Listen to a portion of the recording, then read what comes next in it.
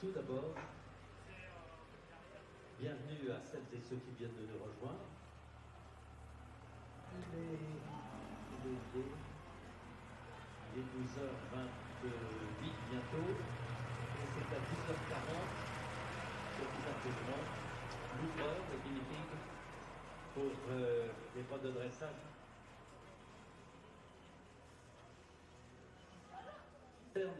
Les cavaliers. Je vous rappelle, mesdames et messieurs les cavaliers, que lorsque vous faites la reconnaissance du cross, vous devez porter le brassard jaune. Je sais que la sonorisation est dans les écuries, donc soit vous êtes déjà sur le cross, soit vous êtes aux écuries. Merci de respecter cette règle. C'est avant tout dans votre intérêt, puisque on ne souhaite pas avoir de gens qui n'ont rien à faire sur la piste pour ne pas l'abîmer compte tenu des conditions climatiques. Et donc, je vous invite, si vous l'avez déjà fait, à porter ce brassard jaune. Merci de votre compréhension et de votre aide.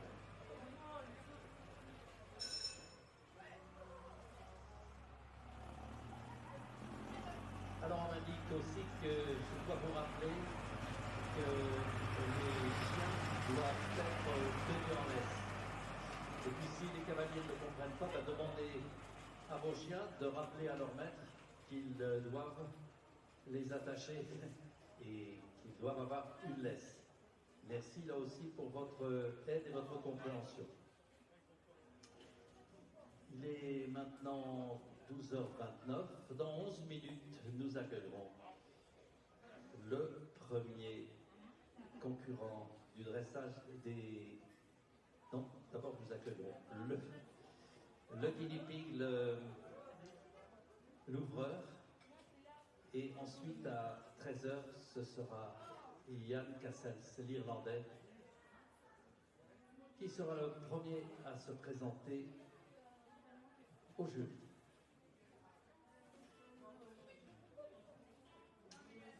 Le jury composé d'une présidente, c'est Laure Eslan pour la France et de deux assesseurs, Sloth Michel pour la Nouvelle-Zélande et Judith Eisnecker pour l'Autriche. Et c'est toujours Philippe Seul, le délégué technique, qui veille au grain pour le bon déroulement de toutes les épreuves.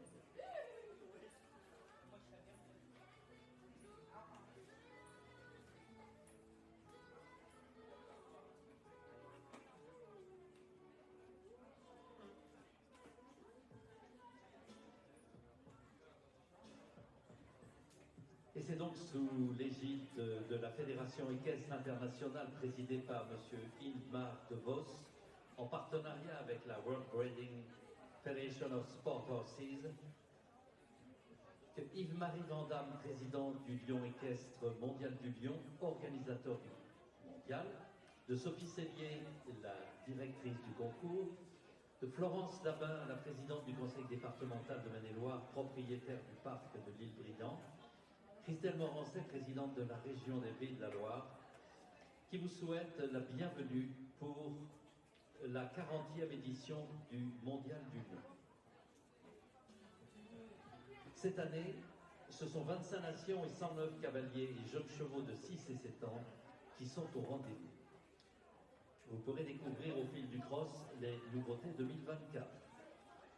Les élèves et les professeurs du lycée Gaston Lénard de Laval ont réalisé cette année l'obstacle La Tour Eiffel.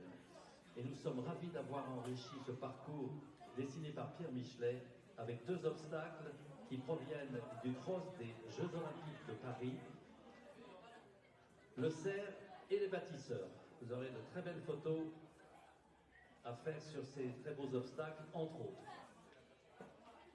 Nous aurons l'occasion de les citer tout au long de la journée du cross, mais nous tenons d'ores et déjà à remercier nos partenaires institutionnels, nos partenaires privés, toutes celles et ceux qui, par leur engagement, concourent à la réussite de cet événement, sans oublier les personnels du site et les 352 bénévoles. Comme chaque année, Nous vous donnons rendez-vous ce soir au manège de l'île Brillante à 18 h pour les espoirs du complet. Nous vous invitons aussi à rendre visite aux exposants toujours plus nombreux dans le village où vous pourrez vous restaurer et vous désaltérer. Le mondial, labellisé Écuresse, s'inscrit dans les objectifs de développement durable que l'UNESCO s'est fixé dans son agenda 2030. Et c'est donc aujourd'hui la première partie de l'épreuve de dressage.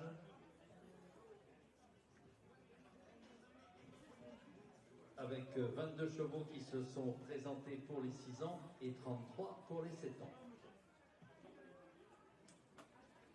Et puis le monde des courses est de plus en plus proche du monde du concours complet et en particulier sur ce site du mondial et ce domaine de l'île Brillante. Et entre autres, allez voir tous les exposants, tous les marchands, mais rendez visite aussi sur le stand des courses. Si vous cherchez des informations, les équipes sont là. J'ai croisé Maxime et Valentin qui se font un plaisir de répondre à vos questions et nous nous réjouissons de voir le monde du concours complet en particulier de plus en plus proche du monde des courses et réciproquement.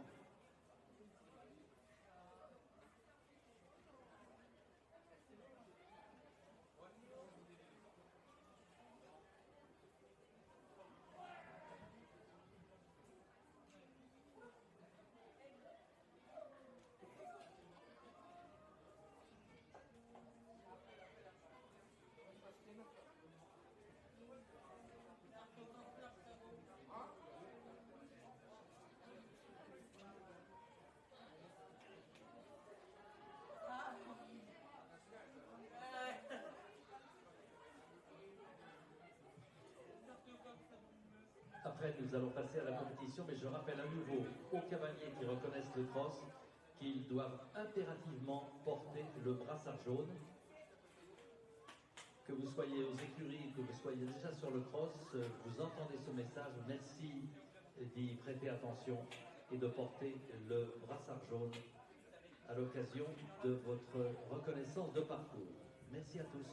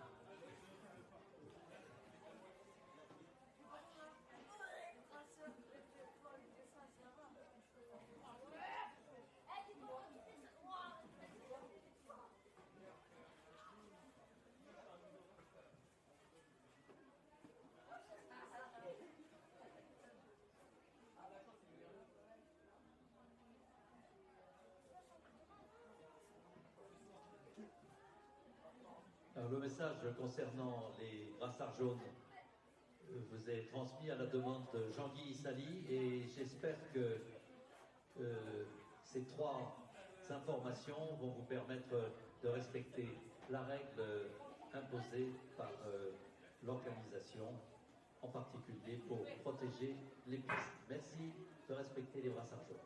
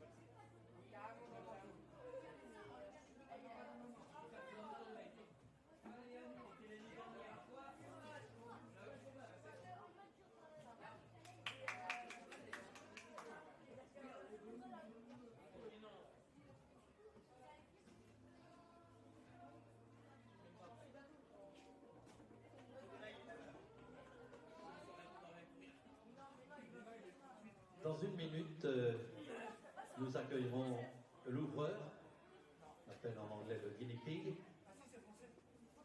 et c'est Lunolin qui monte Palerme et qui va permettre au jury d'ajuster leurs notes. Voilà, la cloche a retenti et Lou va entrer sur le rectangle de dressage. Lunolin et Palerme.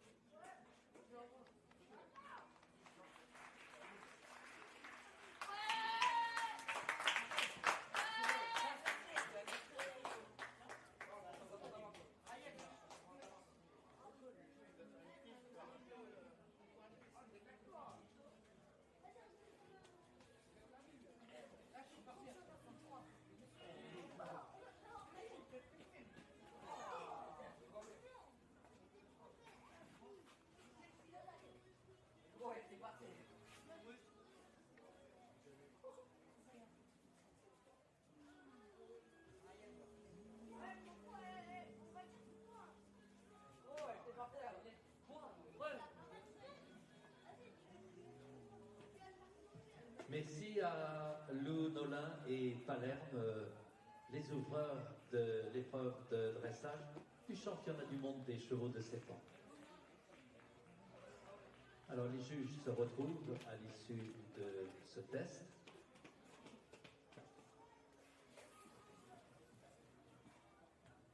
Le juge néo-zélandais, Sloth Michel, avec sa magnifique barbe et son chapeau, va rejoindre la présidente Laure Eslan et Judith Eisnecker, la juge autrichienne, pour discuter de la manière dont ils ont apprécié les mouvements réalisés par Lunona et Palerme.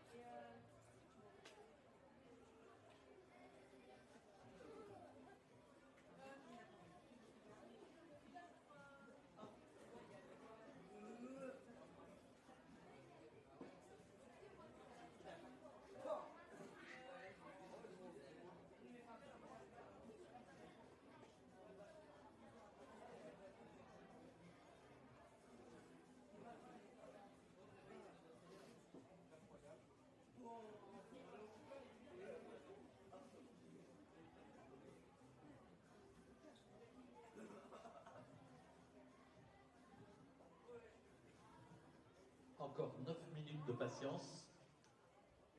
Et l'Irlandais se présentera sur le rectangle de dressage.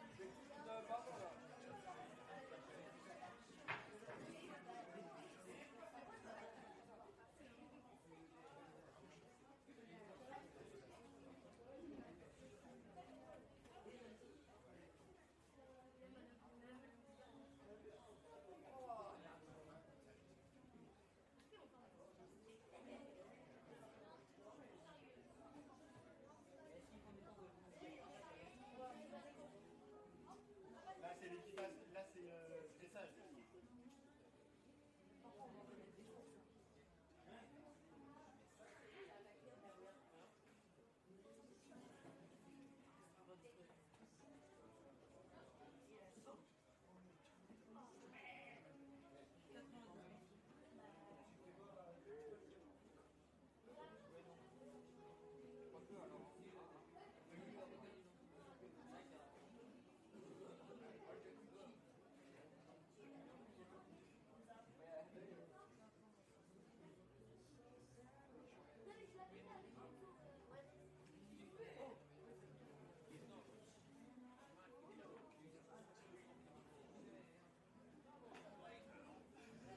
Moins de 5 minutes avant l'entrée en piste de l'Irlandais Yann Cassels.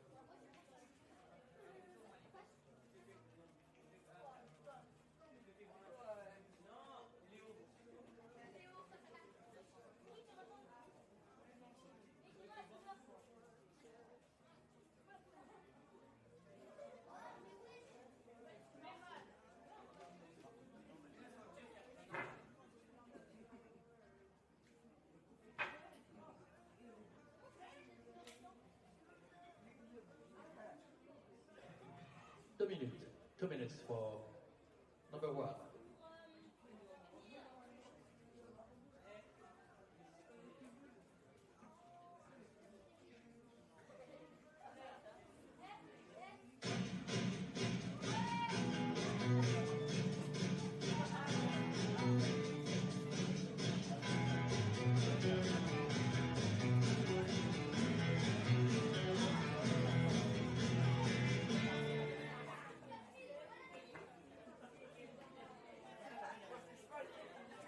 Sur les couleurs de l'Iran, il monte le numéro 1, Renault Gigi.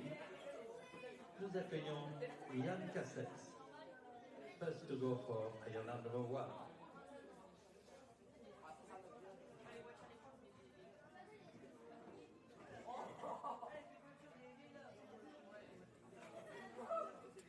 Welcome back to the FEI WBFSH Eventing World Championships for young horses, as we now turn our attentions to the 7-year-old division. Now, this is run at the 3-star long format of the competition. It is the 3-star Test B that our horses and riders will be offering up to our ground jury. And our ground jury here consisted of 2/3 of the ground jury from Buccleuch last weekend, actually. President of the ground jury for France, Laurie Eslin, from E for New Zealand, Stuart Bischel, and Judith Eisnecker, M for Austria. So, Ian Cassels, Green Oak Gigi, will be the first to get us underway. Green Oak Gigi, owned by Con McCarthy. This mare by Justin Flamenco, who is, of course, Billy Toomey's wonderful show jumping sire. And Ian has been making real waves in the eventing island scene over the last few years.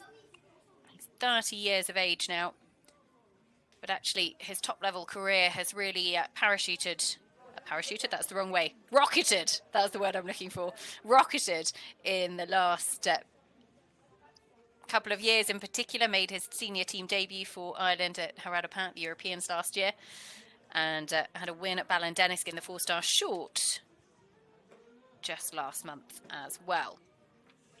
He comes forward with Green Oak Gigi, horse who actually was top 20 here 12 months ago in the 6-year-old division.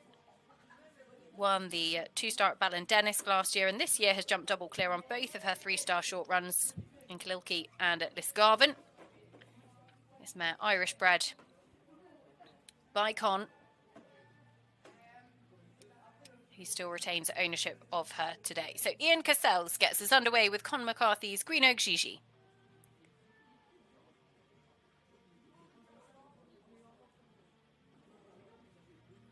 Record finishing score and the record dressage score actually in the 7-year-old division is a sub 20, and Alina Scharf, Laguna OLD a couple of years ago, finished on 18.6.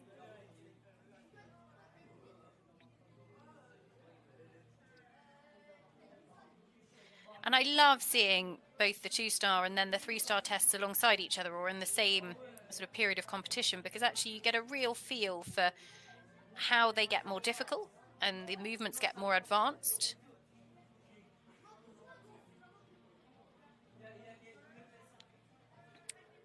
So also with the halt and the rein back, but this one in from the main boards of the arena, so it gives the horse less of a guide, makes straightness even more imperative.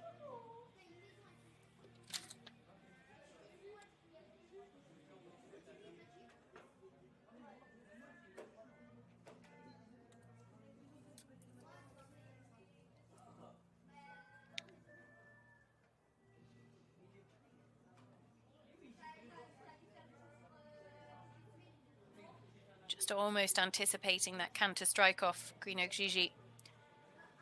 Tiny bit of tension crept in, but Ian contained it very well. She's a lovely stamp of a horse, was just, I think, a second or so over the time in the show jumping here last year.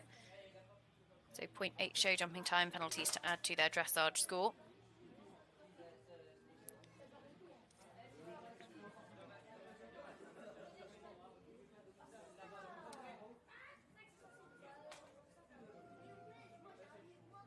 And then again, you see the advancement. So rather than changing the rein in canter through trot, They do it through walk in the 3-star test.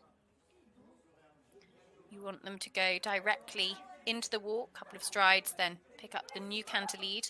So just a couple of trot steps will mean that they didn't actually get the biggest of marks there. You can see 4s across the board.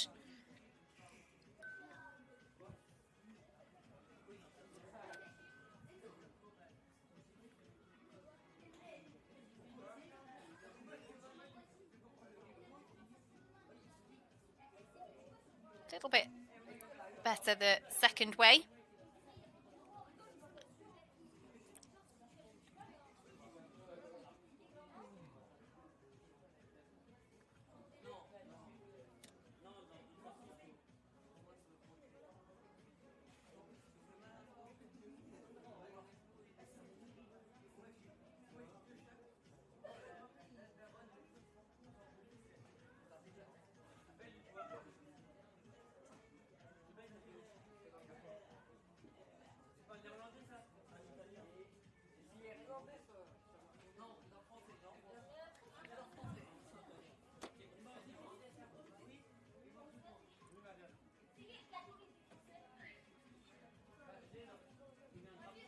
And a good bit of the trot work actually comes at the second half of this 3-star test.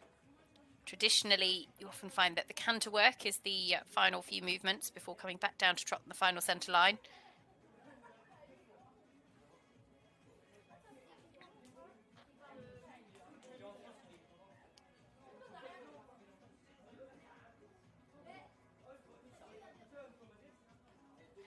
But up their final centre line. And again, all of the individual marks for each movement out of 10. And then the harmony for athlete and horse at the end of the test. The collective mark is a coefficient of 2, so out of 230 marks in total. So Ian Cassels, Gigi, not going to be a million miles away from their score actually in the 6-year-old division last year, 12 months on. Obviously stepping up the level this time. In terms of ones to look out for, actually there's a couple of big names early on in the draw. McEwen and Quintis down the centre line in a couple of horses' time. Tom Jackson actually, Cornasus is next. Gemma Stevens, Cooley, Cachur. All of those riders with 2 horses in the field, so actually at the start of the draw. And then others to look out for in the next session would be Krajewski, Chilly Morning the second, the first of the Chilly Morning clones, of which Gemma Stevens actually has another of them a little bit later on, which will be a really interesting dynamic to enjoy. You've got Izzy Taylor with last year's 6-year-old young horse world champion Barrington Alice for owner Johnny Hornby as well. Sam Lissington, Mr. Cookie Time. I know she's got really high hopes for him coming forward this year. And Tommy Greengard, that's Measy for the United States of America a little bit later on, as well as Kitty King, Cantango. So there's plenty of big names to bring you today. Tom Jackson and Corley Cornasus is the first of them. Tom, who rides this 7-year-old by Calandro for owners Pam and Hugh Jarvis.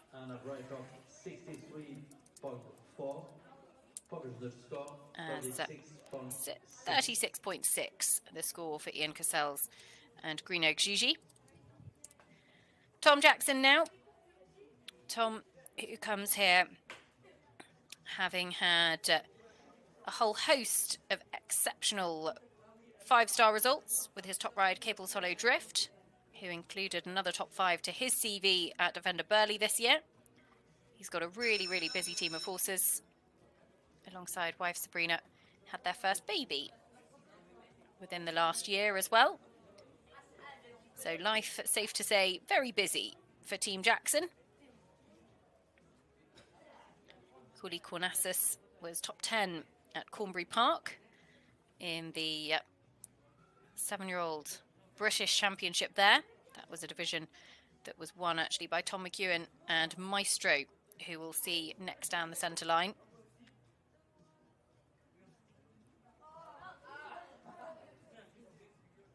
This horse has been third at Aston Le Walls in the 3-star. Finished on their dressage score at Bicton in the 2-star long format a little bit earlier on this year. Cooley Cornasus, bred by James and Amanda Vogan, by Calandro, and actually by, as the name might suggest, has come through Richard and Georgina Sheen's Cooley Farm. Was campaigned at the early part of his international career by Amanda Goldsbury, who rides a lot of the Cooley Farm horses. Par là, par là. La porte, elle est de l'autre côté. Passe par là si tu veux. Tu peux passer par là, mais la porte, elle est de l'autre bout.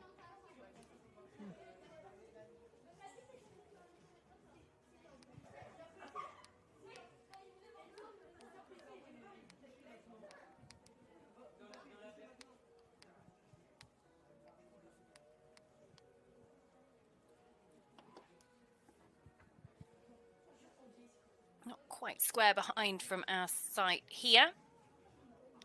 Good immobility. A little bit crooked perhaps in that rein back.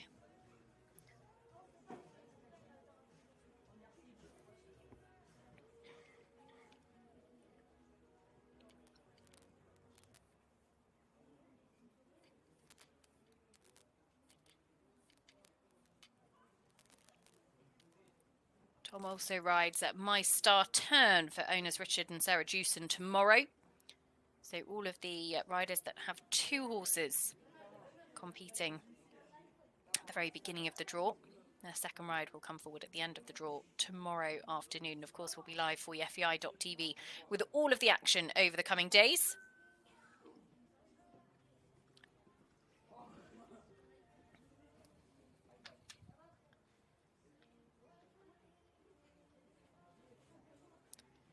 And again, like we saw in the two-star test, the 20-metre circle with the showing strides of some medium canter, this medium canter movement is actually judged for the whole of the long side of the arena.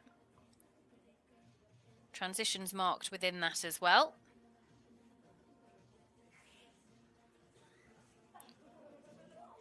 Possibly a couple too many walk steps, but it was a very relaxed and easy, simple change through walk. So you can see there nice marks coming in for it.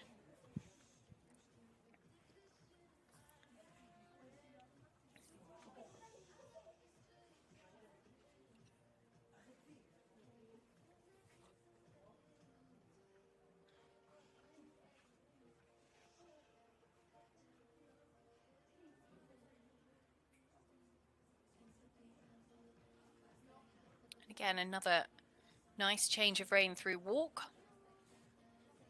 You want to see real straightness there.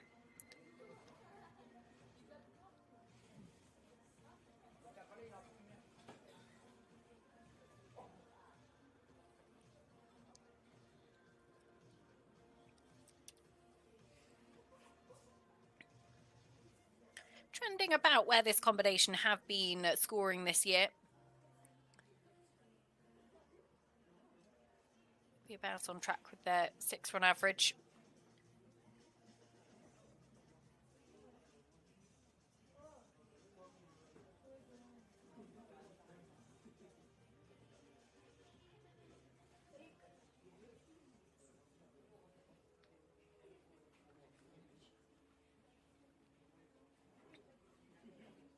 Really seeking the contact forwards.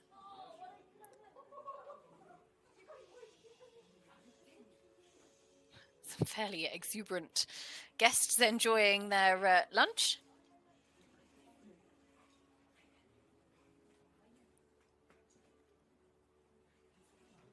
As Tom Jackson and Cooley Cornasus just not quite square behind. It'll be interesting to see whether the judge at C straight on actually sees that. You can see C and M didn't quite get the same view as E, who would have had a very clear picture of that at the side of the arena. So still going to be comfortably our new leader.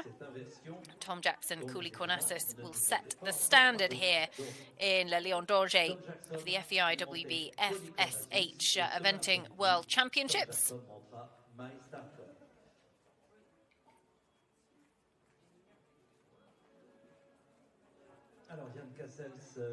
So we'll see Tom a little bit later on tomorrow afternoon as well. And don't forget, we'll be back at 9 o'clock local time tomorrow morning for the conclusion of the first phase of the 6-year-old division. And actually, if you think about it, these horses are going to be 10, 11 at the next Olympic Games, LA 2028, 16 and 17. I was doing some quick mental maths, 14 and 15, in fact, in Brisbane. So not out of the realms of possibility that they'll still be at the very top of the sport come at the next 2 Olympic cycles. There we go, 68.99. Average percentage gives him a penalty score of 31.0. Pretty average, pretty even judging between our 3 judges. As next to come forwards, it is the turn of Tom McEwen. Tom, part of the British team that's won an Olympic team gold medal at the last 2 Olympic Games, finished 4th individually in Paris this year as well. That was with JL Dublin. Comes forward with the first of his 2 rides. And actually he had 3 horses that he could have brought forward. And actually it was the British team that made the selection. Both of them finished inside the top 5 at the British National Championships. Quintis was 5th, finished on his dressage score of 28.6 on that occasion. His other ride, Maestro, will come forward later tomorrow.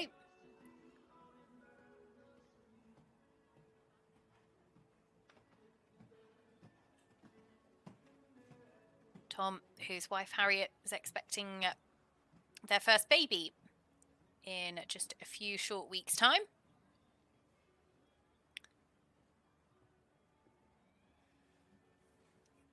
Quintis, as I say, was 5th at Cornbury, but also had some good results at the 3-star level at Frickley.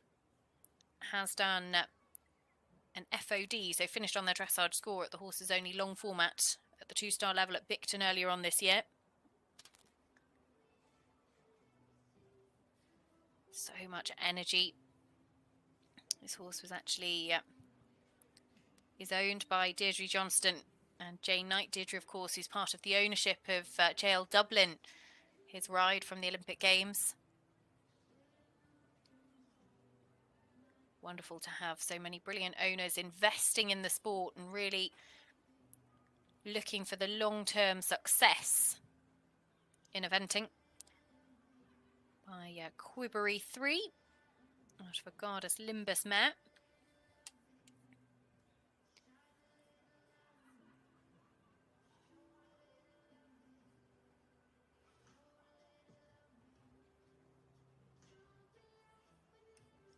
Tom currently the FEI eventing world number 1. Not quite square behind, which was a shame. And actually, Tom, you almost think he went to correct the horse, but then unfortunately the rein back very crooked. So that will really drop his score probably out of the 20s, unfortunately.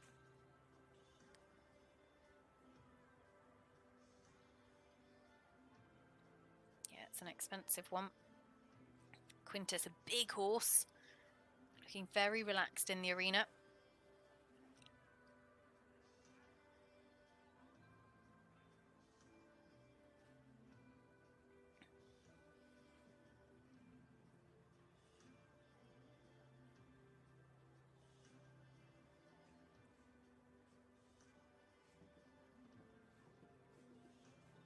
Lovely medium canter.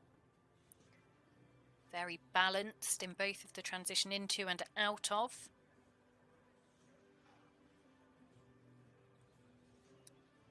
Interested to see what that mark comes through as. Bit of a difference of opinion from the judges, but again, maybe they saw something that we didn't see from a different angle.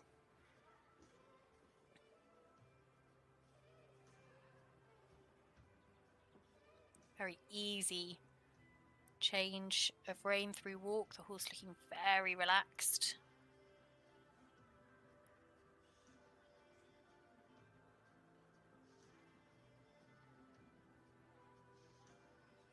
Very consistent in his frame and the contact.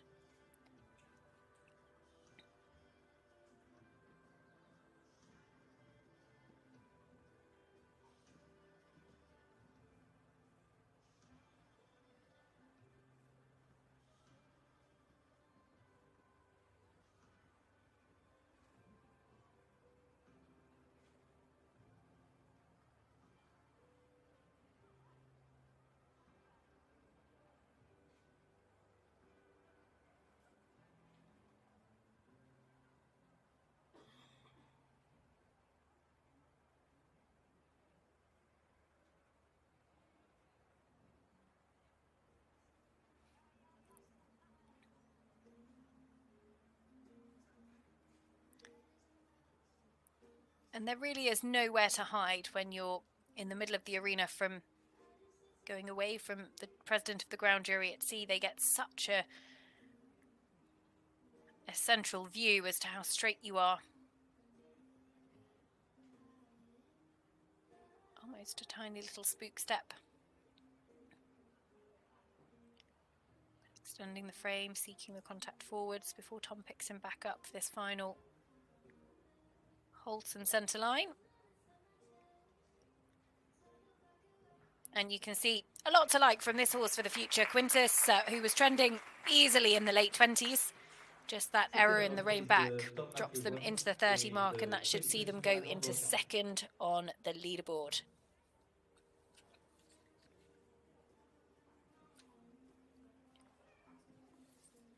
So Tom McEwen and Quintis. Excuse me, my voice will come back.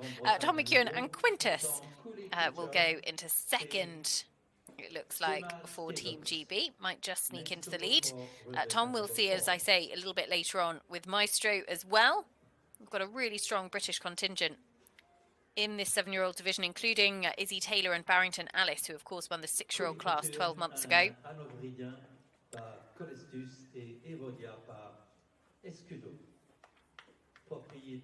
So we'll go into the lead, Tom McEwen and Quintis, 30.7. So that is the standard. Owners Jane Knight and Deirdre Johnston as next to come forwards. It will be the first of 2 rides for Gemma Stevens. Gemma comes forward with Cooley Cachur.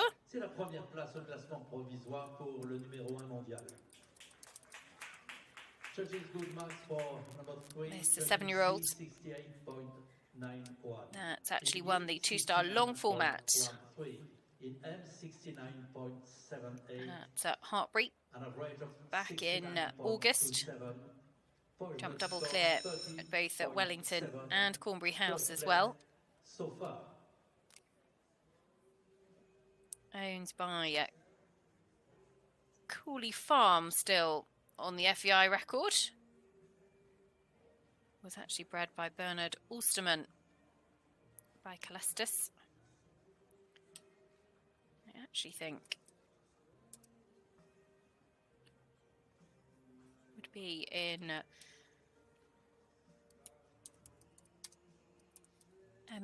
Gemma's ownership, and I think I'm right in saying Cruz, who's a long-time owner of Gemma's. But I will double check that for you on a different system. Gemma, 5-star winner, part of the British team that won a team gold at the World Equestrian Games in Traun. Yeah, just confirming Cooley Cachur is owned by Prudence, who actually has a ride herself in this 3-star division.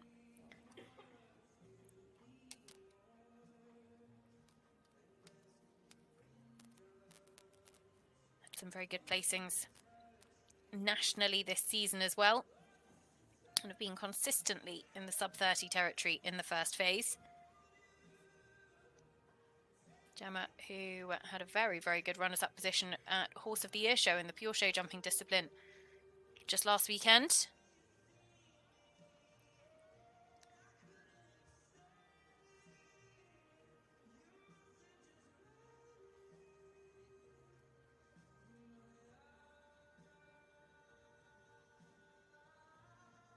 Quite square in the halt, but good immobility.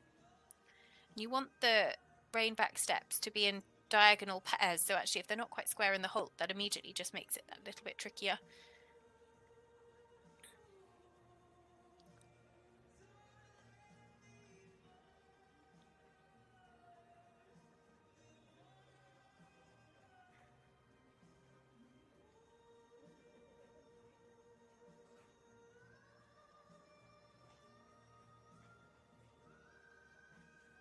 Lovely transition back to medium walk.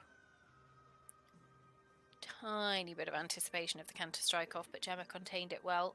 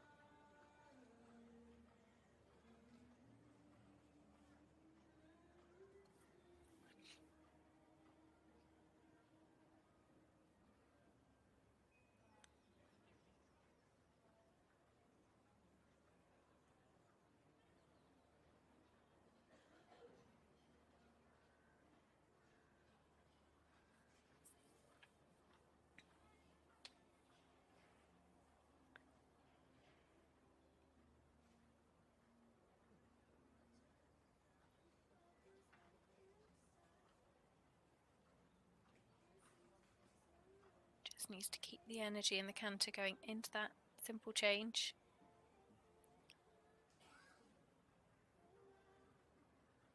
Looking very rideable and relaxed in the arena. And again, even for these 7-year-olds, some of them wouldn't necessarily have been exposed to big venues.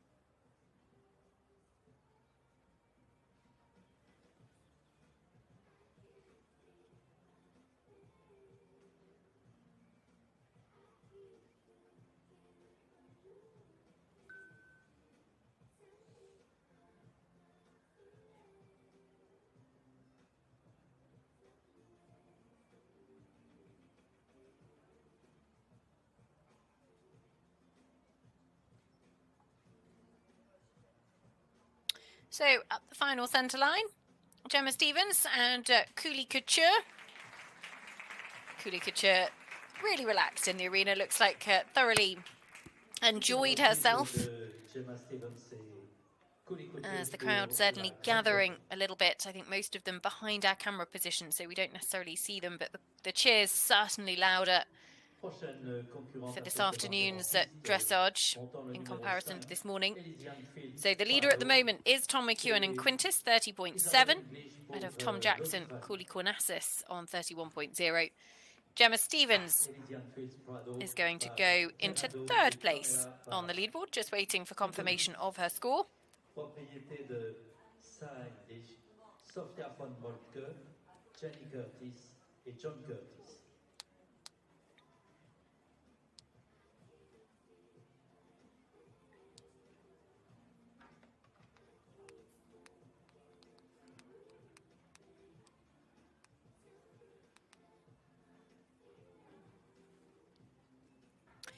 So, Gemma Stevens, 32.9. And that gives her a position in 3rd on the leaderboard at the moment. As next to come forward it is for Australia, Isabelle English, who's been based actually over in the UK at Kevin McNabb's yard for the last couple of years, or a little bit longer than that even perhaps now, having competed up to the 5-star level. Had that wonderful relationship with the diminutive but super cool Feldale Mouse. Went very well at Adelaide 5-star. But now she's really got a very good team of horses over here in the UK. Elsian Fields Prado by Diorado. So there's plenty of Diorado horses actually competing at the very top level of the sport. We saw Laura Collett's De Capo, an example of that actually at Buccalo in the runners-up position just last week.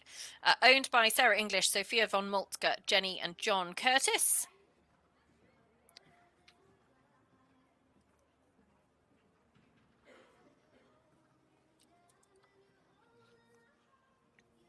Australia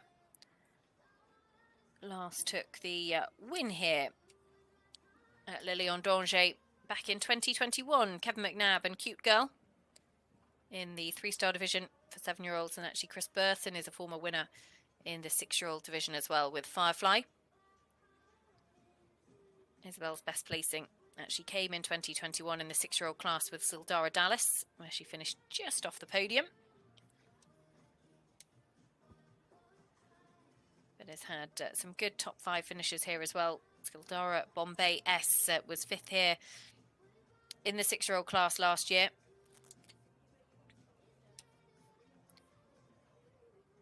And we'll see them a little bit later on tomorrow afternoon as one of the last to go in the first phase.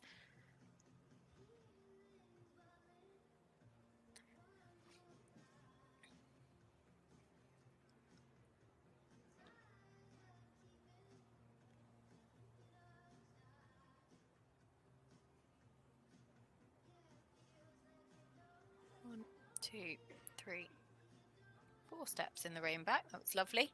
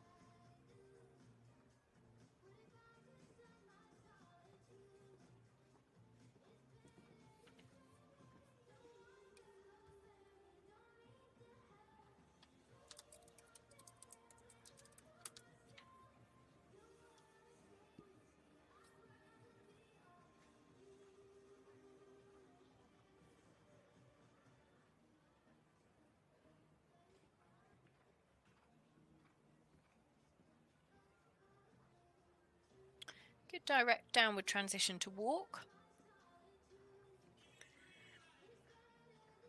Combination of being comfortably in the early to mid 30 territory in the dressage. They were actually 33.5 here 12 months ago in the 6-year-old class.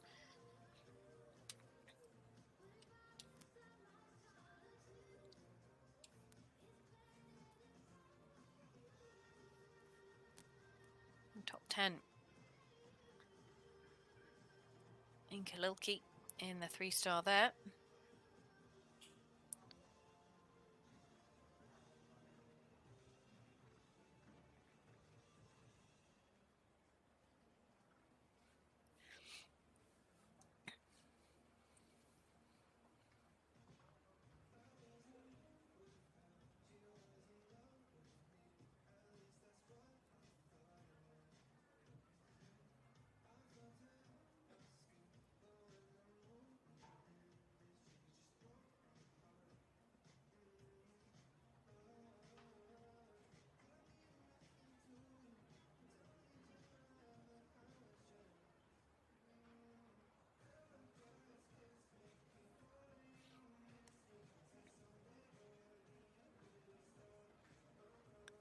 Really seeking the contact forward in the stretchy trot circle,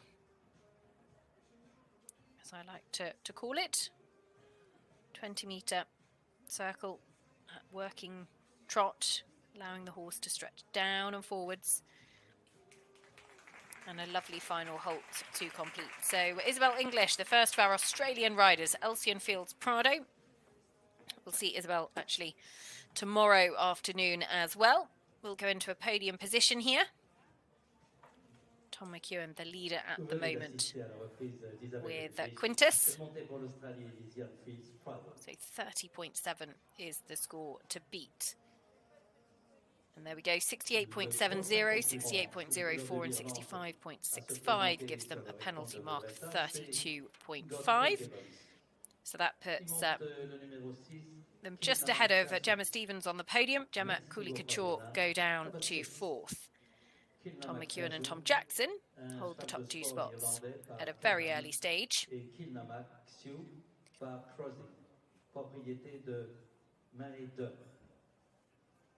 So about halfway through the first session of dressage in the 7-year-old division. Plenty of big names coming forward on day 1. The second session includes Yulia Krajewski and the Chile Morning clone, Chile Morning the second, Izzy Taylor, and last year's 6-year-old winner, Barrington Alice. You've got the likes of Sam Lissington, Mr. Cookie Time, Kitty King, Cantango, as well Alexis Gury, Hachi de Loge. One to look out for the home side, as is Christopher Cease, Global Alamia. And actually the last today will be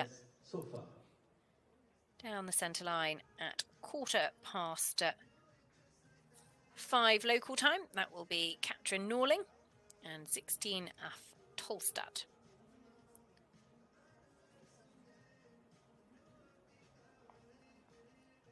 Now it is the next combination we see for Ireland. Godfrey Gibbons, Kilnamac Kazu. By Canan, out of a cruising mare, owned by Marie Dunn.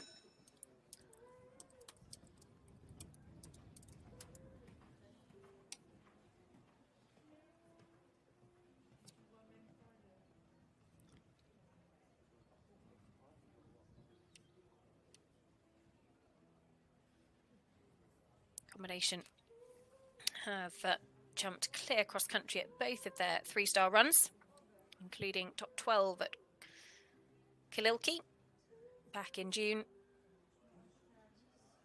Did come over and complete Cornbury House International Horse Trials, the 3-star there as well.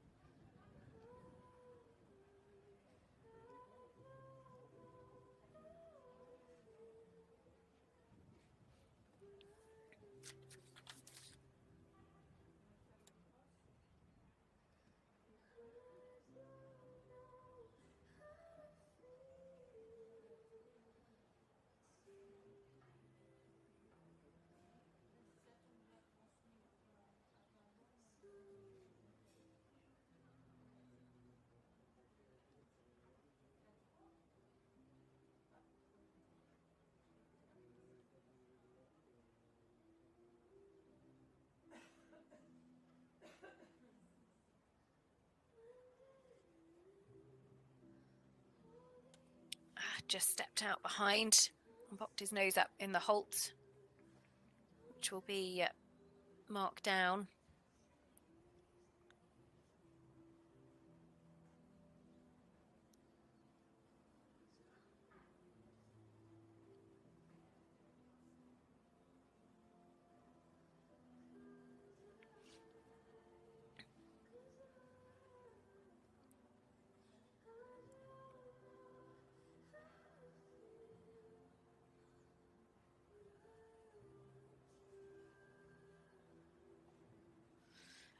Like the quarters just swung in slightly just at that transition, so it wouldn't have been particularly straight. Now, the judge on the side of the arena at E wouldn't necessarily have seen that, but at M, they would have had a prime position to see that.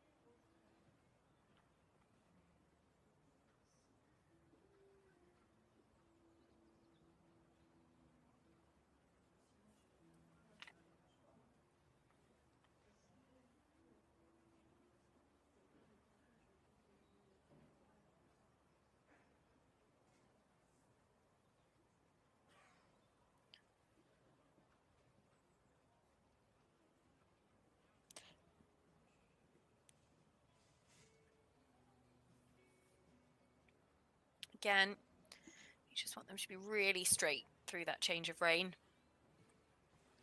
But also you have to know how much you can ask for, because you want them to pick up the correct canter lead as well.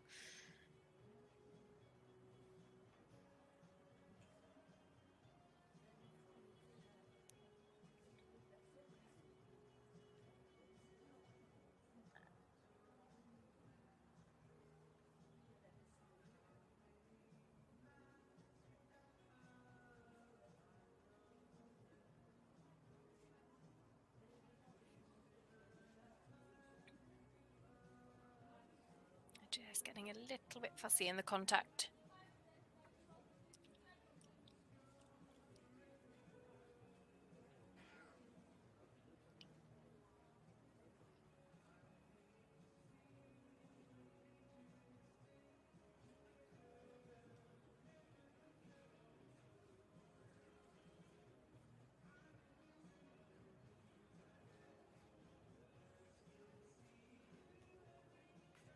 Wasn't quite square in the final halt, and unfortunately stepped back as well.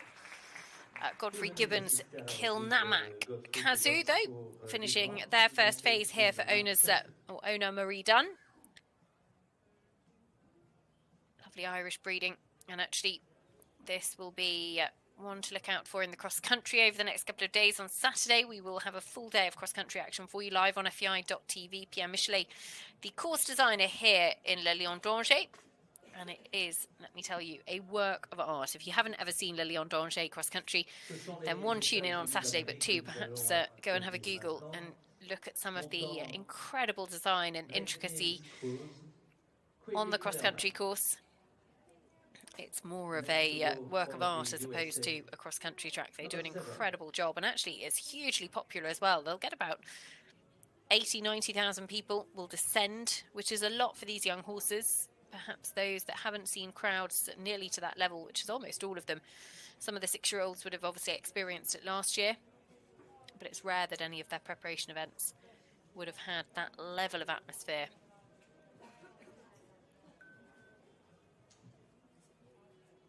So Godfrey, Gibbons and Kilnamac, Cachur on that score of 36.6. As we just wait for their final collective marks to come in, and there's a coefficient there of 2 as well. It's the only mark within the test that does have a coefficient of 2. And that will give them a total score of 36.7, puts them into 6th at the moment. Godfrey, Gibbons, Now we welcome a combination that actually came here 12 months ago in the 6-year-old division. It is Quidley Kellerman with her own Blakeney's Cruz. This 7-year-old by FSS Corelli Bravo, out of a cruising mare as well, similar to Godfrey Gibbons and Kilnamac Cachur. Number 6, Judging C, 65.22. Quidley In E, 65. been based over here from the US for the last couple of years, I think. An average of 63. And actually just, I think, 18 years of age. So fantastic to see her back here in Le Lion. She was the youngest in the field last year. I would imagine she's probably the youngest in the field this year as well.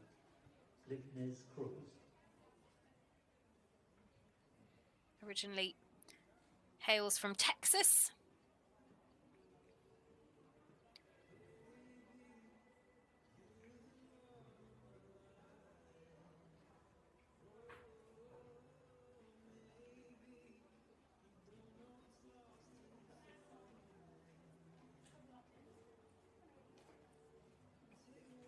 And actually another rider that has been based with Kevin McNabb over in the UK. I think she moved literally the week after she had graduated from high school.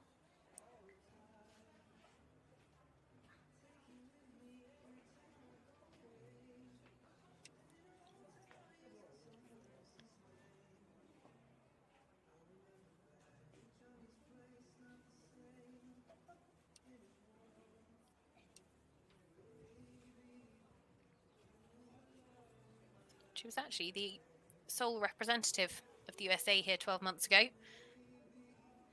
We've got in the 6-year-old division, and we've got some good riders that have made the trip out with the help of some grants and funding available, which we'll talk about a little bit later on.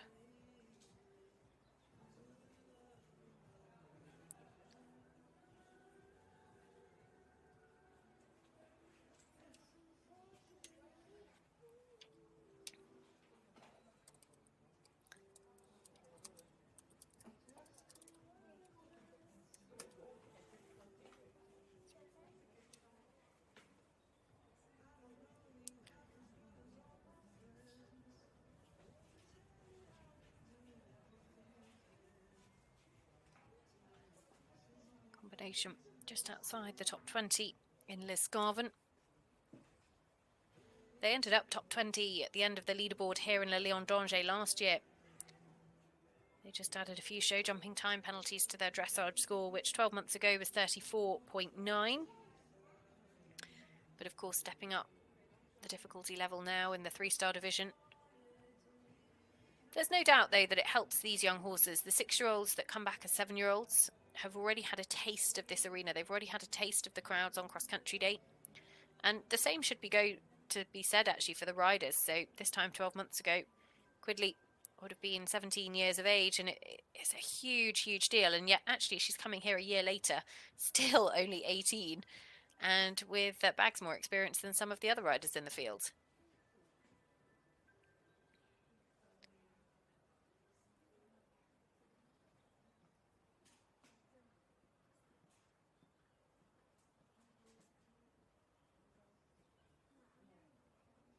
Change the rein through walk and 3 to 5 steps of walk, so a few too many steps of walk there.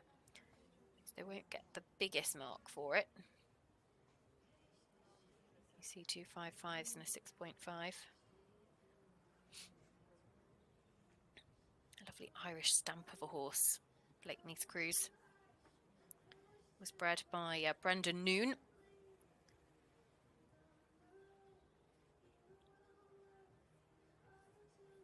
Of a mare called Kiva's Cruising, who unsurprisingly is by cruising.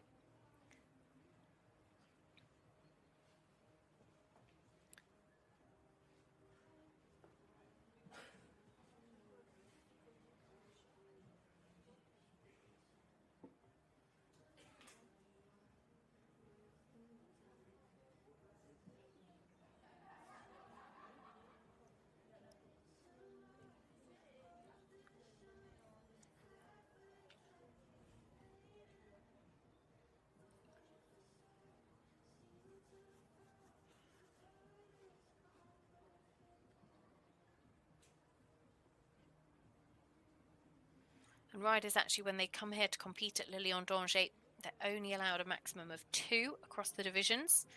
So they can have 2 in any one division or 1 apiece.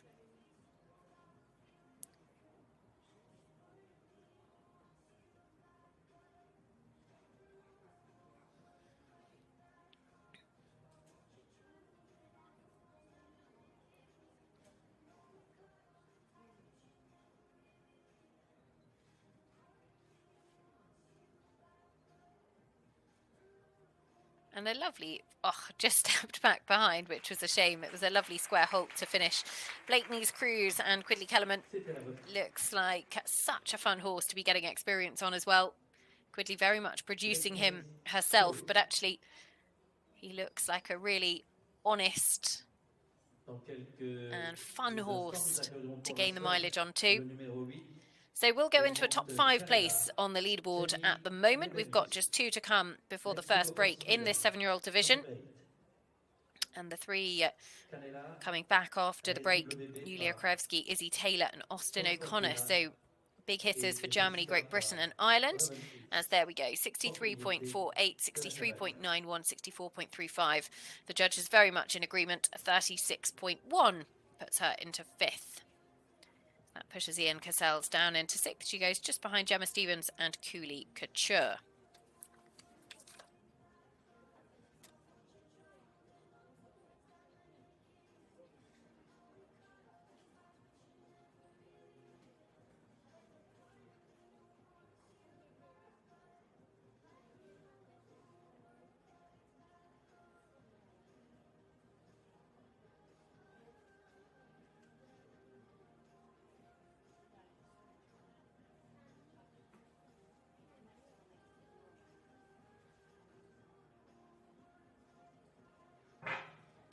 Next to come forward for Sweden, it is Canela with Jenny Ginius.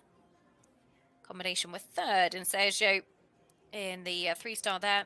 A little bit earlier on in August, also top 5 in Stromsholm. 2nd in a 2-star long format last year. Canela, Jenny has produced up the levels herself. Her first visit to Lilian d'Angers combination. Both coming here for the first time. Canela owned by Jenny herself, bred by Marit Hagberg, by Comfortuna VDL, out of a Roven mare. Swedish warm blood on the book. So Jenny Ginius and Canela. Lovely uphill way of going. One that really catches the eye of the judges in the first phase. Big movement. Needs to make sure it doesn't pop behind the vertical. This mare scored 33.5 last time out. Voici les résultats pour le 7. Quidley, Kellerman et Blakeney's Cruz. Juge en C, 63,91. Juge en E, 63,48. Juge en N, 64,35.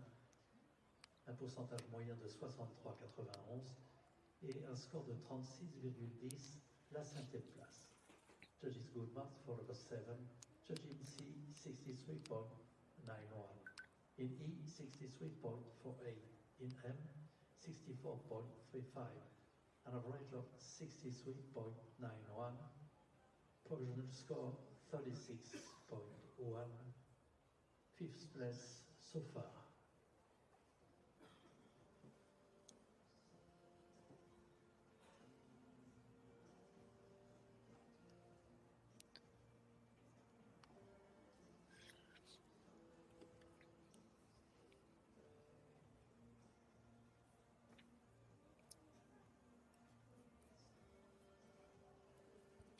In terms of big Swedish results here at Lilian d'Angers, Marlin Peterson and Sarah Algertson Ostolz both on the Roll of Honour. Sarah in the 2-star 6-year-old division, Marlin in the 7-year-old 3-star division. Definitely not the 3-year-old division. So the record Swedish dressage test here is actually 22.5.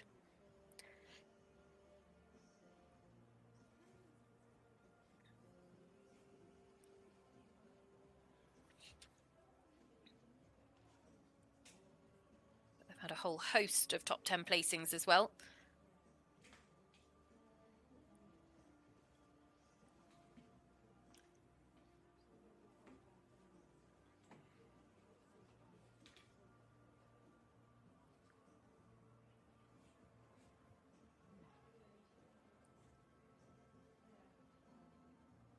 Just a couple of trot steps on the downward transition. Again, not really clear walk steps either, so we'll be marked down for that.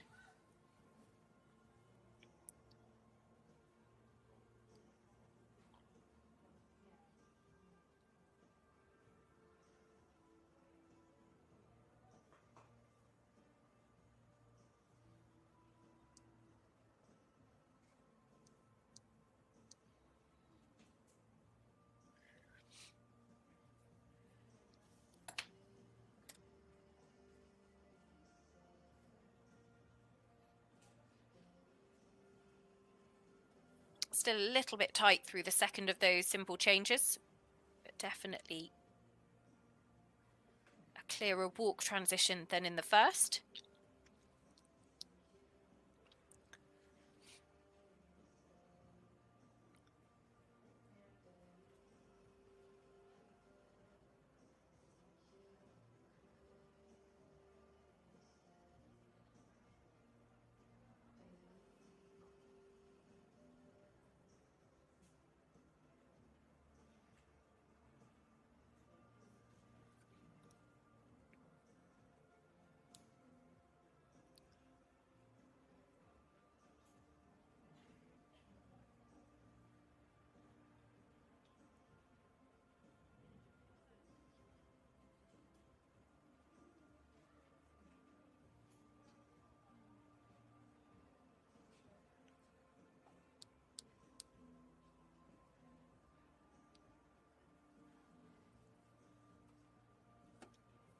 So up the final centre line, Ginius for Sweden and Canela. She went to correct that final halt, then actually changed her mind, and she was probably right to change her mind rather than disturb the mark that she was already going to get. And big pats for Canela from Ginius. We'll see them go into the top 5 at the moment. The leader remains Tom McEwen and Quintis on a score of 30.7. Yet to see anybody break into the 20s, but a couple of big names coming up after the break. At the moment, it is Great Britain in the top 2 spots, and then Australia in the final podium position. Just waiting for that final score for Ginius and Canela to come through. Then we welcome the final combination forward before the first break of the afternoon.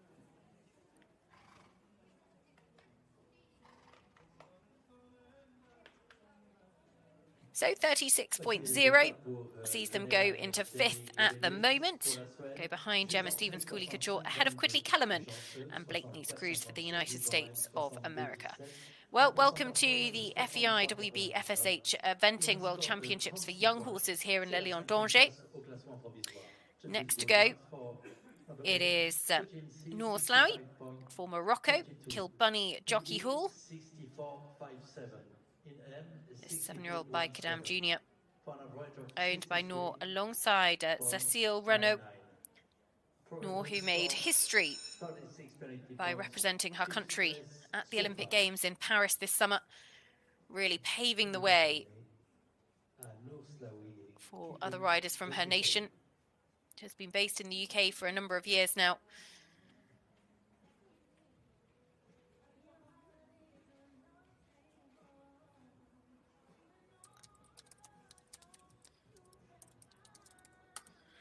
So Killbunny Jockey Hall was Irish bred.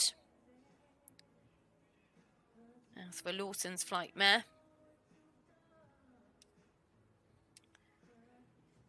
actually completed here 12 months ago in the 6-year-old division with a clear round in the cross country. This season were clear cross country in Lisgarven, and also actually did so at Cornbury House, then just unfortunately weren't able to jump on the final day because the show jumping took place the day after cross country. more akin to a long format style competition.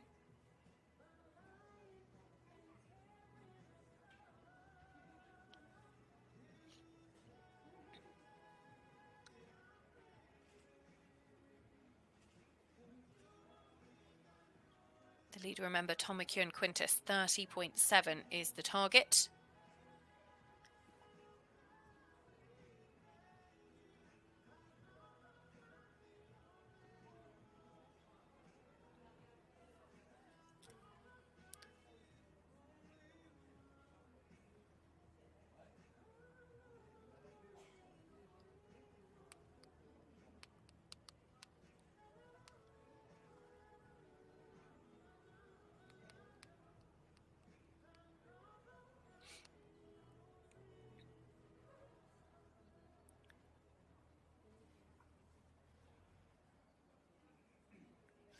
And it's interesting, actually, all of the combinations looking really relaxed in this arena.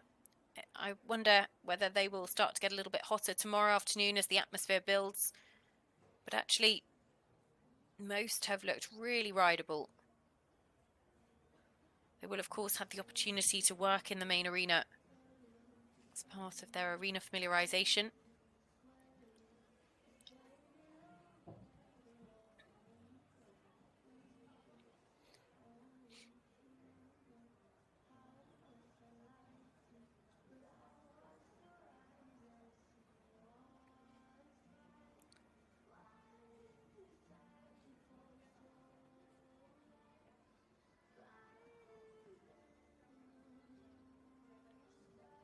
That straightness, just had a couple of tiny trot steps in the upward transition,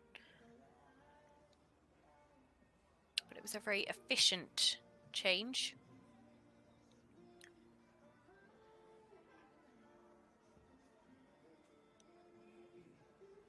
That 10-meter circle, not only does it really test the balance of the horses, but it tests the accuracy of the riders. There's absolutely nowhere to hide. President of the ground jury is right in front of you. They don't want a 9-meter circle. They don't want an 11-meter circle. It's about being as accurate as you possibly can be.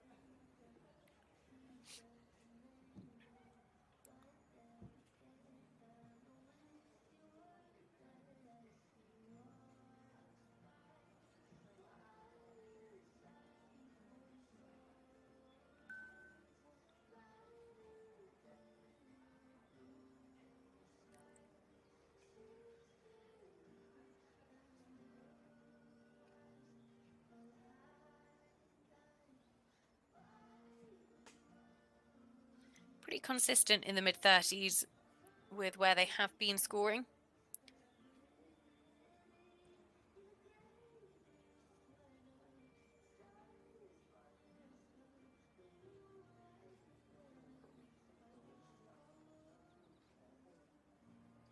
Needs to take the contact forward, not drop behind the vertical too much.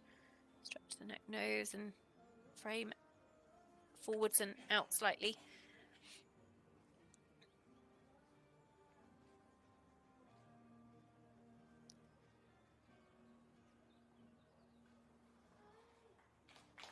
A lovely immobile halt, not quite square behind, but a great finish to the test of North Lowy Killbunny Jockey Hall for Morocco. So 37.1 is where they're trending. That would see them go just inside the top 10. As we head into a break in just a couple of moments' time, we'll bring you Nora's confirmed score. But after the break, just over 10 minutes' time, Julia Krajewski, Chilly Morning the second, one of the famous Chilly Morning clones. Then you've got Izzy Taylor with Johnny Hornby's Barrington Alice, who won the 6-year-old division 12 months ago. And the likes of Sam Lissington, Mr. Cookie Time, Josephine Hettier, and for the home nation. There we go, 36.9 into 9th, and very consistent from judges at E and C, slightly down on the markings from M. But that sees them go into 9th. So a short break now, but don't go anywhere apart from to refill the tea, because we will be back after this short break. In 10 minutes' time, Julia Krajewski, the newly crowned Bukale winner as well, comes forward with Chilly Morning the second.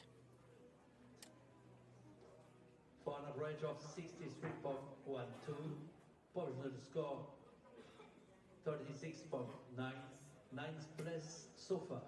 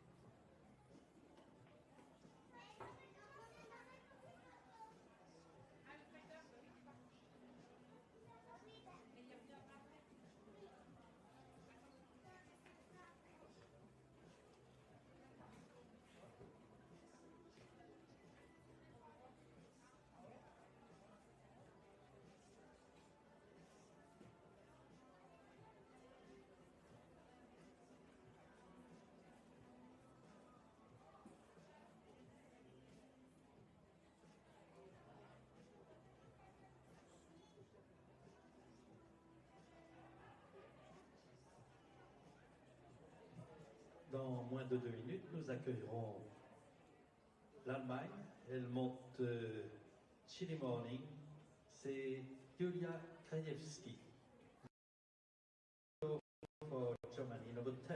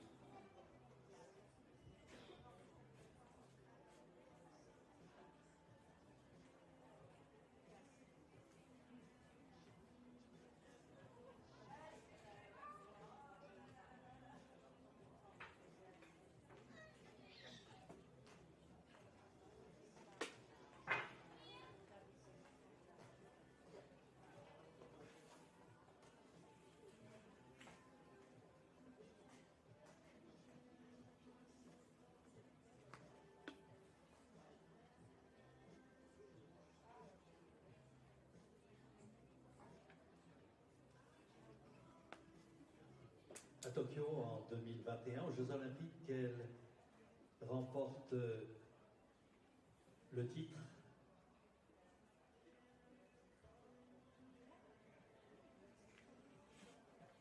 Elle remporte le titre à titre individuel. C'est donc une grande championne venue d'Allemagne. Se présente en piste maintenant pour nous. Elle monte Chili Morning. Next to go for Germany, number 10.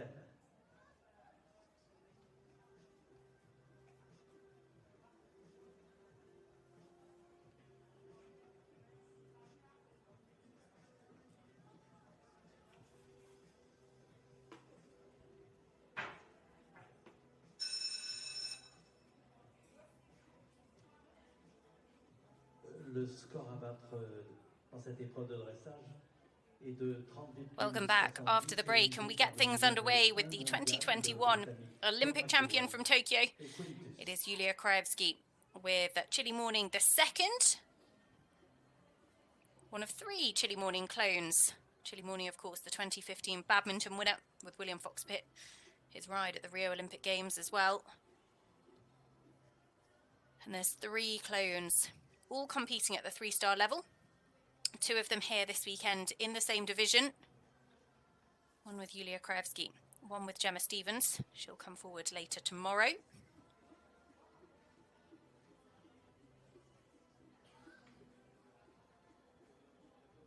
Fascinating to see how similar they look to Chile. The third of them is actually with Chinese Olympian Alex Fatian, who hasn't brought the horse here to Le Lion d'Angers.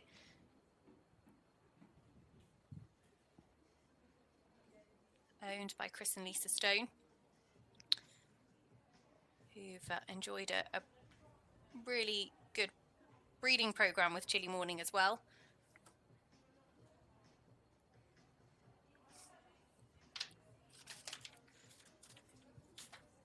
This horse has had some really good results internationally this year. Julia, of course, is fresh from that win at Buccalo last weekend.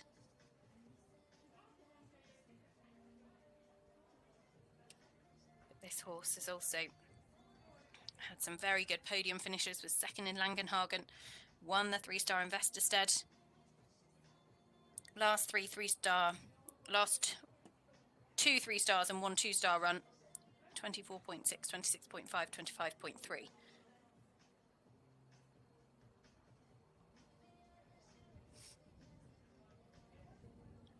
None of the Chile clones actually came here to Le Lion d'Angers last year. The aim was very much to bring them to go head-to-head in 2024. And who knows, we could well see them at Blenheim in the 8 and 9-year-old division next year as well.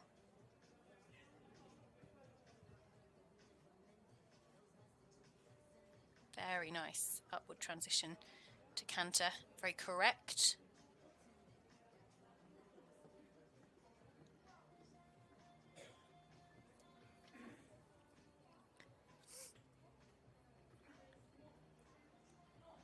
Julia, who was top 12 individually at the Olympic Games this summer as well, ranked just outside the top 10 in the FEI Eventing World Rankings.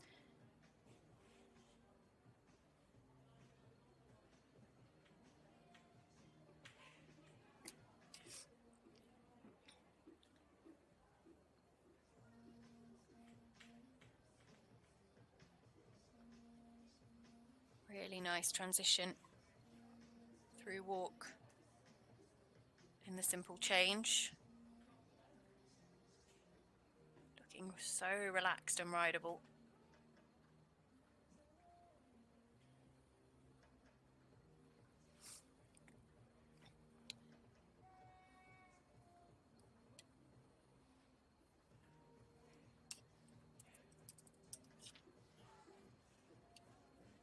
Julia, who's actually only had 4 runs here at Lilian d'Angers over the years. Best placing was 5th in the 6-year-old division with Chin Tonic a couple of years ago. She actually rode Fisher Chipmunk here at the early part of his career back in 2015 in the 7-year-old division, where he had 20 penalties cross country, but no doubt that his exposure to the crowds and the setup at Lilian would have been hugely beneficial for him in his career.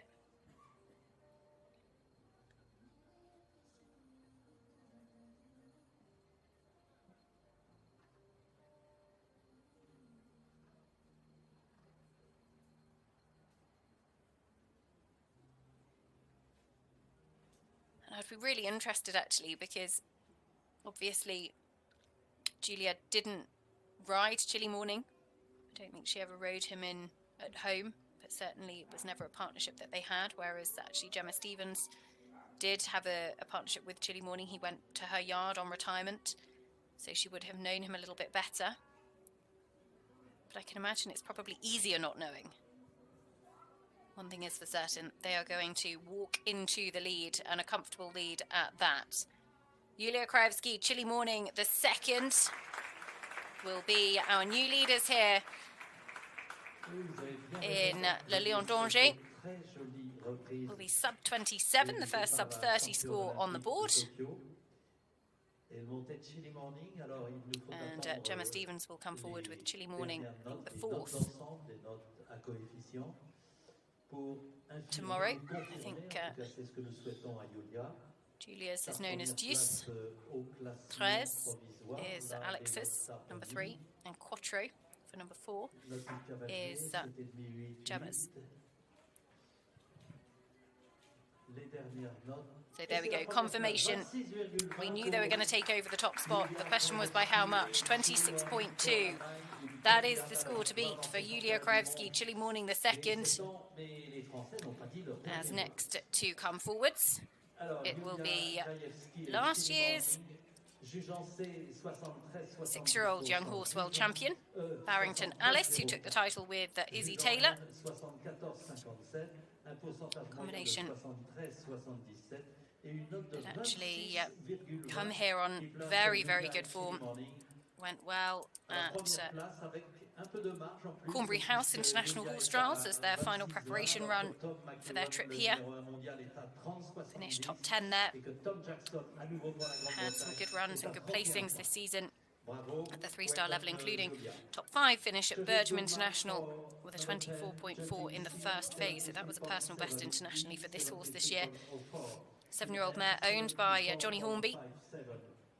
Was bred by Susan Holroyd. Actually by Kevin Zed, who is the prolific show jumping sire used by the Billy Stud. Out of a mare called Alaka Mayday, who I will look it up actually, because I seem to remember last year Alaka Mayday actually also might have been related somehow to Alakam Ellie, a former top level ride for Izzy.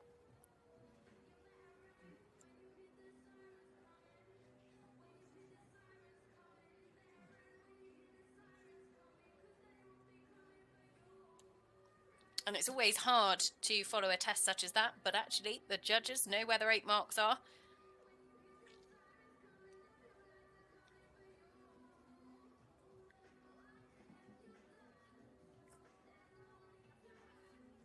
It's really a little bit more energy than Yulia Krajewski's Chilly Morning. Izzy, a former winner of the 6-year-old division here with Monkeying Around. Horse that she then went on to finish top 10 at a European Championships with as well.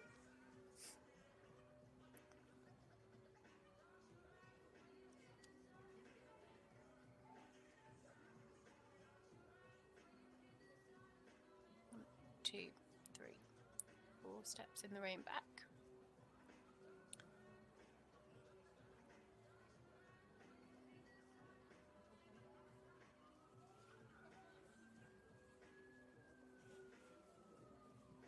Actually 2 8s from our judges for that Holton rein back. Comes under the 1 mark.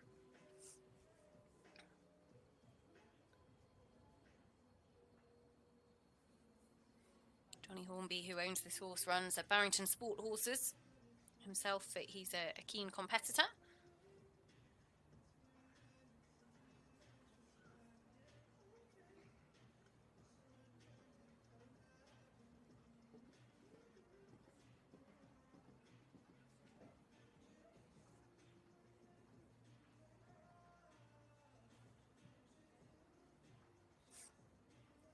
And it was a beautiful clear round in the show jumping that clinched the win for this combination last year.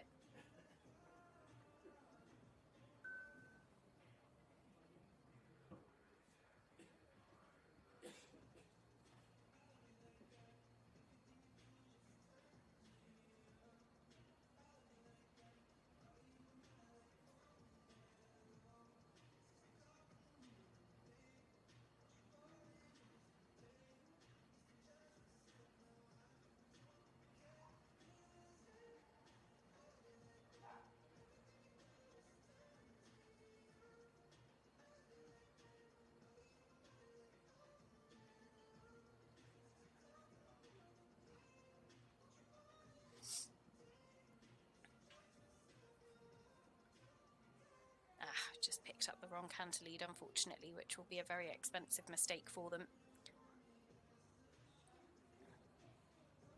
Otherwise, this has been a really nice test. Just a little bit behind the aid, actually, coming back to trot and then just getting in a bit of a pickle at the end of their canter work. And that probably leaking into some 3 movements at least.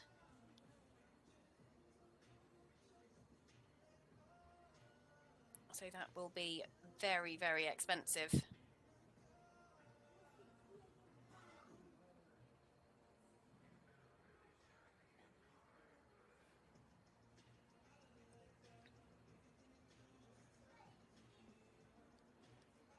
And it just goes to show how quickly it can ravel. Trending very easily sub 30. And then just a little hiccup. It bled into another and then another.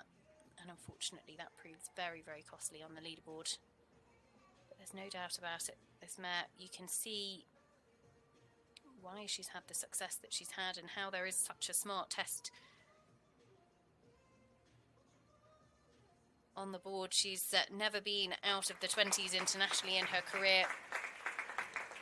And unfortunately, today will be the first time for that. But it is not going to be a dressage competition. Lots to look forward to for the rest of the weekend. And actually, Izzy has another chance in the 6-year-old division as well with Barrington Boy, also owned by Johnny Hornby.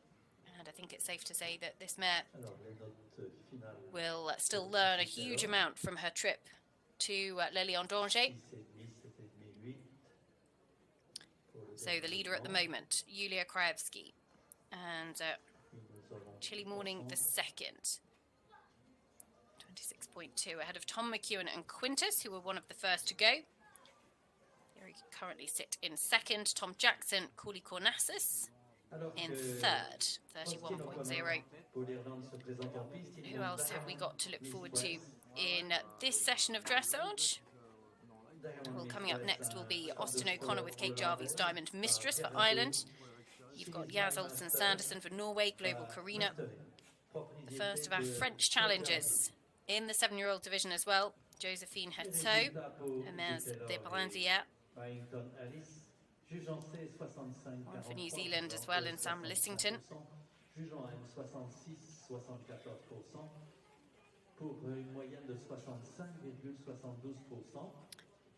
So, Austin O'Connor, Diamond Mistress, owned by Kate Jarvie. Austin, who was part of the Irish team that took the Nations Cup victory in Buccolo last weekend. This time 12 months ago, he was making history as the first Irish winner in nearly 60 years to win the Maryland 5-star, which of course will be live on Clip My Horse throughout the weekend. And Diamond Mistress, top 12 at Wellington in the 3-star there. Actually finished top 25 here last year with Sian Coleman in the 6-year-old division. Austin took over the ride this summer and finished up with 3rd at Hartbury in the 2-star long format.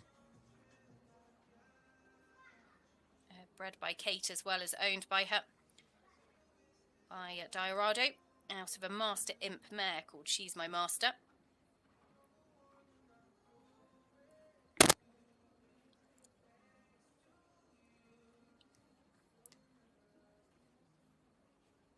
In the 6-year-old division last year, scored 31.6. Sub 30 last time out at Wellington.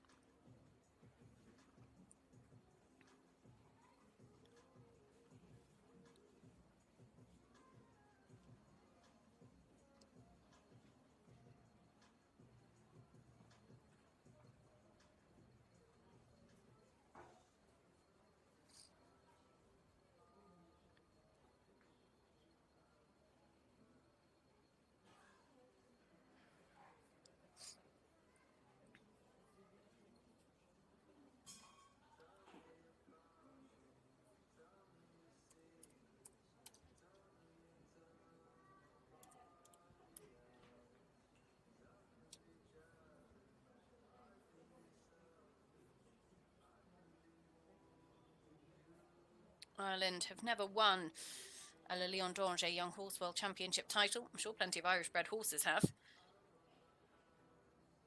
2 that have finished on the podium, Fernhill Adventure for Eva Clark back in 2013 and Sophie Richards' SRS Adventure in 2015.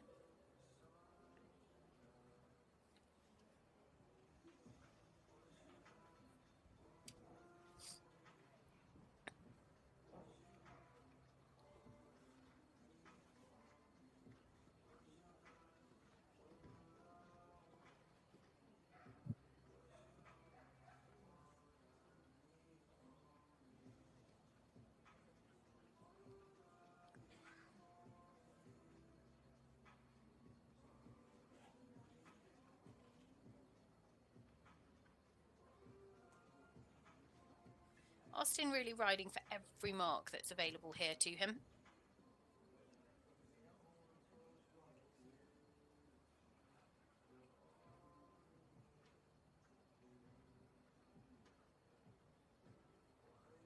Tiny hesitation just in the upward transition. She sort of said, "Is this what you want?" And Austin had to go, "Yeah, that's right."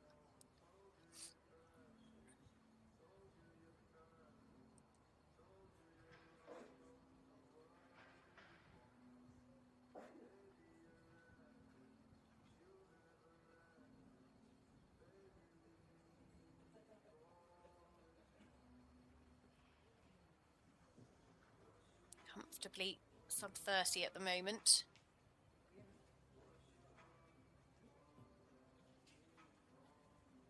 I think our leader, Yulia Krajewski, is safe in terms of the very top spot.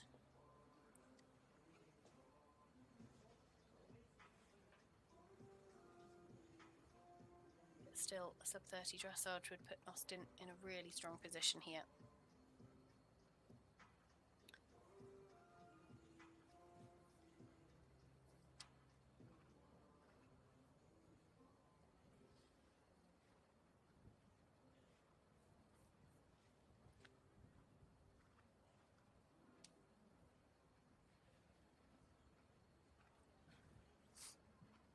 And if he can sneak sub 30, he would give us Ireland's 10th sub 30 here at Elian d'Angers from nearly 170 starts.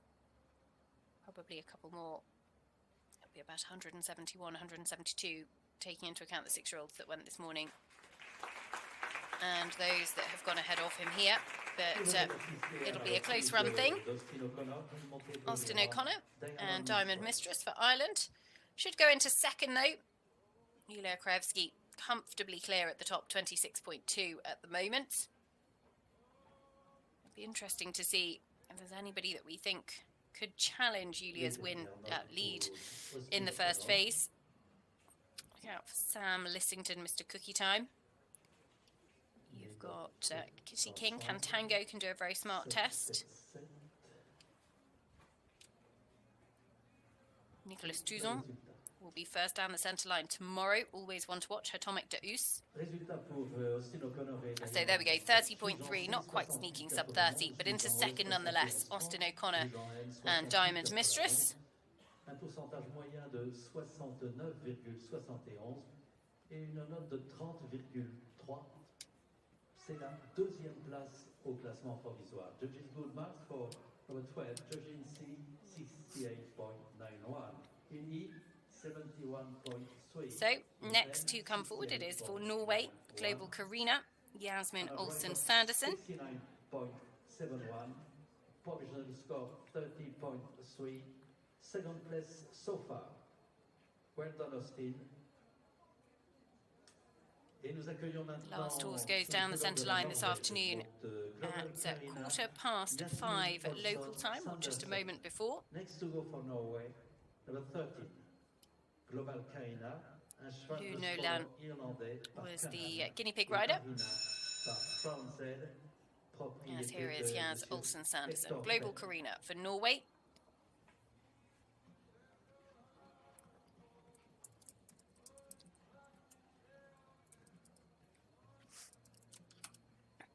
Yes, who's been a regular visitor to Le Lion d'Angers over the years.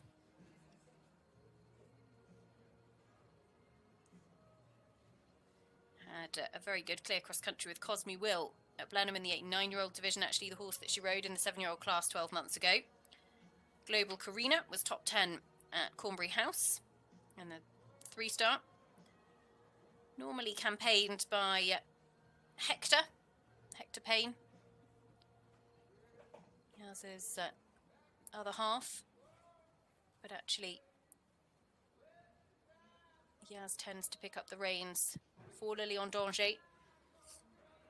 I did so with this horse 12 months ago. Probably very reluctantly hands them back again afterwards.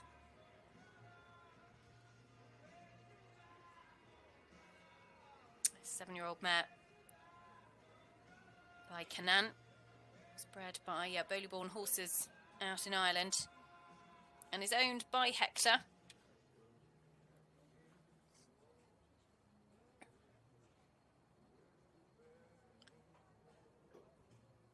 Lovely downward transition. Global Karina usually very consistent in the early 30 territory.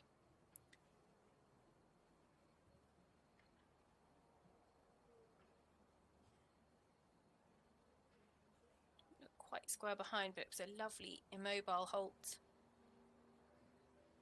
Could have squeaked another step in the rein back.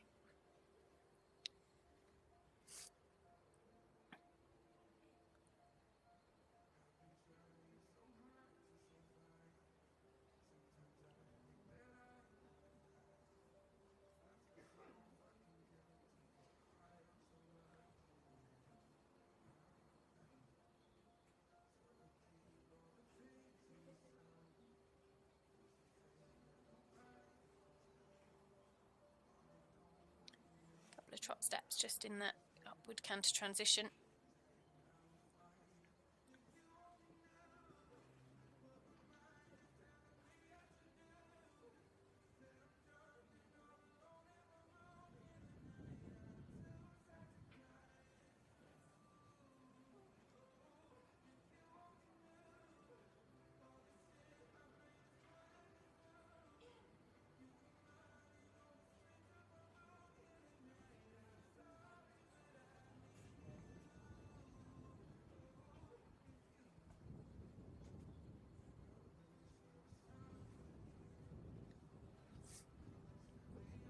The leader, remember, Yulia Krajewski, And Chilly Morning, the second, 26.2.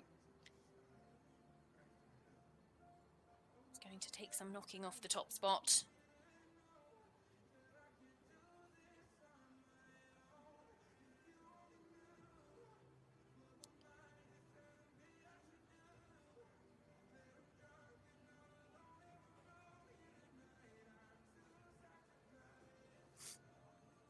Meant to be 3 to 5 walk steps.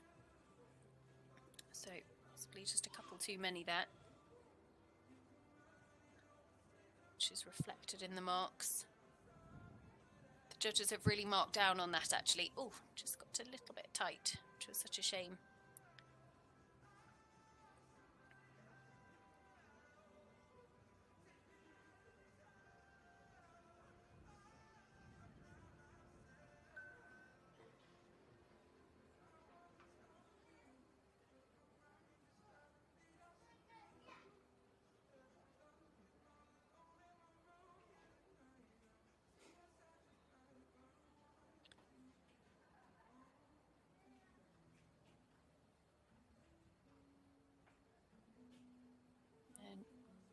In the rising trot, this stretchy trot circle, always to take contact forward and down, keeping the balance and the elasticity and the rhythm of the steps.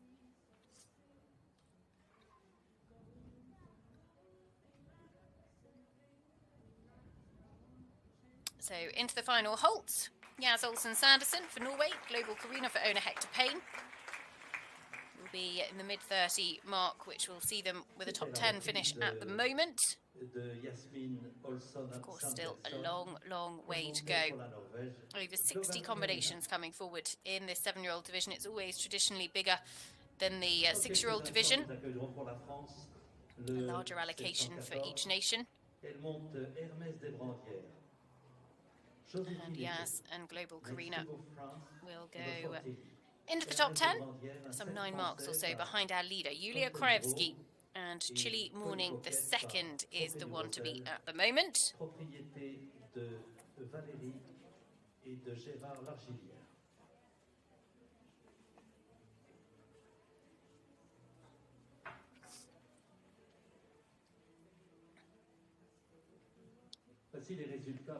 So there we go, 35.3 into 8th. And that sees them go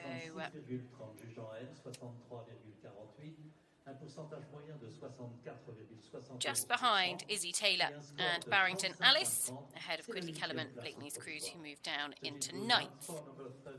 Now though, Josephine Hettier, Hermès de Brandieres, the first of the French combinations.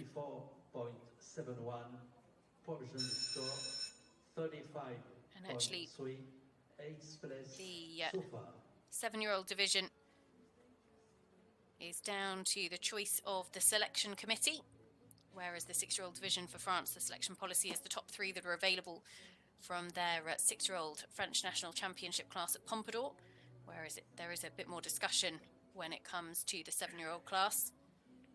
Josephine Hettier, Hermès de Brandieres.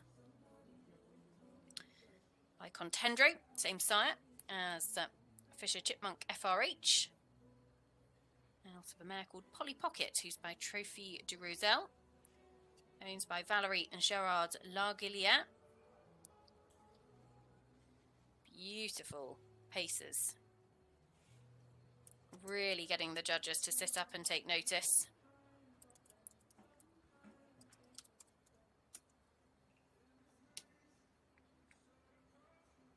Just needs to keep consistency in the contact. Careful not to drop behind the vertical at all. Josephine, just I think about 23 years of age. Was top 10 individually at the Young Rider European Championships for France with Victor Lily back in 2022.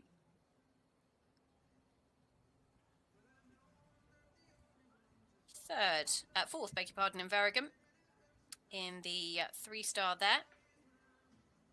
That was the young horse class. was won by Renska Cruiser Magic Coconut, who we'll see here this weekend. Christopher Zeese at Global Elamaya were second actually, and they'll come forward also this weekend.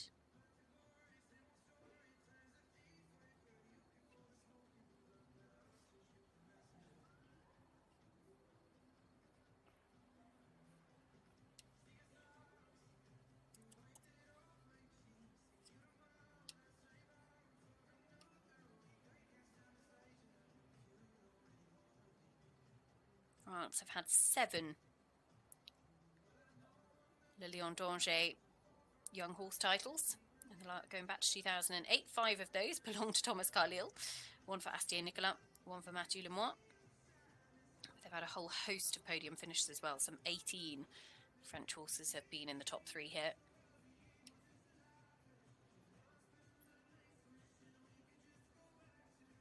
Just getting a little bit tight in the neck, dropping behind the vertical, unfortunately.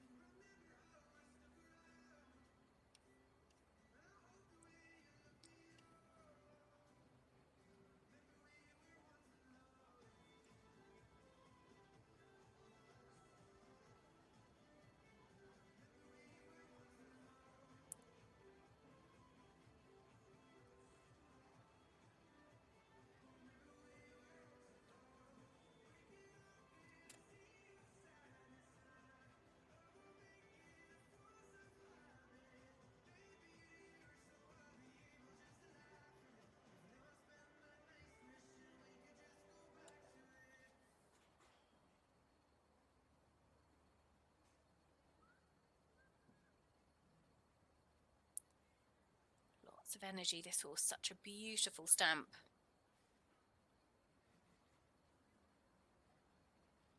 And of course will get lighter with age, no doubt, but I have to admit, big fan of the current grey colour. Just needs to again pop the nose out. Just pops a little bit too tight in the neck and behind the vertical for those bigger marks. Lots of energy, very uphill way of going. And finish on the final centre line. A little bit bright with that round of applause. And I think the majority of the crowd's actually situated behind our camera position, so we don't exactly see them, but the clapping has certainly got louder as the day has progressed.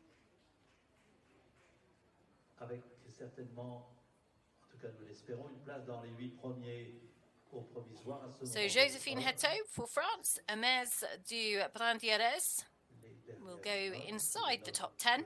Not going to touch the leaders, Yulia Krajewski and Chilly Morning the second. Actually looking at riders with the most international wins so far in 2024.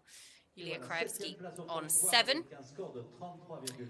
Just in front of her, Caroline Pamuchku on 8. And actually Caroline will finish the season on 8 because just recently announced expecting her first baby in the new year. So huge congratulations to her and Dennis. But the only person that actually could extend their run here is Lara Delida-Kirkamaya, who is also on 8, joint top with Caroline Pamuchku, and Julia Krajewski could equal her this weekend. Now the turn of New Zealand international rider Sam Lissington. Sam comes forward with that Mr. Cookie Time, and this is a horse that she has really high hopes for this weekend.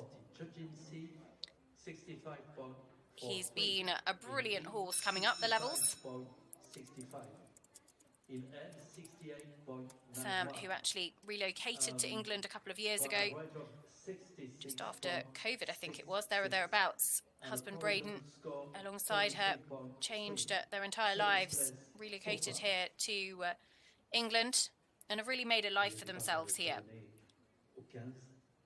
Mr. Cookie Time Was a winner at Mill Street earlier this year in the 2-star long format. And top 10 at Cornbury House with an excellent double clear round. 25.2 in the first phase. Has been as low as 22.2 at the 2-star level as well. So time to sit up and take notice. The current leader is Krajewski on a score of 26.2. Now New Zealand's Sam Lissington, Mr. Cookie Time.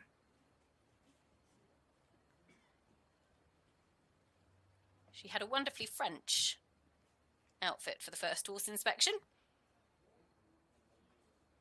She does some brilliant UK updates, which if you follow her on social media, I'm sure you will also enjoy. If you don't, I'd thoroughly recommend going to check them out because they give you a real insight actually into the sacrifice needed to be able to move your life halfway across the world. But also the brilliant adventures that she gets up to. Recently started working for the data analytics company Equa Ratings as part of their horse sales team.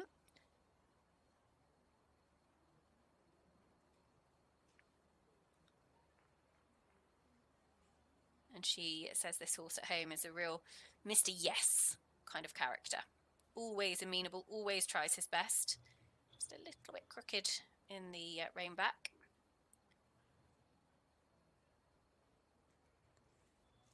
Walk into the halt was just a little bit fragile.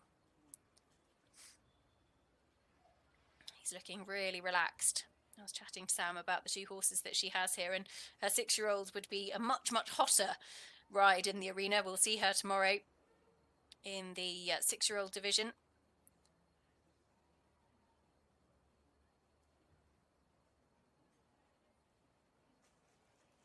Lovely upward transition into canter.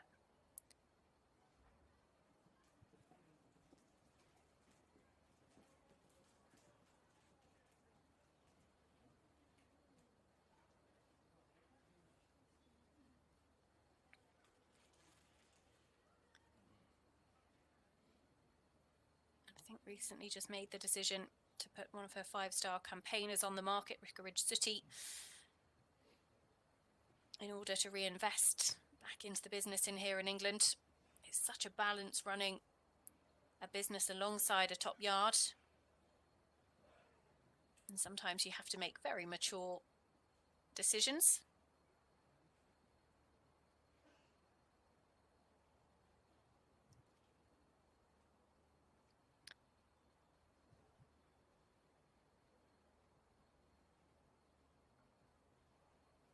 Braden actually runs the Eventing Weekly podcast, one half with Mitch Thompson of the Eventing Weekly podcast.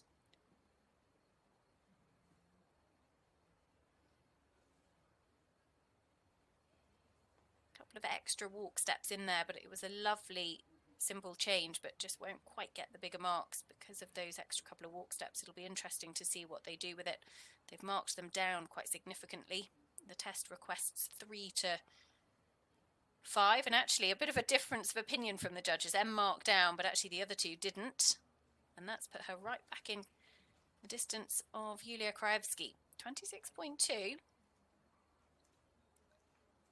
Not a million miles away from the lead here.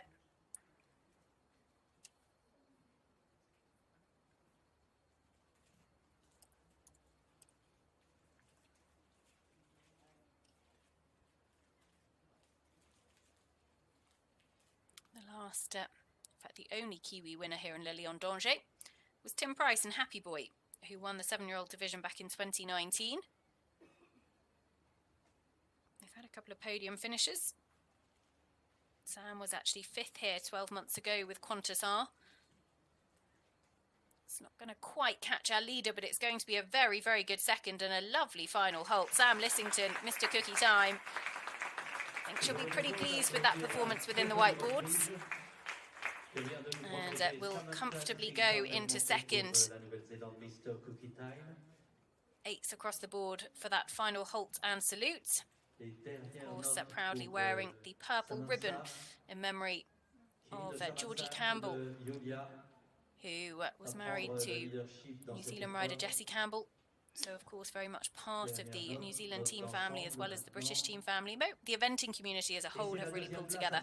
But look at that, 26.7 into the silver medal position for Sam Lissington and Mr. Cookie Time. Pretty consistent from our 3 judges. So we'll go into second behind Julia Krajewski and Chili Morning. So, next to come forward will be Danielle McCormack for Ireland. Let's just remind you of the top of the leaderboard though. Julia Krajewski, Chili Morning, 26.2.5 ahead of Sam Lissington, Mr. Cookie Time, who we've seen just go into second there, 26.7. Austin O'Connor for Ireland, Diamond Mistress at 30.3. We'll go into third at the moment. Just looking though, that actually that is the best New Zealand dressage test on record from over 60 starts here in Le Lion d'Angers. First time they have broken the 27 barrier. Previous best was Ginny Thompson for interest back in 2022 with Cooley Wish Upon a Star. So Sam Lissington, 26.7, providing us with the best New Zealand dressage test here at Le Lion d'Angers in over 15 years.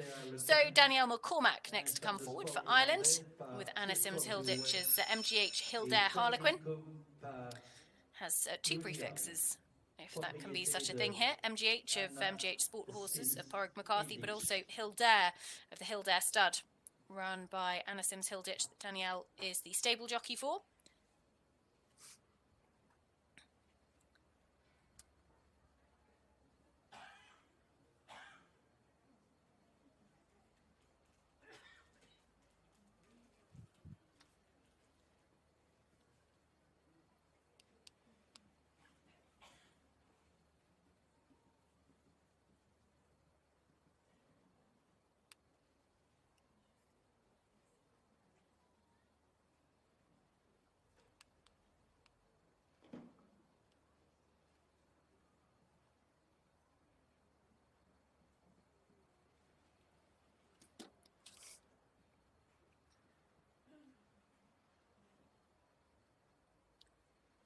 MGH Hildare Harlequin,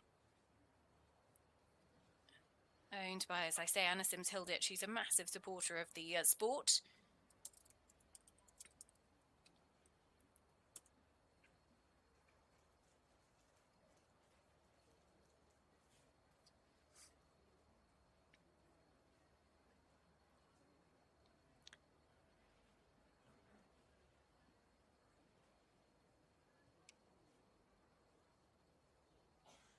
Top 15 at Cornbury House. Top 5 in the 2-star at Mill Street a little bit earlier on this year. 4th at Aston de Wolves as well. In the last 4 internationals, have finished on their dressage score in 3 of them, just rolled a pole in the other.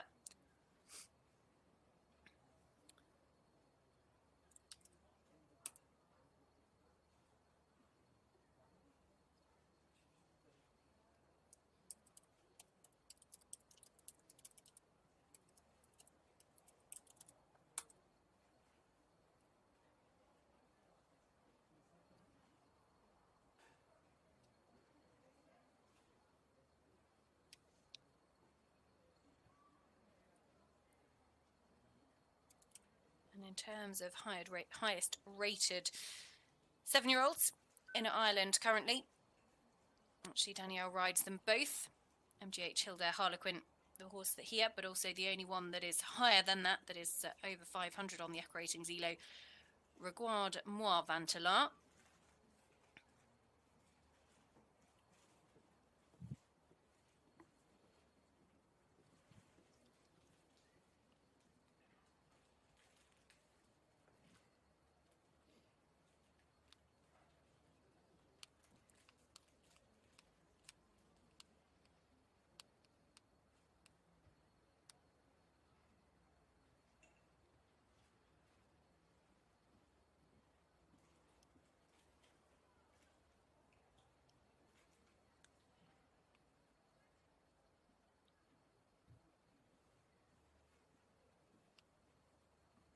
Trending in the mid-30 mark, which is good enough for a top 10 position at the moment.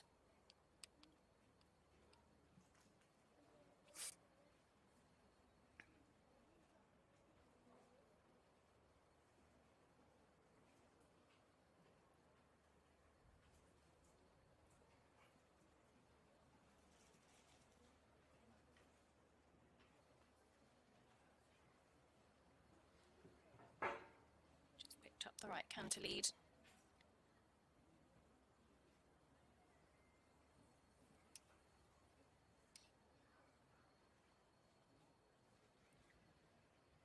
This horse actually in the top 15 horses ranked in the world as 7-year-olds this year.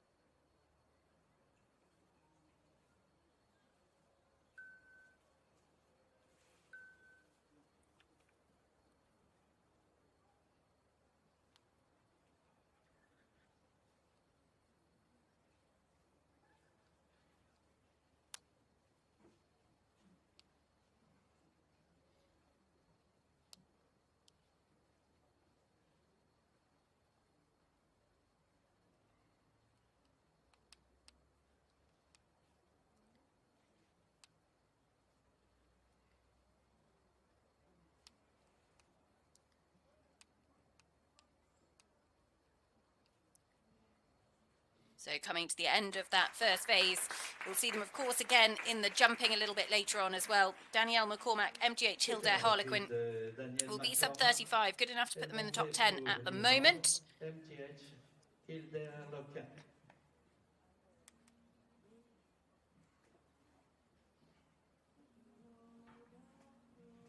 Dernier concurrent avant la pause, ou dernière concurrente, pardon, avant la pause, montant le 17, Lancelot 142, Yana. So, Danielle McCormack just waiting for her final score to come in as we're at the halfway stage of this, the next session of dressage here in Le Lion d'Angers.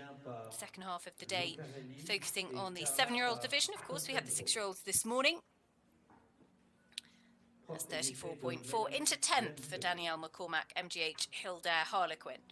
So next to come forward will be Jana Lemkuhl and Lancelot 142, 7-year-old by Lucciarelli, out of a Contendro mare.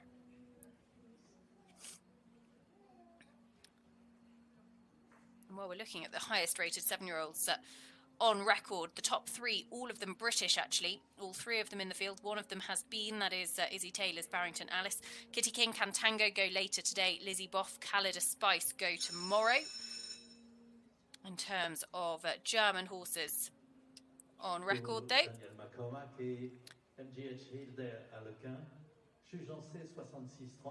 it is Ben Leuber who has the highest rated German 7-year-old currently in the world. Chile Morning, Julia Krajewski, who lead here, ranked 2nd on the Echo Ratings ELO rating there. Now, Lancelot, 65.87, in N 64.57, an average of 65. Jana comes forward, 8, score, 34, having been just outside the top 10 in Stragon in the 2-star there as part of their preparation for this. Top 15 in Vesterstedt in the under 25 3-star.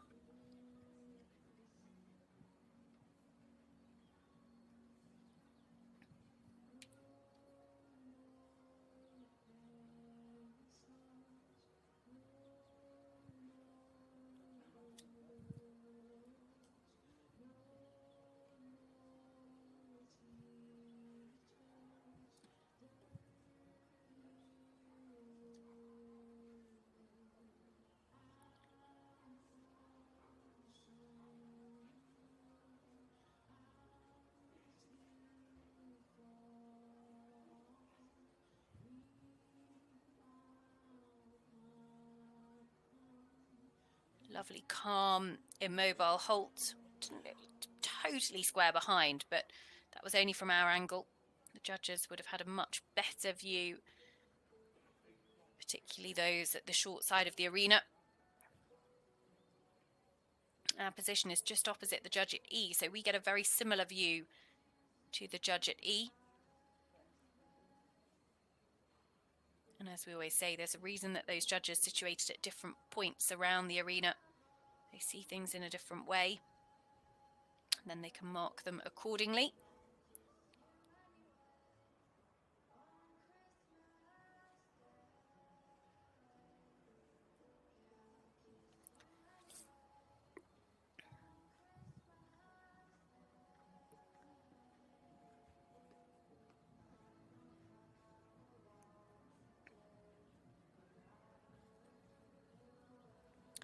Germany, who actually hold the record finishing score in this 7-year-old Young Horse World Championships. That's Annalena Scharf for Laguna OLD, one of a handful of horses that have actually taken the 6 and the 7-year-old title.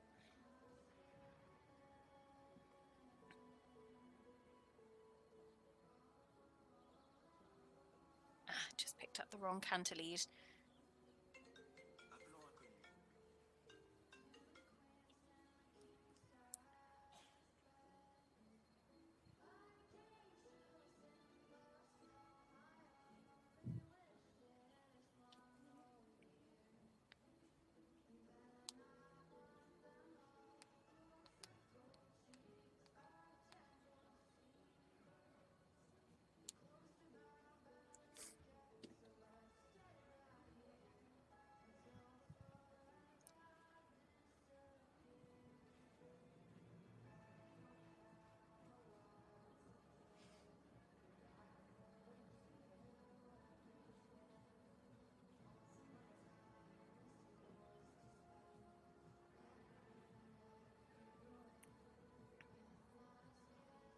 Of course, we have a German leader at the moment in Julia Krajewski, Chilly Morning.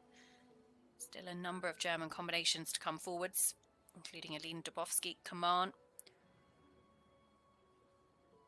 Dirk Schrader as well. Will come forward later. Andreas Dubovsky tomorrow.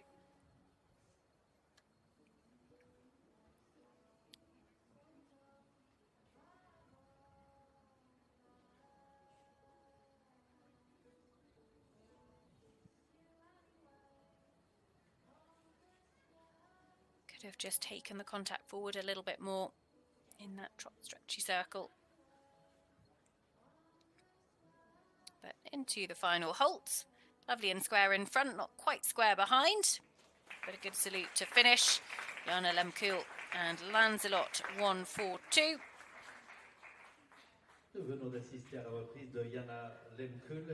So that takes us to the next break in the leaderboard. Tommy Greengard will be coming forward with That's Me Z a little bit later on in around 15 minutes time, but we'll bring you a score for Jana in just a couple of moments when it does become available. Remember, the leader is Julia Krajewski and Chilly Morning the second. Out in front, 26.2. Jana goes into 9th at the moment, 33.9. Lancelot 1-4-2. So sits just inside the top 10. Sam Lissington, Mr. Cookie Time, the best Kiwi dressage score for a horse that she owns alongside Rachel Bessel and Neil Robertson. Mr. Cookie Time, 26.7. That's the best Kiwi dressage score here at Lilian Danger on record. Austin O'Connor rounding out the podium at the moment. Diamond Mistress, 30.3. But still lots to bring you, and in the next session of dressage, I think we have got the highest rated 7-year-old in the world right now, Kitty King's Katango, for owner Jane Boggis, Penelope Holly, Joe Jones and Jane Tolley.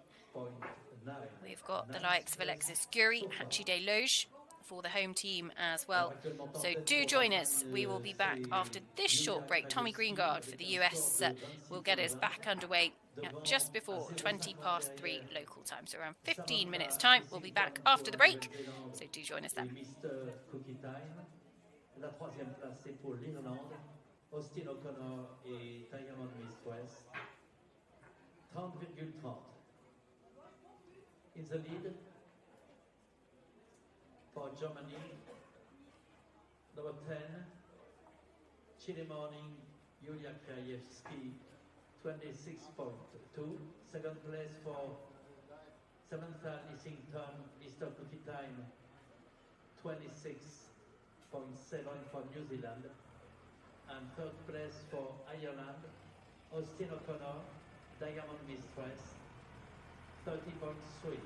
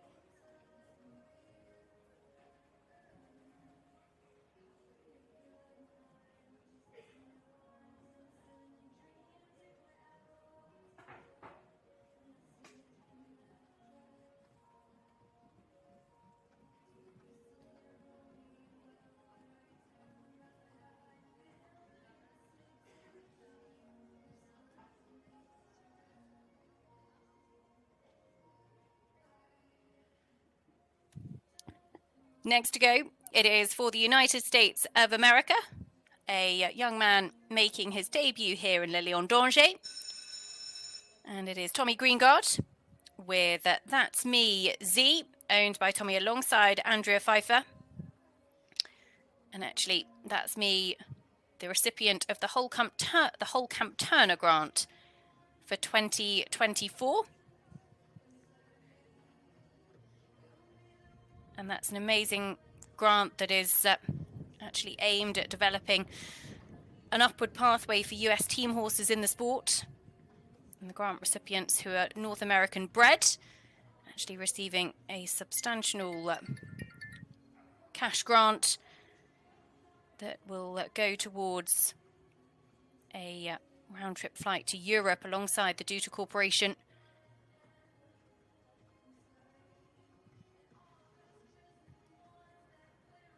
They were 5-year-old champions a couple of years ago. And Tommy's actually been based over in England for a little while in the build-up to Le Lion. Currently based with Janelle Price and husband Tim at Cheddington Equestrian. They had the highest score at the 2022 USEA Young Event Horse at 5-year-old championships.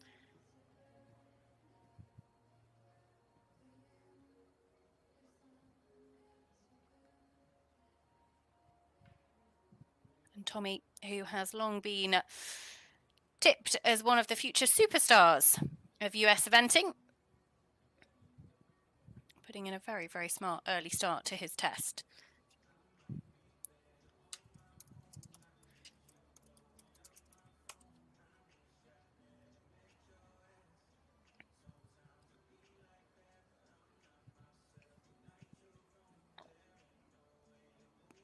Completed Cornbury House International Horse Trials, I should say, in the 3-star there, but have been top 6 at Rebecca Farm, based out on the west coast of the United States normally.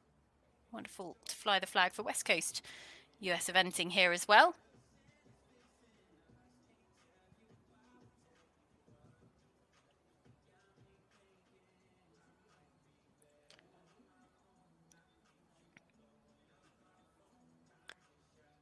Been in the 20s at their last 2 international starts, this combination, including an international PB of 25.2. Le Lion d'Angers, by far the biggest test of their career to date, and so far holding themselves in really high regard.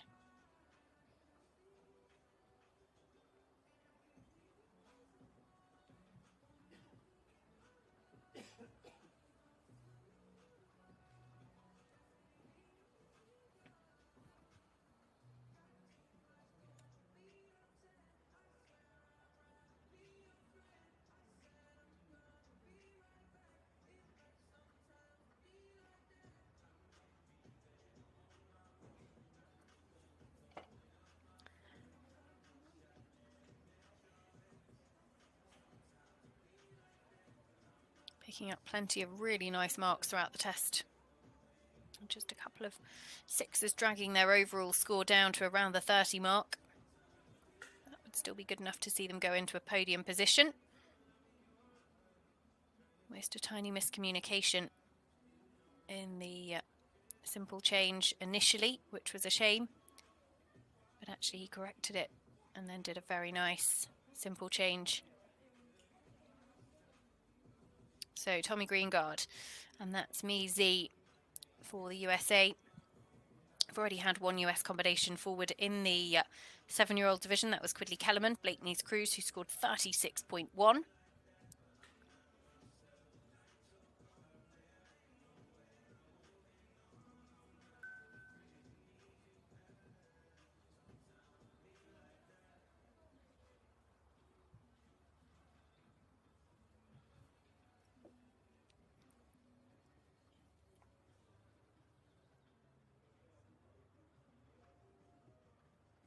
Really seeking the contact forward, stretching out over the back. keeping the regularity and the rhythm of the trot.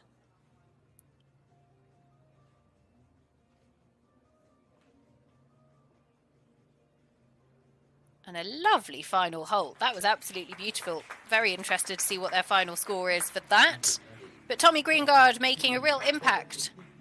2 6-5s and a 7. I think I was watching a different halt. I'll say that.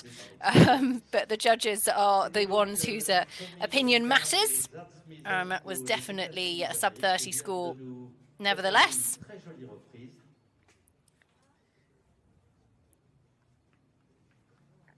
Just wonder, didn't pay enough attention myself as to where he halted on that final centre line. I wonder if perhaps he halted in the wrong place and that was why the score was down. Who knows? It will be a sub-30 score, 29.5. Tommy Greengard, that's Mizi for the United States of America. That's a very good score for them. So a Lilian debut going very well so far for Tommy Greengard. And he goes third as the third sub-30 score of the day, actually. Yulia Krajewski, Chilly Morning, 26.2 lead ahead of Sam Lissington, Mr. Cookie Time, 26.7. Tommy Greengard, that's me, Z, 29.5 now in third. Austin O'Connor just drops off the podium into fourth with Kate Jarvie's Diamond Mistress. So next to come forwards, it will be the turn of Carlos Parro for Brazil. Carlos, who has represented Brazil at the highest level of competition, has been to a number of Olympic Games, 4 in total. First made his debut back in Sydney 2000, in fact, and then has been to the last 3 successive Games, 2016, 2021 and 2024, although I think wasn't able to complete in Paris this summer. Been to a couple of World Championships as well. And an individual bronze medalist from the Pan American Games back in 2019. Holly de Bosson, the horse that he brings forward here. Combination completed Cornbury Park, Cornbury House International Horse Trials last time out with a clear cross country. Top 20 at Hartbury in the 2-star long format. And 10th in Sopot at the 3-star a little bit earlier on this year as well. This mare, Celle Francais, bred by Tenorez, actually, who of course is a 2-time winner in Le Lion d'Angers, one of only a handful of horses to win the 6-year-old and 7-year-old division. I think this is one of the first times that I've seen one of his offspring actually compete here in Le Lion d'Angers. From memory, he was cut very late. And so actually there's a few offspring around, but not a huge amount. But that's a nice little interesting story, owned by Carlos himself.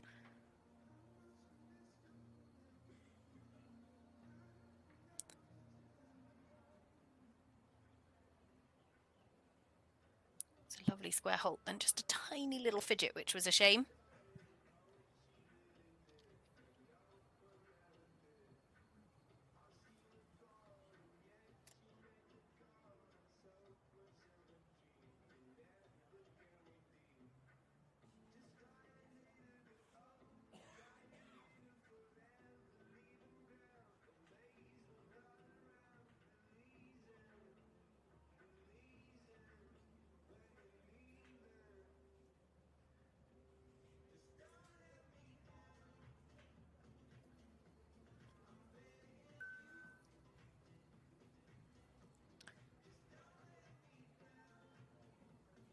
Picking up that canter, really goes for it in the medium canter. It's very brave. Just comes back to him. Drops a little bit behind the vertical at times.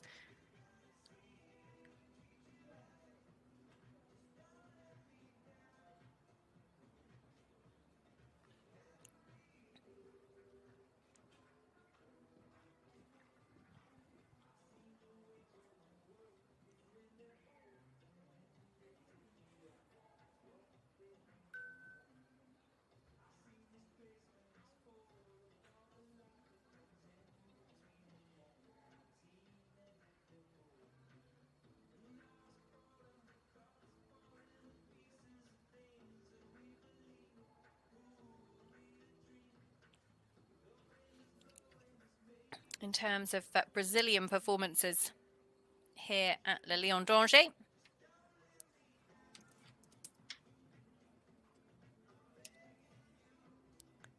He just picks up that second simple change.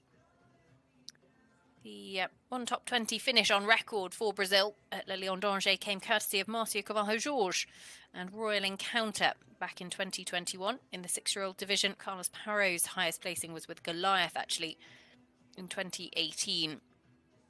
In the 7-year-old division, finished just outside the top 10 in 11th. But he's been a regular visitor here over the years.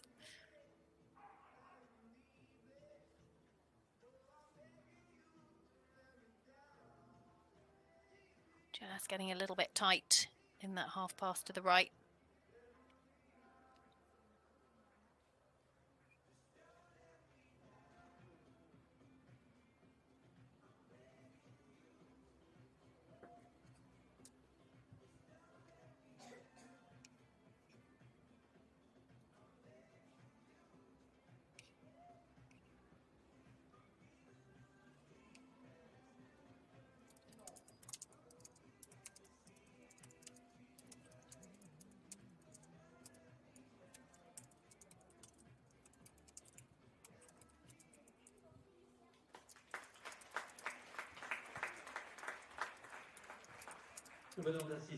So Carlos Parot and Holly de Basson on that score of 34.0, so sitting just outside the top 10.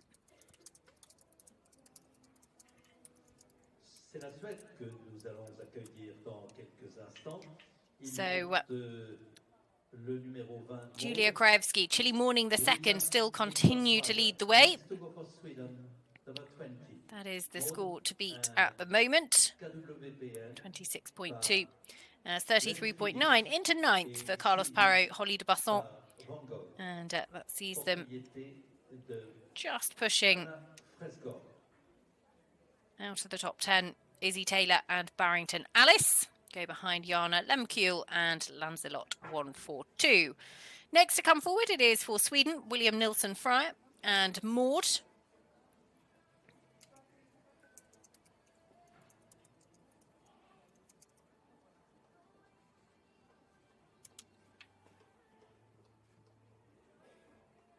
William Nilsson Fryer,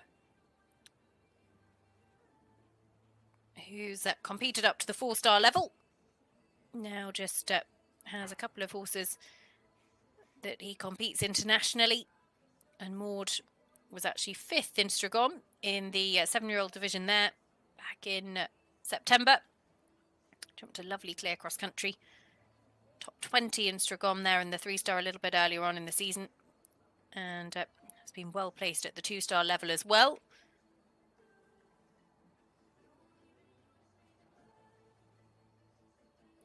Bred by A. Van Duren by Glenfiddich VDL out of a Van Gogh mare. Owned by Anna Fresgaard.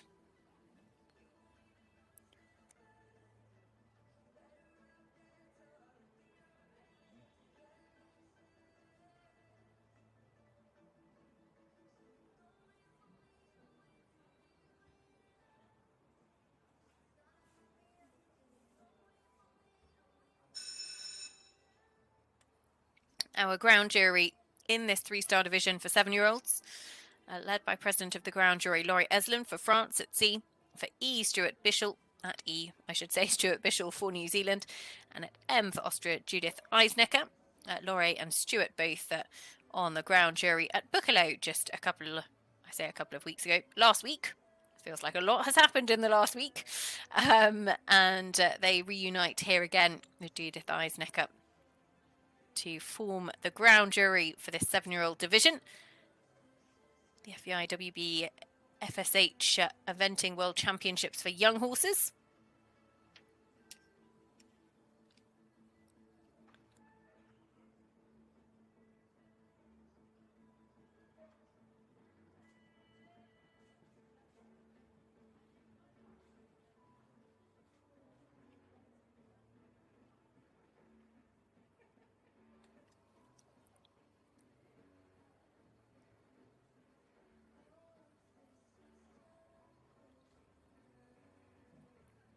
making a really nice start to their test. William Nilsson Fryer and Maud. This mare picking up 7s across the board, plus dropping into the 8 territory as well. Remember, Julia Krajewski leads 26.2. In a couple of horses' time, we will have the highest rated 7-year-old in the world, Kitty King and Cantango, to come forwards. Just the 3 sub-30 scores now. Tommy Greengard having just joined Julia Krajewski and Sam Lissington.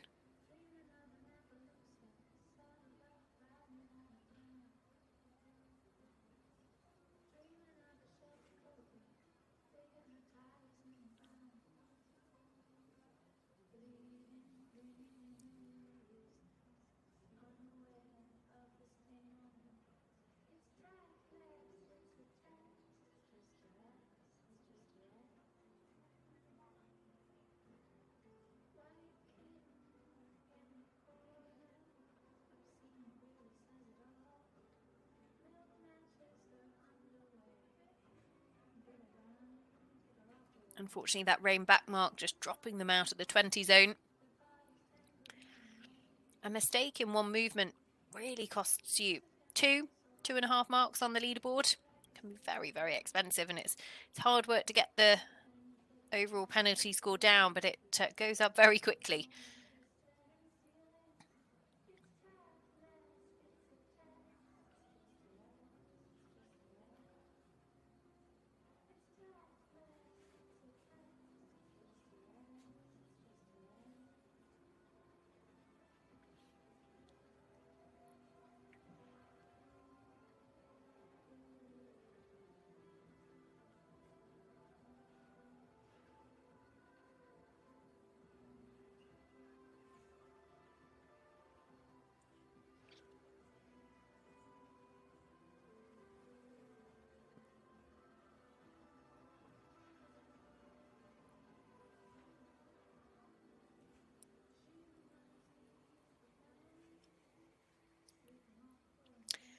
As a test, it looks like William has all of the time in the world. And actually, 20 by 60 arena, there's not a huge amount of time in it. The sign there, usually of a pretty decent test, is that illusion of time.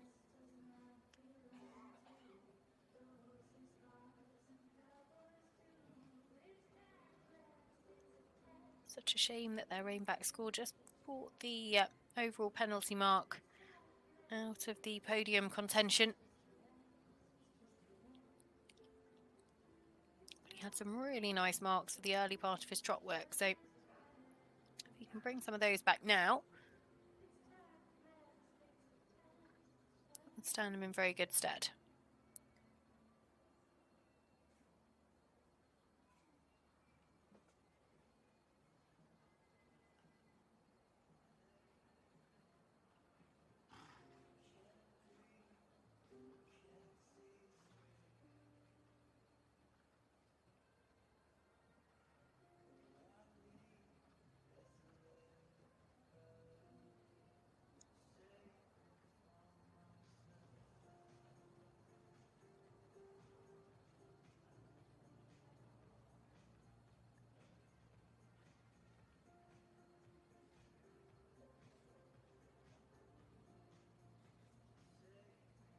Final halt, really lovely for William Nilsson Fryer and Maud.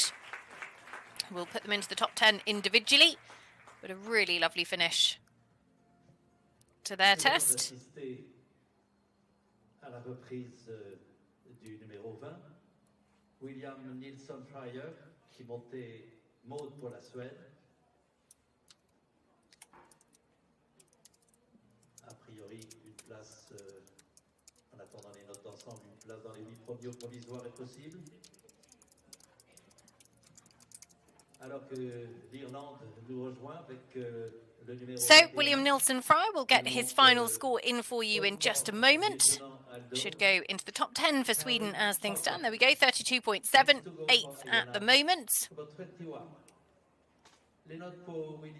As next to go for Ireland, it will be Harry Horgan. Harry comes forward with 7-year-old Oakport Lieutenant Aldo by Warrenstown U2, out of a cruising mare called Belle Cruz, owned by Harry alongside Caroline Horgan.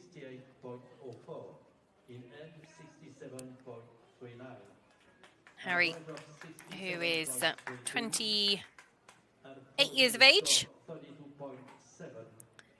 brings forward Oakport Lieutenant Aldo, who was top 20 at both Aston Walls and Mill Street. Mill Street in the 2-star long format, Aston Walls in the 3-star.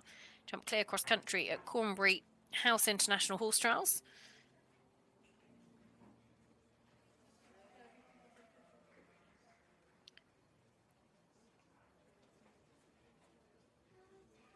Four international starts, clear cross country in all 4 of them.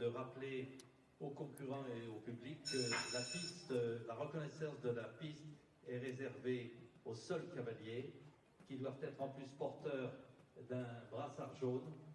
Toutes les autres personnes doivent rester à l'extérieur des cordages afin de protéger au maximum. The highest placed Irish rider so far would be Austin O'Connor and Diamond Mistress on 30.3. They sit just outside of the podium places at the moment in 4th. But also having done her test, Danielle McCormack, MGH Hilda Harlequin, Ian Cassels, Godfrey Gibbons have all been as well.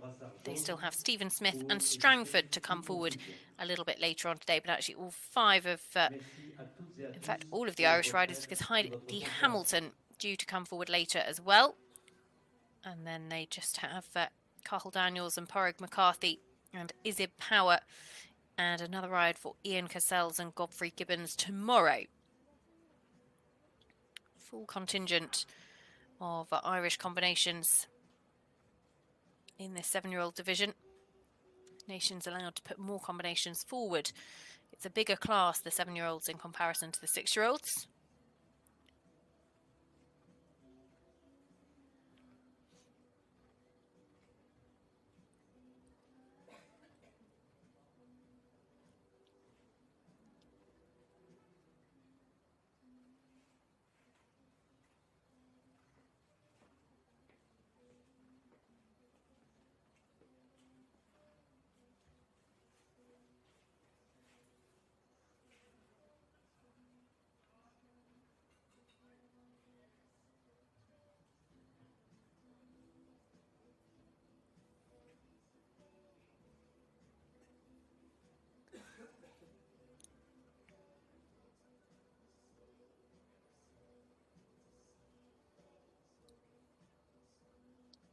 Nice immobility shown in the halt.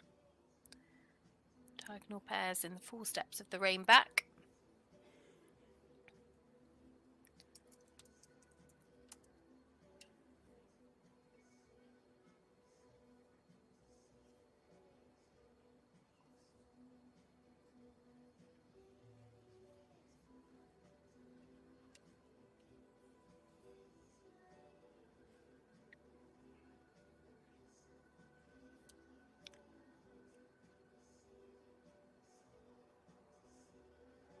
And exuberantly in the upward transition to canter. Lovely blood type of horse, this.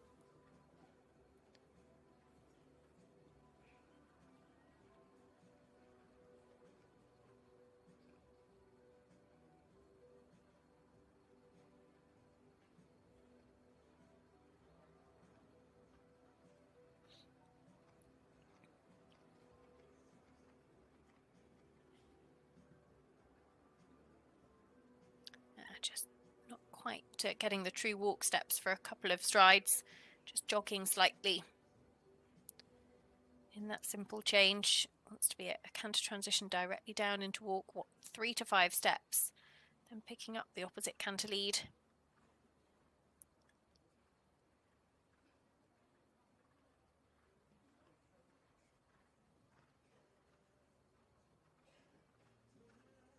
Got to be careful though, because, well, you want to do the 3 to 5 steps, you also don't want to rush it. and risk picking up the wrong lead.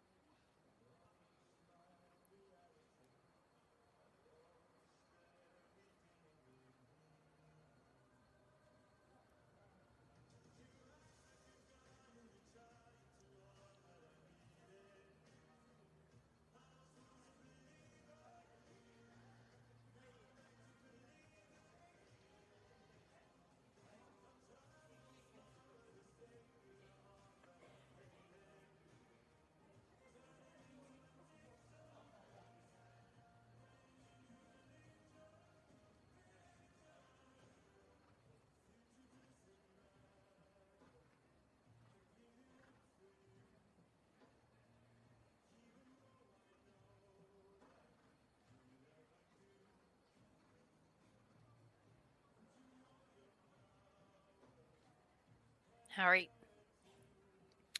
comes down the final centre line. Not quite square in his final holds, but a pretty good finish to his test. Oakport Lieutenant Aldo will be mid-30s in the leaderboard, and that will be good enough for top 15 at the moment. Still a long way to go, though. Remember, tomorrow we will be back at 9 o'clock local time with the second half of the 6-year-old division. And then from 1 o'clock local time, we turn our attentions to the 7-year-old second half of the field. 34.4, 63.70, 65.87, 67.17. A penalty score of 34.4 into 14th for Harry Horgan, Oakport Lieutenant Aldo. So next to come forwards, it is a rider who's enjoyed a good amount of success here at Lilian Danger in the past. Kitty King.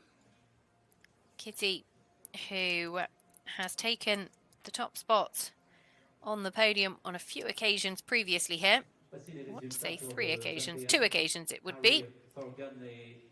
Crystal Fontaine won the 6-year-olds back in 2018. Zidante won the 7-year-olds in 2011, was also on the podium in 2010 as well. Some of her best horses have come through Lilian Danger, the likes of Sailor Lan, her Rio Olympic ride, the likes of Crystal Fontaine.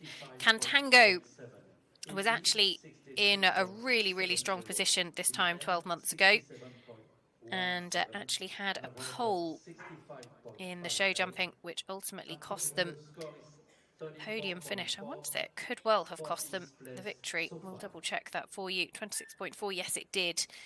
And so ultimately 1 pole down was pretty expensive in the 6-year-old division.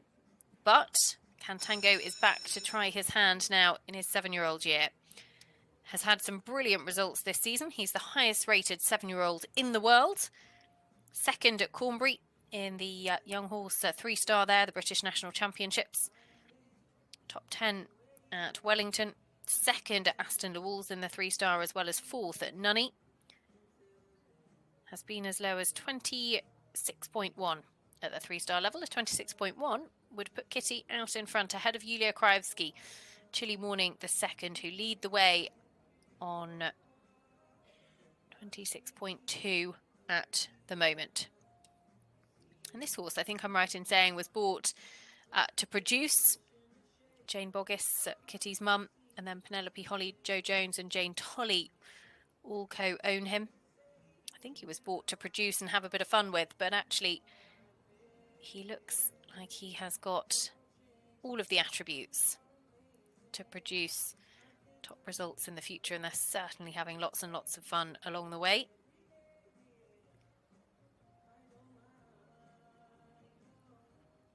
Kitty, individual silver medalist from the European Championships in Haradapan last summer, part of the British eventing team that won the Team European Gold.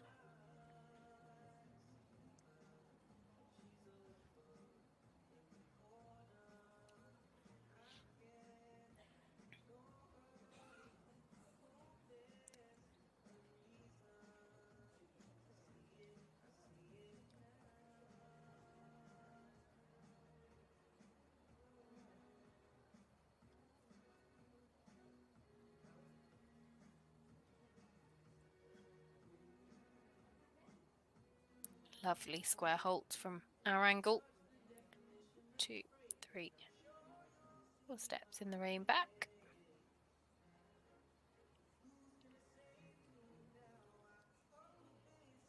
And 8s across the board for that halt and rein back. Really start to put Kitty in amongst Julia Krajewski's score. Still a little way to go, but things going well so far for the British rider.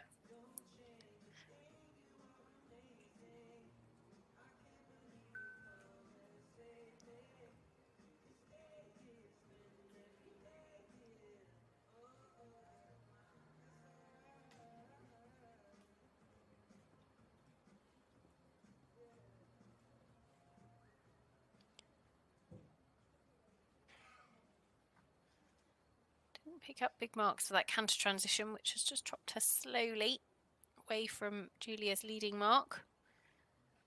26.7, remember, is second place as well. That's Sam Lissington for New Zealand.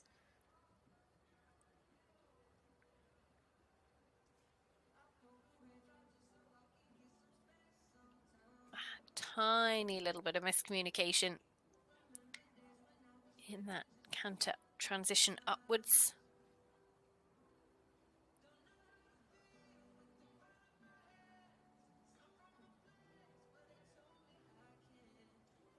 And really marked down for it actually as well, so that could well have been the moment that just meant that the lead is out of her grasp.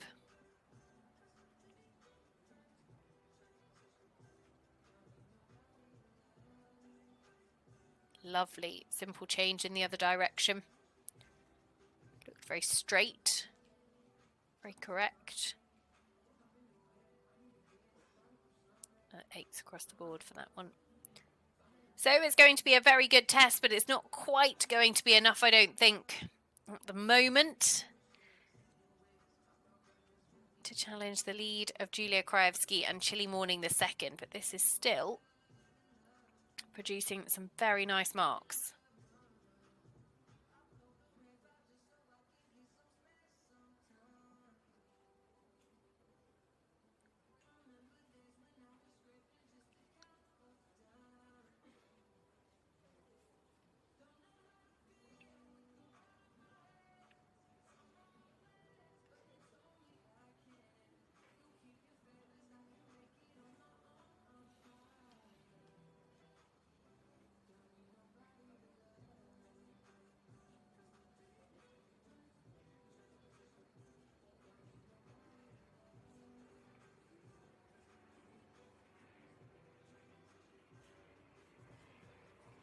So down the final centre line, Kitty King Cantango. It will go into a podium position, but not quite enough to take over the top spot. Julia Krajewski, Chilly Morning the second lead the way at the moment, 26.2 ahead of Sam Lissington. And it's Cookie Time on, or Mr. Cookie Time, beg your pardon, 26.7. So Kitty will go into third, beg your pardon. Just waiting for those final harmony marks to come in.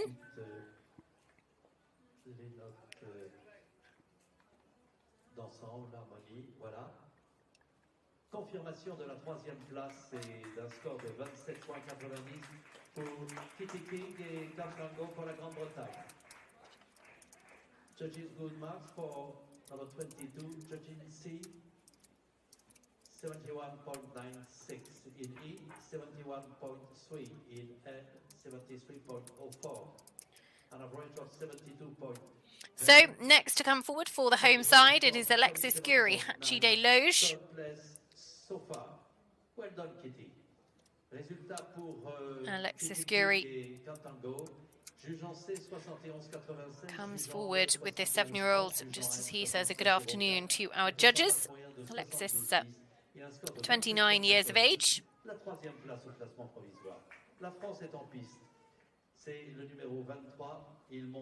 Completed Buccalo with a top 25 finish. With Cheval. Comes forward with Hatchie des Loges. Horse that was 5th in Jardy in the summer in the 3-star there. 4th in the 2-star long in Saumur a little bit earlier on this year. Had a very good 23.2 dressage on that occasion. By Cachur Male. Sol Francais bred. Owned by Christelle Gury and a Syndicate de Lation de Hatchie. Seeing different riders syndicate their horses in order to be able to keep the ride on them, secure their futures. It's a hard job keeping horses at the top of the sport.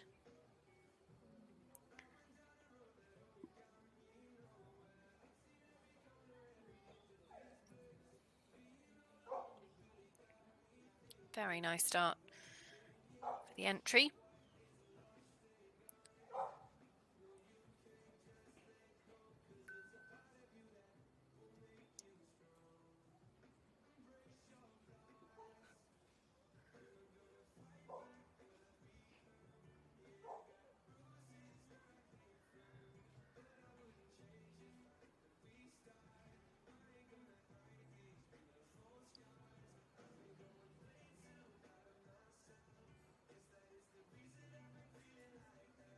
The crowd's definitely building here in Le Lion d'Angers, just in the southwest of the country, southwest of the capital, Paris.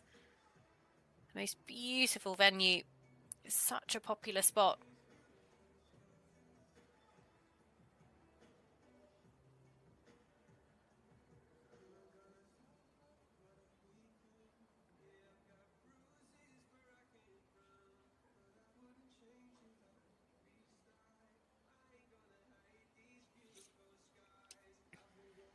Other French accommodations to look out for. We've got Christopher Cease, Global Elamaya coming up in a couple of horses' time.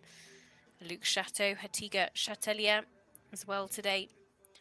Nicolas Touzon, Atomic de Us will be first to get us underway tomorrow. As Dean Nicolas, of course, a former winner of this 7-year-old division. He's got a ride tomorrow as well.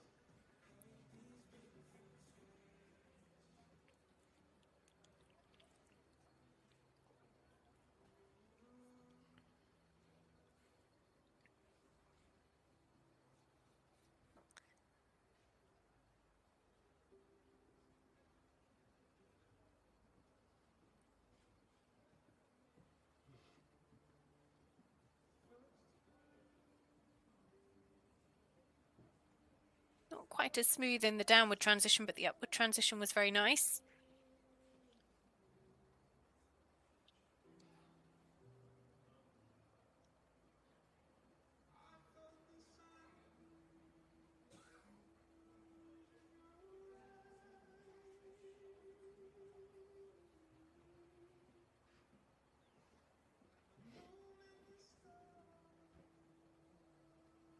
And again, a couple of trot strides in the downward transition.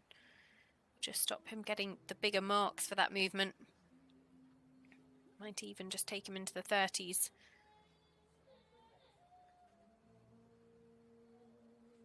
Yeah, unfortunately, 6.56. So really did mark down for that.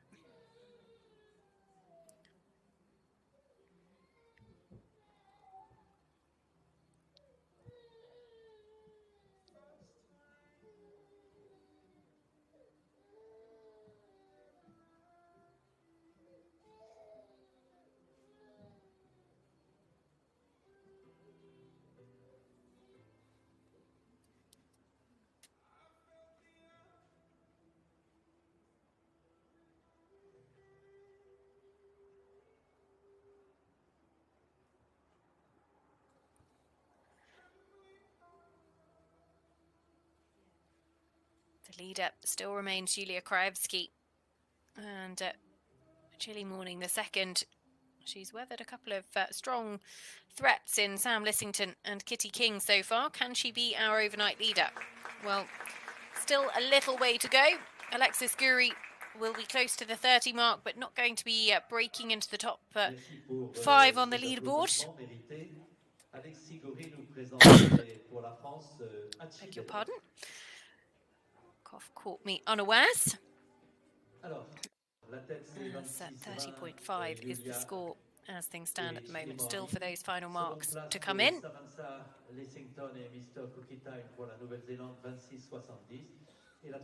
So 2 to go in this, the penultimate session of the day, and then just some 8 combinations forwards in the last session. 1 for Ireland, 2 for Ireland in fact, 1 for Great Britain, a couple for Belgium, the home nation as well, and Spain and Sweden rounding out the day. 30.3 does just break into the top 5 actually, goes 5th, Alexis Guri, Hachi de Loge, and that is going to push, I think, Tom McEwen actually just outside the top 5. We'll confirm that for you. Yeah, Tom McEwen goes into 7th actually, because equal with Austin O'Connor and Diamond Mistress 30.3. Austin O'Connor and Alexis Guri go equal 5th on the leaderboard. Just the 4 sub-30 scores at the moment. As next 2 come forwards, it is Alina Dubovsky.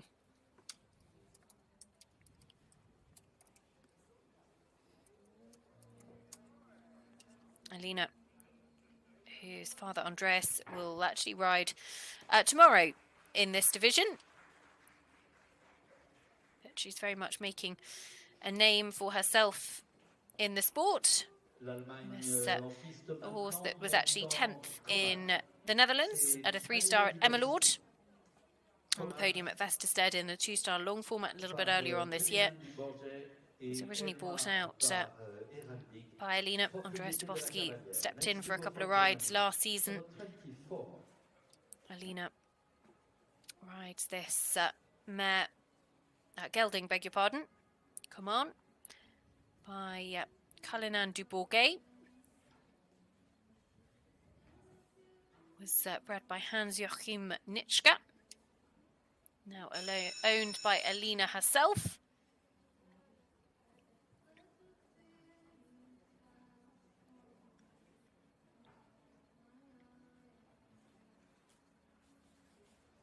Alina, who is nearly 24 years of age. Part of the German team that won gold at the Young Rider Europeans in Szeged in Sweden back in 2021. Been to a couple of junior European championships as well. Actually made her senior debut at the Worlds in Protoni back in 2022 as well.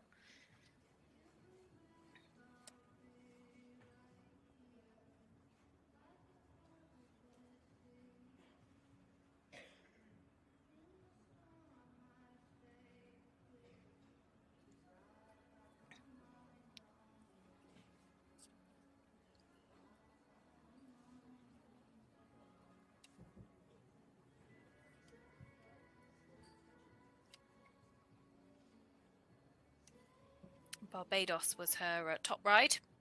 Took the horse out to Kentucky to the 5-star there last spring.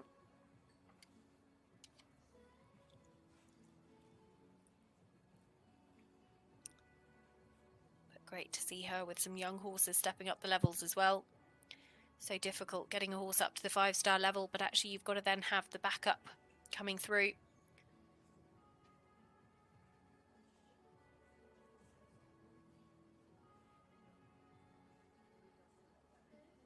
Quite square behind, but nice immobility in the halt.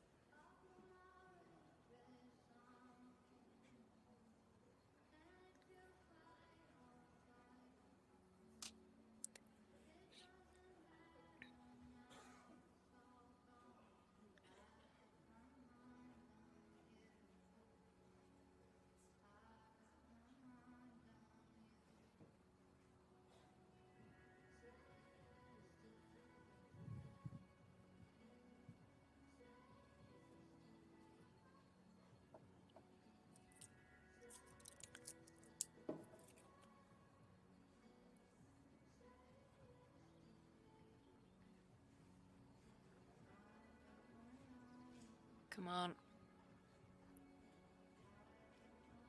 And Alina, fairly conservative in the medium canter. She just needs to keep the quality of the canter.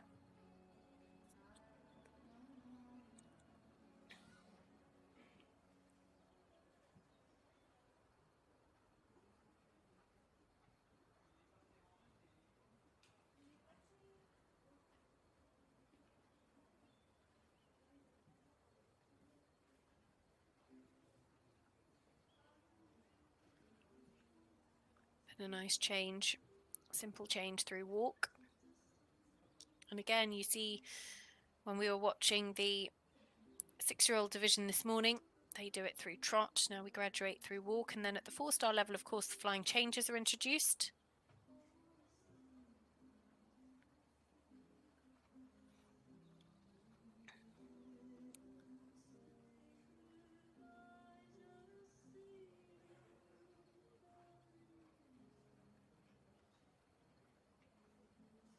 Just creeping closer to that top 10.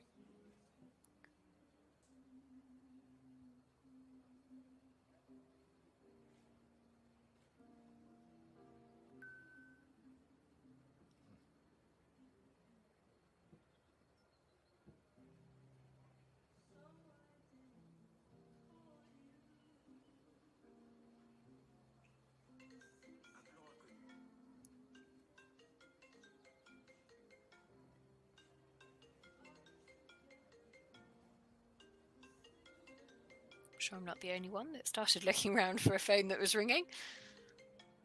Hold my hands up, say not mine, not guilty on this occasion.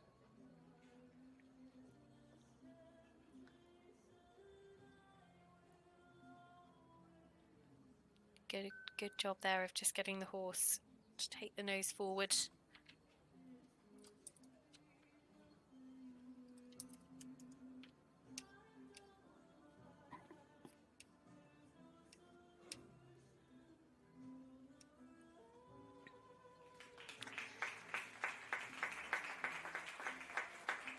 So Alina Dubovsky and Command will go just outside the top 10 on the leaderboard as things stand at the moment.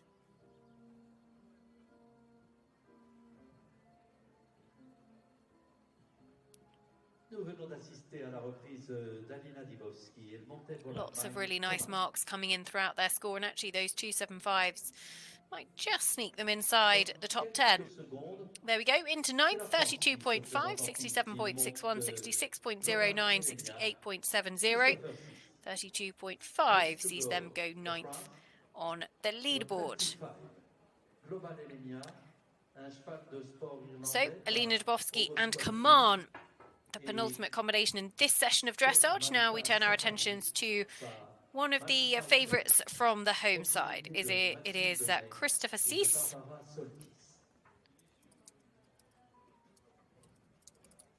Christopher rides forward with Global Elamaya.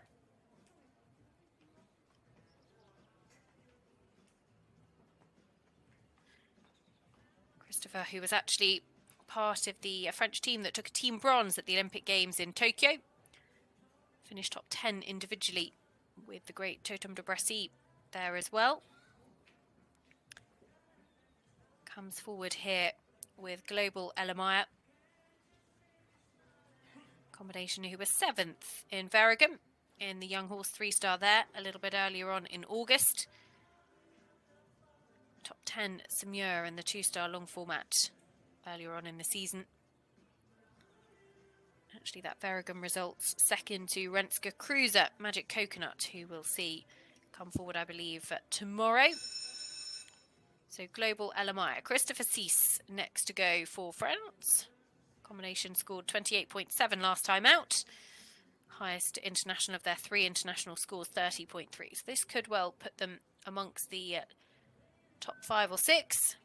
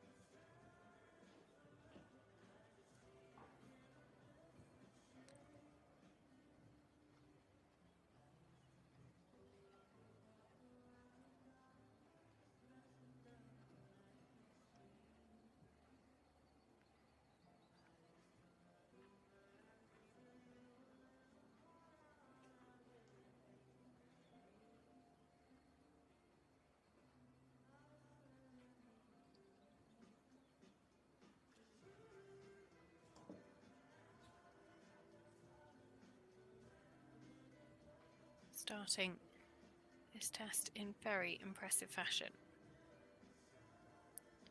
Krajewski, Chilly Morning the second. They're the leaders. That's their score, 26.2.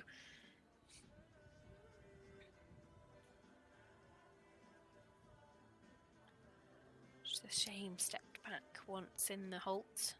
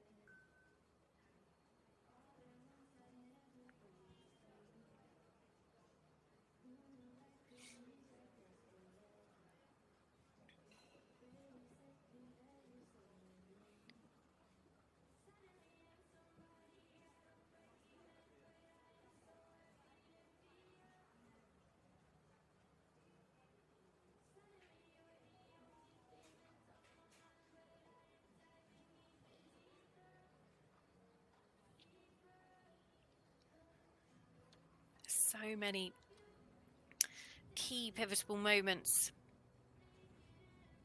in this test. The walk in particular that have just been instrumental in just tweaking that overall score, trending the mid-20s, and actually the walk work just pushing them up closer to 30. Remember, a 7 from every judge for every movement equates to a 30 on the overall penalty you score. Clear rounds in the dressage, so no major mistakes. Have been fairly few and far between, to be fair. It's a hard thing to do.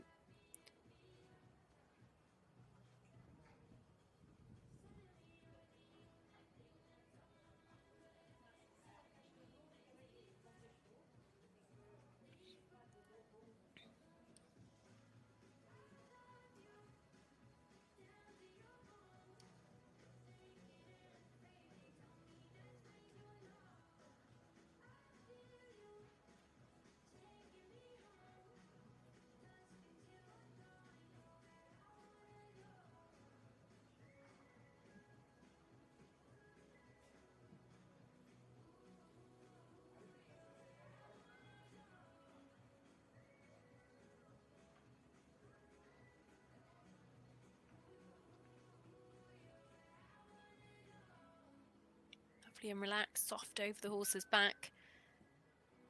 And that stretchy top circle. It's going to be very close to another sub 30. We've only had 4 of them so far.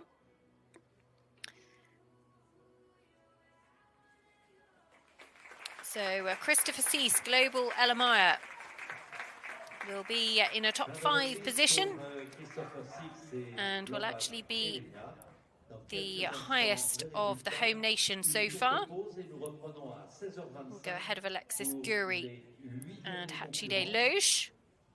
Could even just sneak ahead of Tommy Greengard. Watch this space in terms of the final harmony of athlete and horse scores. There we go, 29.8. That is good enough for 5th. So it goes in actually behind Tommy Greengard. That's Mizi. They stay 4th. Goes ahead of Austin O'Connor in 6th. And actually, Austin was originally marked equal with Alexis Guri, but Hachide Loge, his score has been revised to 30.2. So just holds the higher position by 0.1 of a penalty mark. So let's take a look at the leaderboard as things stand at the moment. It is Julia Krajewski. Her lead remains untouched with Chilly Morning, 26.2 the score to beat, ahead of Sam Lissington. Mr. Cookie Time, 26.7. Great Britain in 3rd, Kitty King and Cantango. Tommy Greengard, Christopher Cease and Alexis Guri, 4th, 5th and 6th. But we've got a short break now. Stephen Smith and Strangford will be the last to go after the break, the first to go after the last break of the day even. We'll get there. And we've got some 8 or so combinations in this final session. 2 for Ireland, 1 for Great Britain, Danny Evans and Loana Edge's Kind of Corvette. A couple for Belgium in there as well. 1 for France, 1 for Spain and 1 for Sweden. So do join us after the break. We'll be back at 4:25 local time, so about 10 minutes time.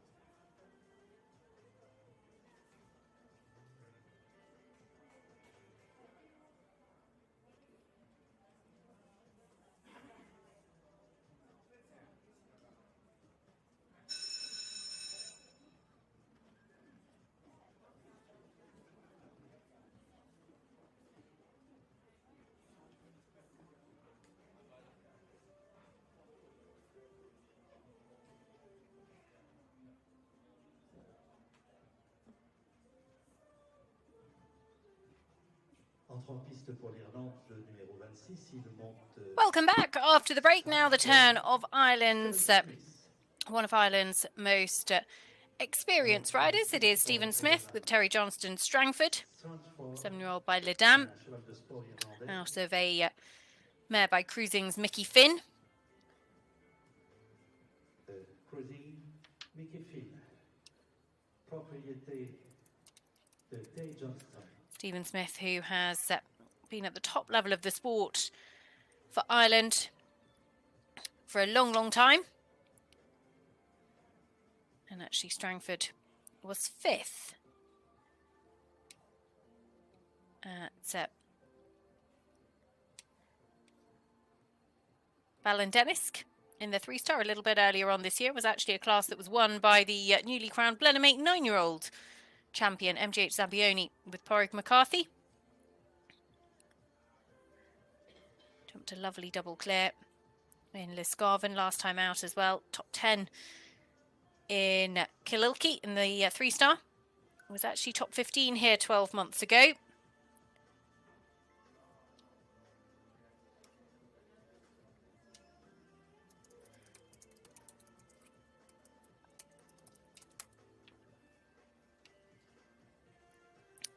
Stephen would essentially be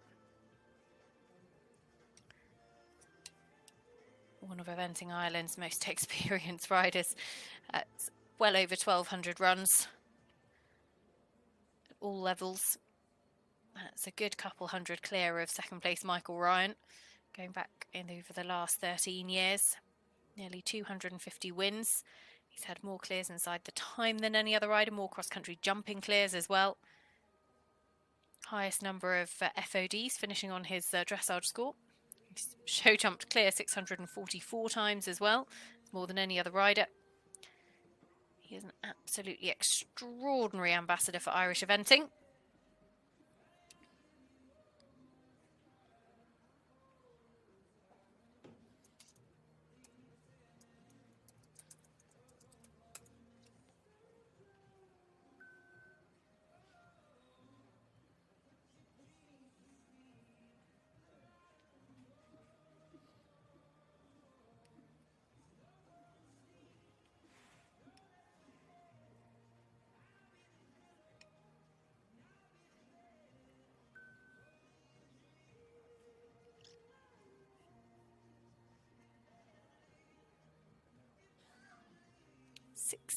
One years of age now, Stephen. Made his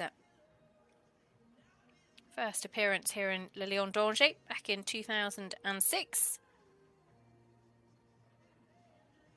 His best placing actually came this time last year with this very horse in the 6-year-old division. Just a little bit tight in that change of rein.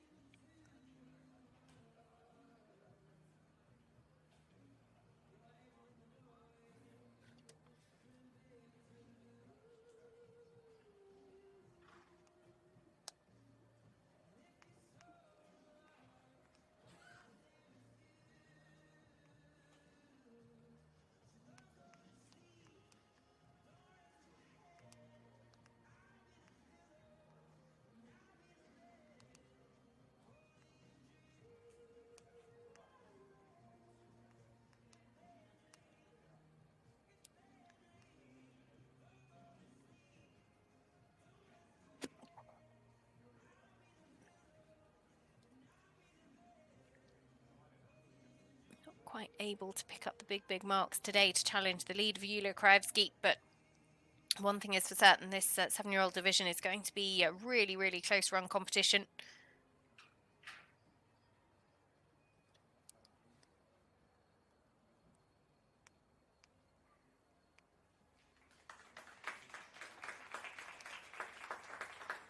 C'était la reprise de Stephen Smith. Il montait pour l'Irlande. Strangford. Quelques secondes et nous connaîtrons le résultat final pour Stephen Smith. Et c'est la Grande-Bretagne que nous allons accueillir maintenant, montant le 27 So Stephen Smith and Strangford will go just outside the top 25 at the moment. Getting that score confirmed, 38.3. Sees them in 26th place on the leaderboard. And actually, it is a very, very competitive 7-year-old division. The leader at the moment, Yulia Krajewski, and Chile Morning the second, 26.2. Sam Lissington, Mr. Cookie Time, 26.7. Kitty King Cantango rounding out the podium at the moment, 27.9. Tommy Greengard and Christopher Cease, the other two sub-30 scores.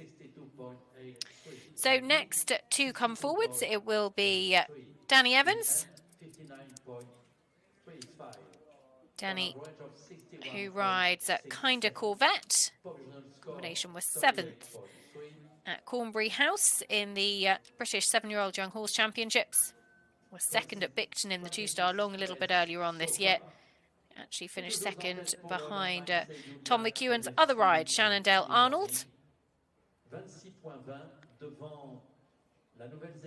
Was 8th after was 8th at Wellington in the 3-star there as well.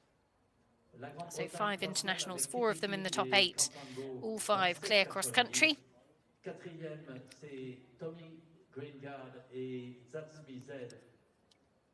Danny Evans rides this horse by Diorado. And actually, the mare is out of, was by Jaguar Mail, owned by Luana Edge.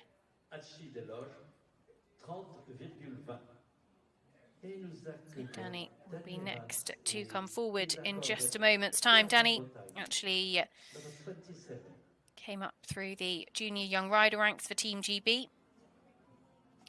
Rode in some 6 consecutive juniors and Europeans, 3 junior European championships, then 3 young rider Europeans, all the way from 2008 through to 2013.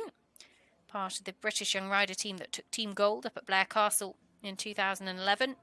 And she also took the individual silver at the junior Europeans in 2009 as well. That was with Uchin. Danny recently married. Still competing internationally under her maiden name.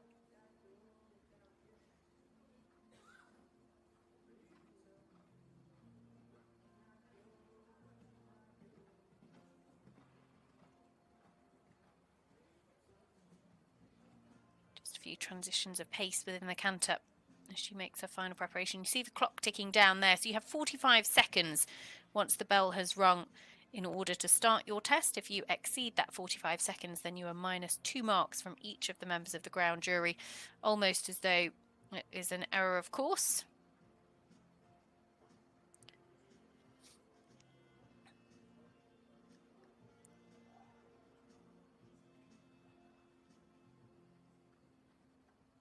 Really nice medium trot, lovely frame, very active, relaxed.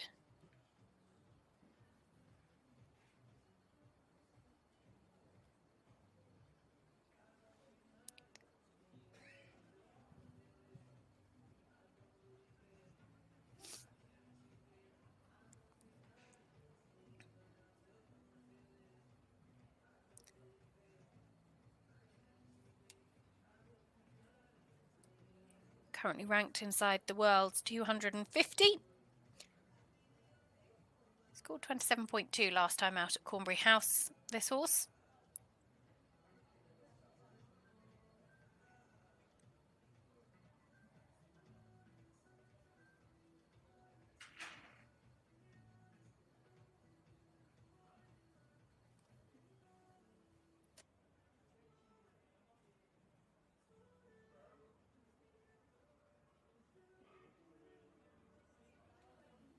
Really lovely halt.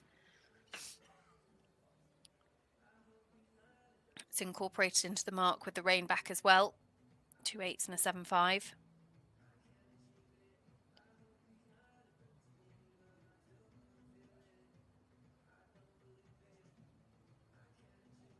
Tiny bit of tension creeping in. Danny doing a good job in picking up the contact.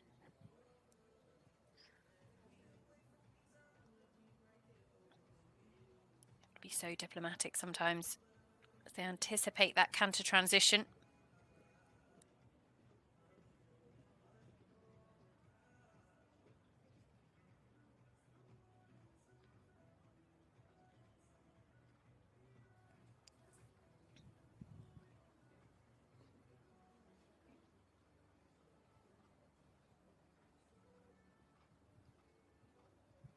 Well on track to challenge the very top of the leaderboard here.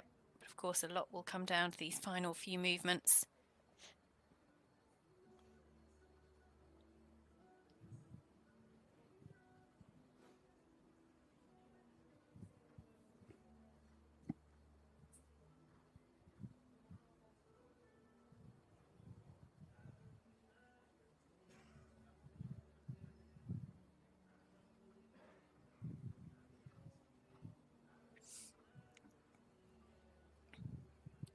Just doesn't quite go directly into walk.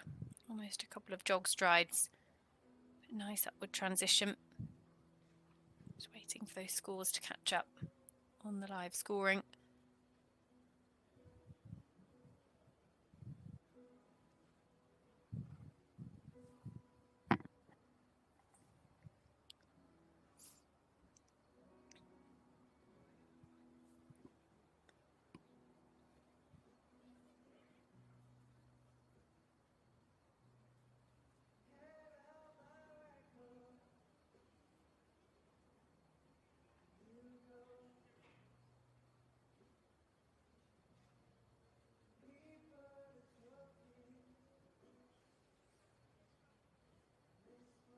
Really lovely test so far.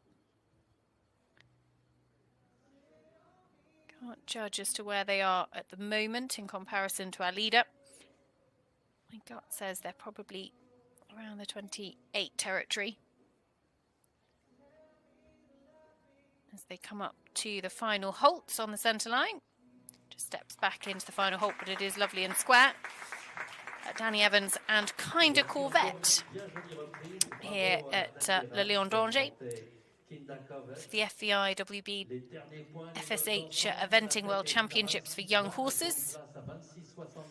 Plenty of marks still to come in for Danny and Kinda Corvette, who've gone in and done a very, very smart test for Great Britain here.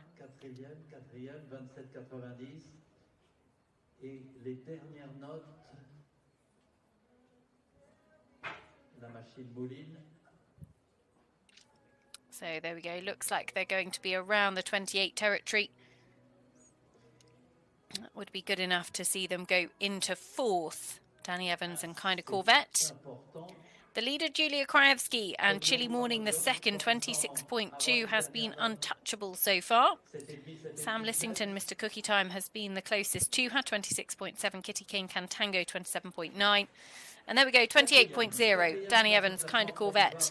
Good enough for fourth. They go just behind Kitty King. Push Tommy Greengard, That's Me Z, down into fifth.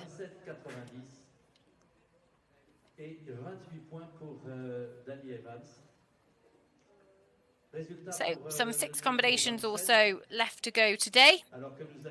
2 for Belgium, 1 for Sweden, 1 for Spain, 1 for France and 1 for Ireland.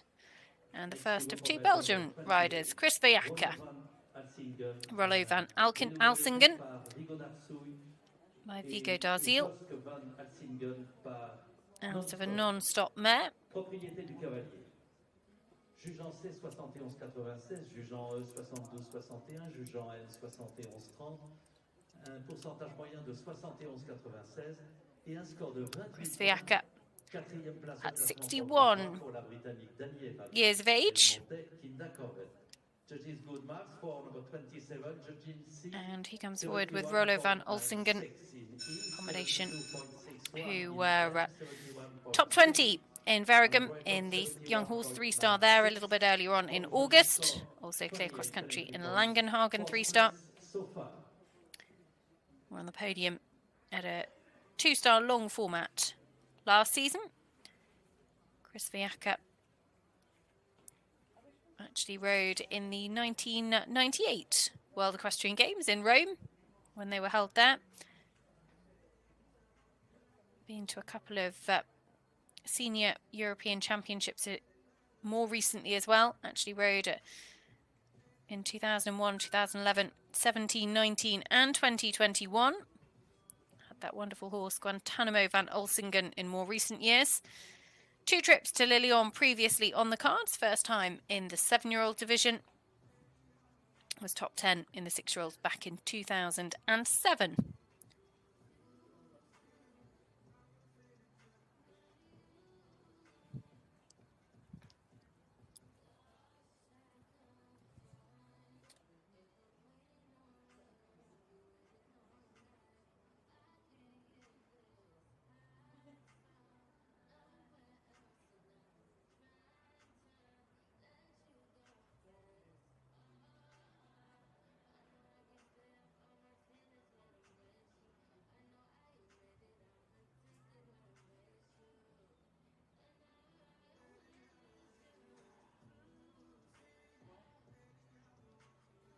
A little bit wide behind in the halt.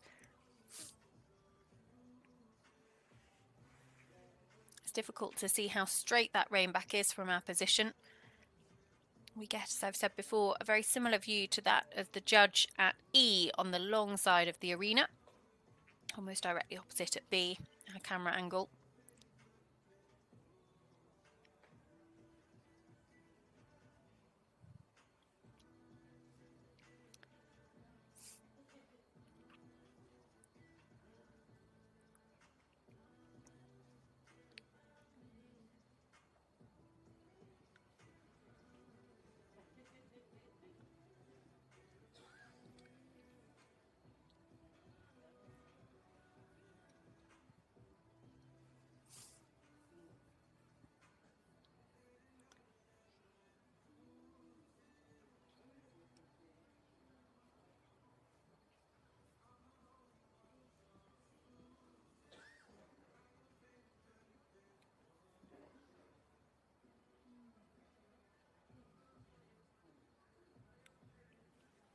Just picking up the wrong canter lead.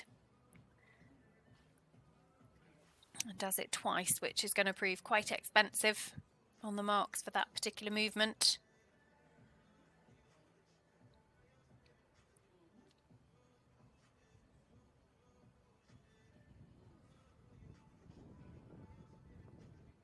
You see 3-3-2 really affects their score.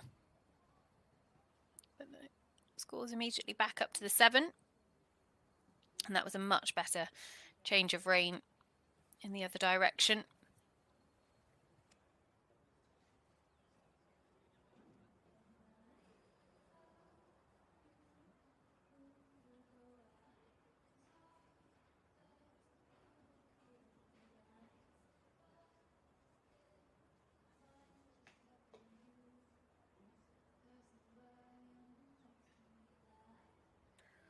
Just a reminder, our ground jury, 2/3 of the Buccleuch ground jury, in fact. Laurie Eslam for France at C, Stuart Bishel for New Zealand at E, and Judith Eisnecker for Austria at M.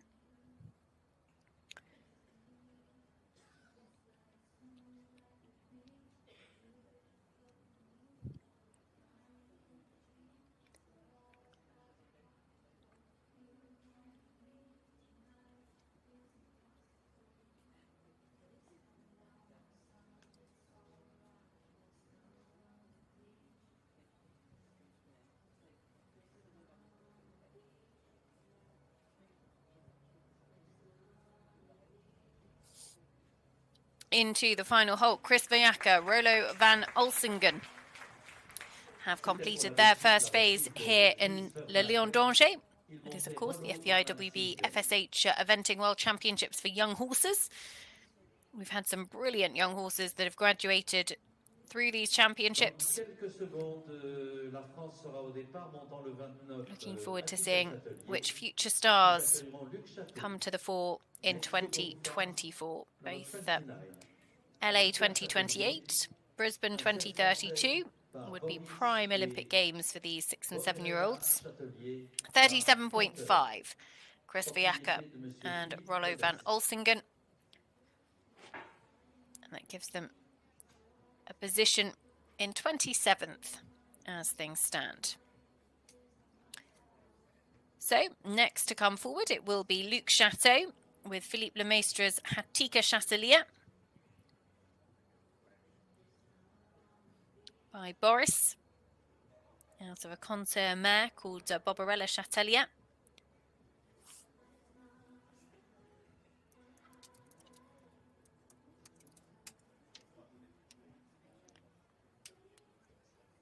Luke would be some 41 years of age.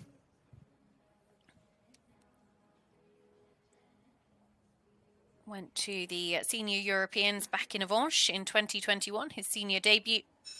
That was Trompeador Campo. Has had 3 appearances at Le Lion d'Angers previously. Best place was 11th in the 6-year-old division back in 2018, Cocorico de la Bay.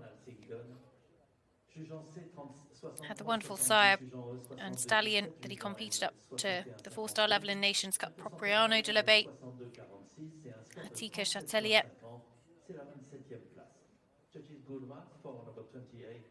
Comes forward having been top 12 in Salio back in August. Completed the long format, finishing on their dressage score of 30.5 in Saumur this spring as well. But this mare relatively low mileage internationally. Owned by Philippe Lemaistre.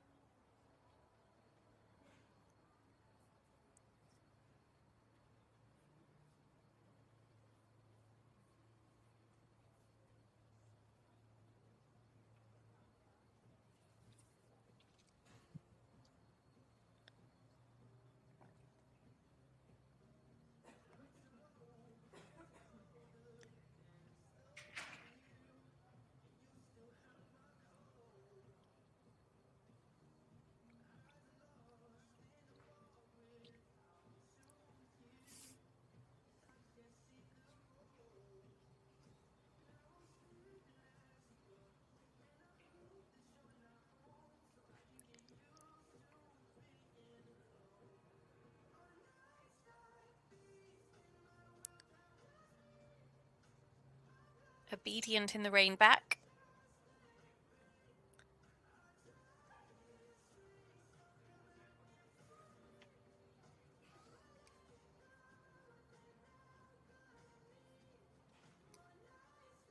Seven-year-old division. We have some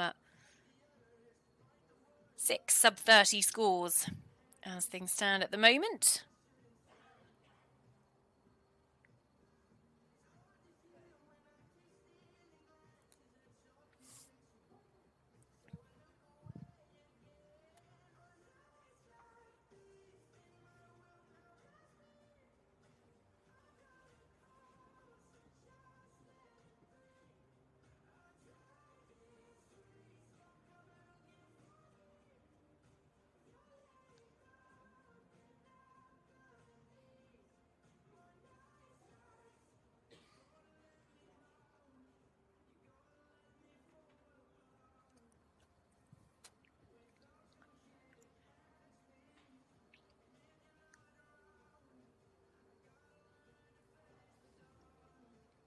Could have just been a little bit clearer in the walk steps in the change of rein. A little bit tight through the transitions.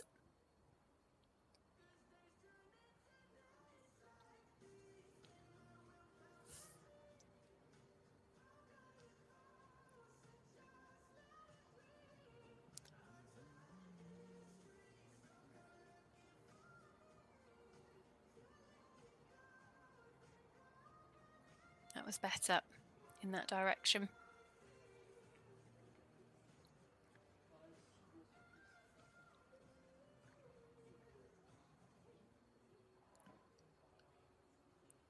Just getting a little bit tight and tense, coming above the contact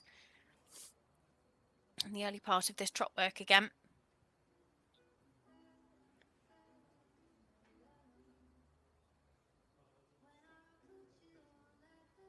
when settles makes a lovely picture. Good positioning. Half pass to the right.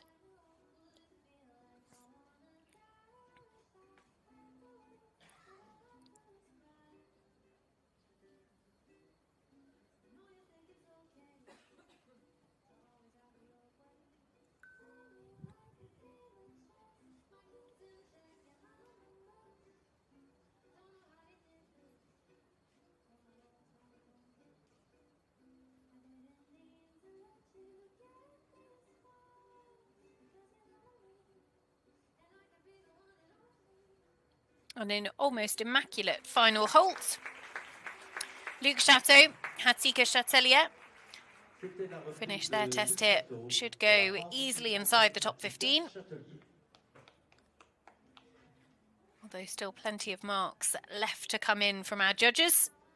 Julia Krajewski still leads the way. The one to beat is on a score of 26.2. Ahead of New Zealand's Sam Lissington, Mr. Cookie Time 26.7. Kitty King Cantango 27.9. They are the top three at the moment. Still plenty of big names to bring you tomorrow. Nicolas Touzon, Atomic de Us will be first to get us underway at 1 o'clock local time tomorrow afternoon. You've got Ben Massey, Helios de Chemise, the likes of Astier Nicolas, Hitchcock de Coudray. Horrick McCarthy has been in brilliant form of late, and he has another really smart young horse in Kilroe Tiger to look out for tomorrow as well. Is it Power Dasset Fortune? Lizzie Boff and Calida Spice have been producing some excellent national and international results over on British soil. Tom McEwen and his 7-year-old British young horse champion Maestro will be down the centre line at 4:30 local time tomorrow.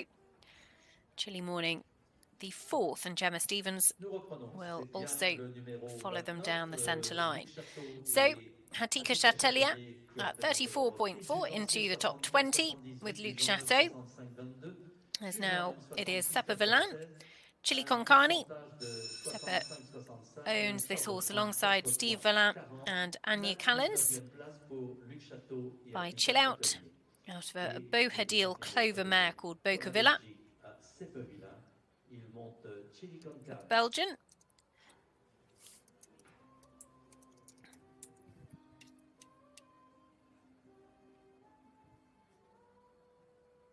Seppa Villan, third in the Nations Cup. Cour de la Cour a couple of weeks ago.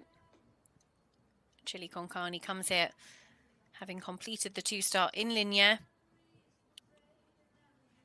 Went very well in the young horse class 2-star level in Jardy this spring, and also was 12th in Oudcastle at the 3-star a little bit earlier on this April as well.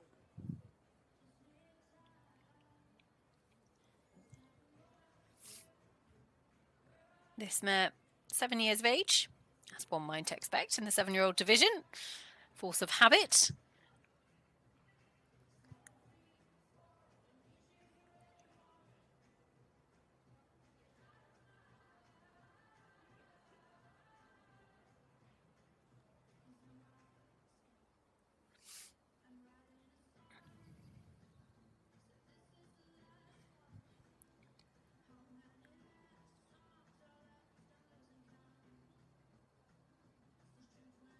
Nice downward transition into walk. Scored 29.8 last time out at the 2-star level.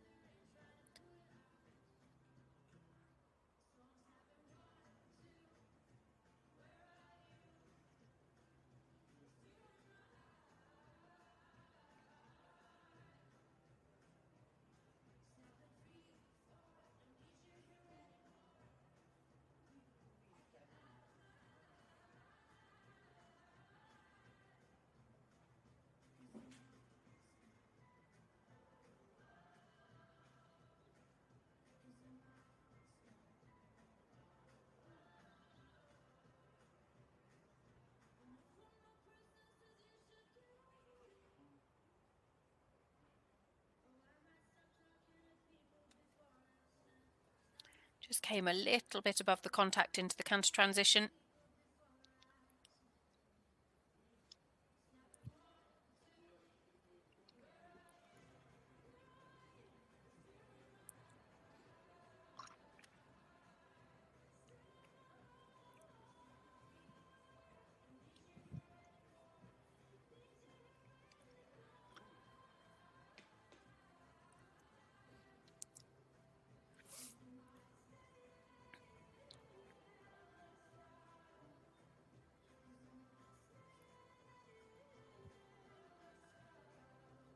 A little bit hollow in the downward transition, but a lovely pick up into the right canter lead.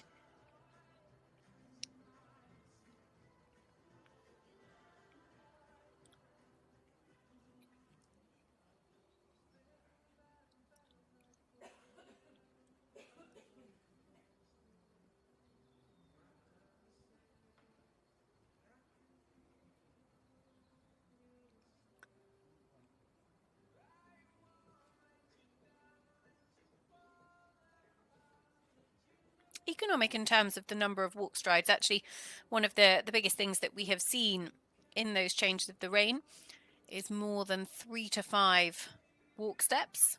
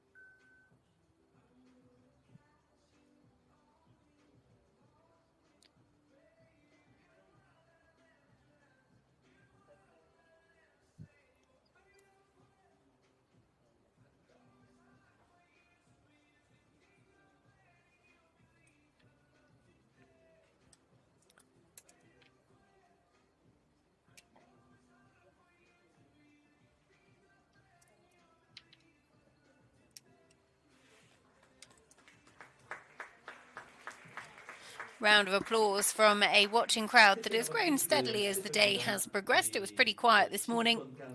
Most of those spectators behind us actually in the camera position, so we don't necessarily see them, but certainly a few more people enjoying the action from the stands as well.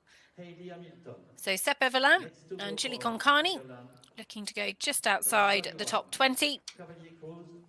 Cheval de sport irlandais par Cruising Ambassador et Cavalier Med par Gary. 34.8. So 65.87, 61, 64.13 and 65.65. Gives the total penalty score 34.8, good enough to go into 22nd place on the leaderboard.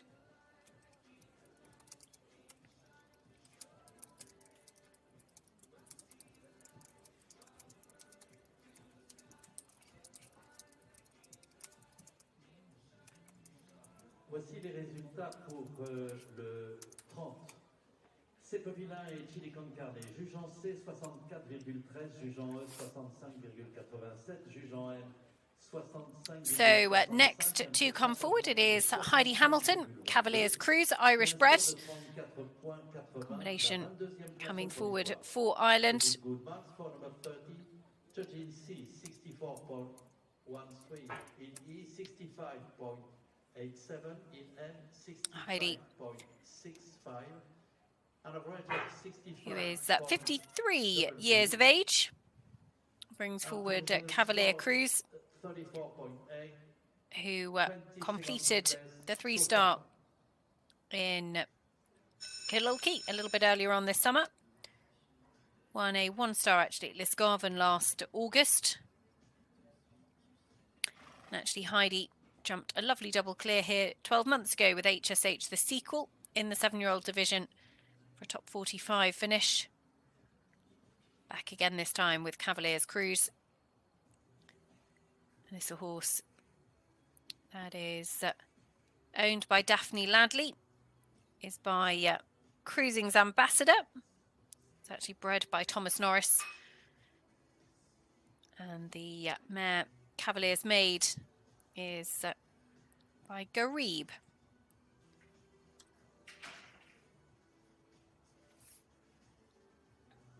Again, this medium trot, it is entirely across the diagonal, but riders have the choice as to whether they do rising or sitting trot. The entirety of the test is expected within sitting trot unless otherwise specified, and that part is specified. It is riders' discretion as to whether they rise or sit. We've seen a real mix today, actually.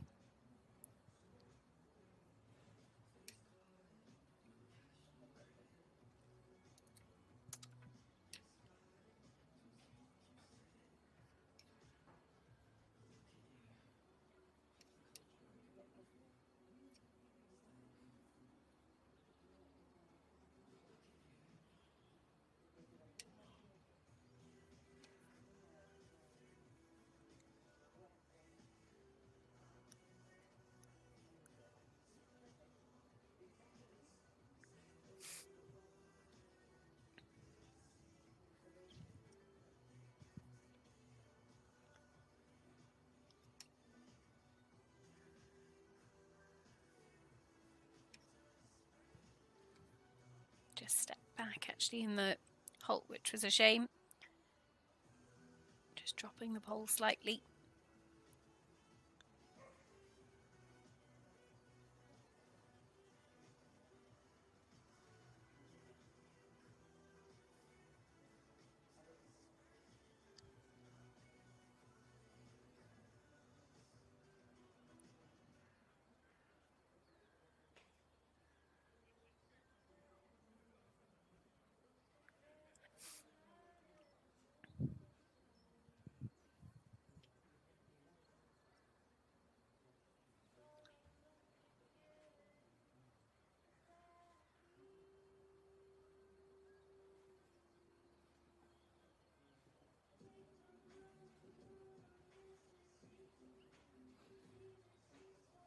Really conservative in that medium canter.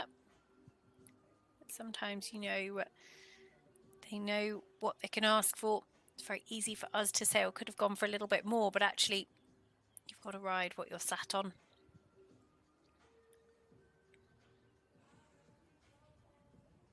Just a little bit abrupt and lost straightness, unfortunately, in that change of rein.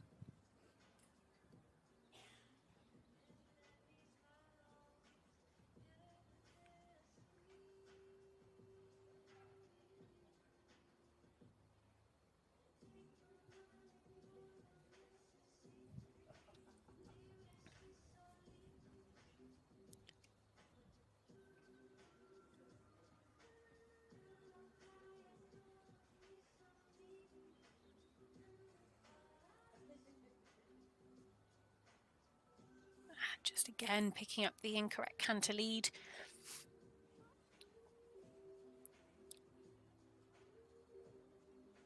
Which will be expensive, unfortunately.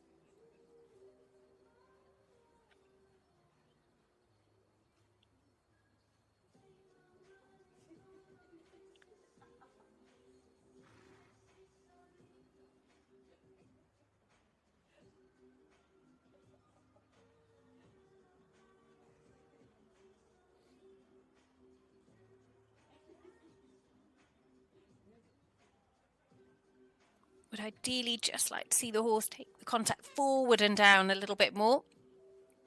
Heidi was just trying to persuade him.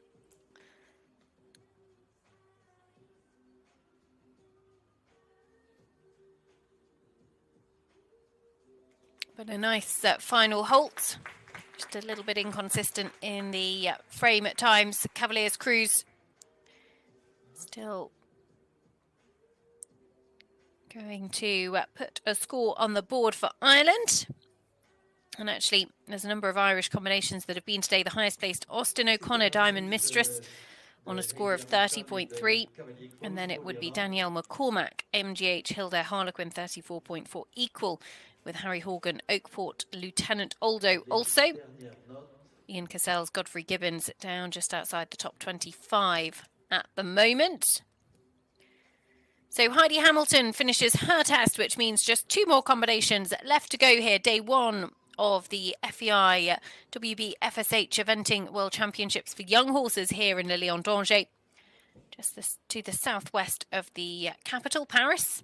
One of the most beautiful locations for the horse trials over the week ahead. There we go, 38.0, 62.61 from E, 61.74 from C, 61.74 from M. So that's Heidi Hamilton and Cavaliers Cruz. Now we turn attentions to combination from Spain. This is Daniel Munoz Ortiz, Nabil LB. Jose Maria Munez Palomino owns this 7-year-old by Estigma. Nabil LB par Estigma et Gaïda, propriété de José Maria Munoz Palomino. And in terms of the rated horses in Spain, actually, this horse in the top 15. Highest rated horse in Spain is Alexis Gomez's Serralda. In fact, Carlos Diaz Fernandez also has another that is pretty well ranked. It is Nabil LB that comes forward now, though.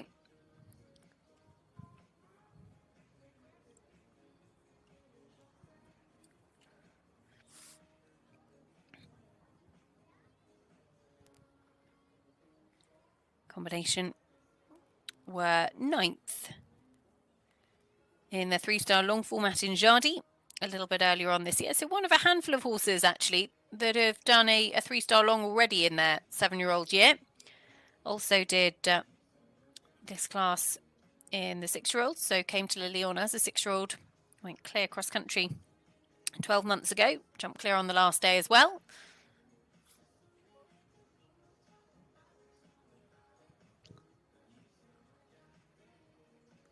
Was Daniel's ride at the Young Rider European Championships, actually, in Stragom back in August also. So they needed to do a 3-star long to get their qualification for that class.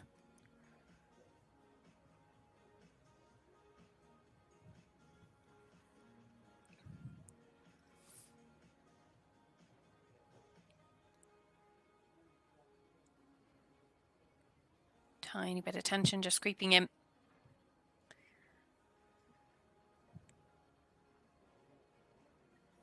Going to do a very diplomatic job with this extended walk.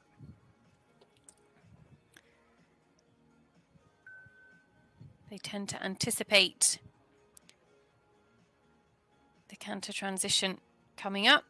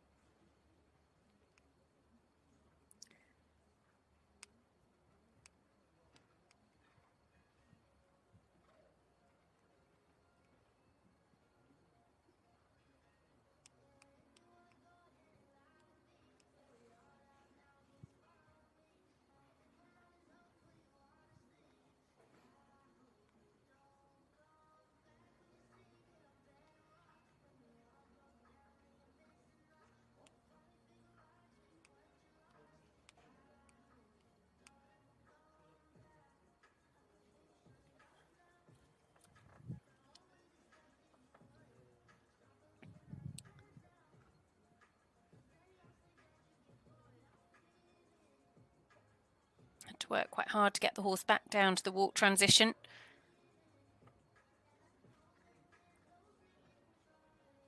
Nicely picked up the canter again.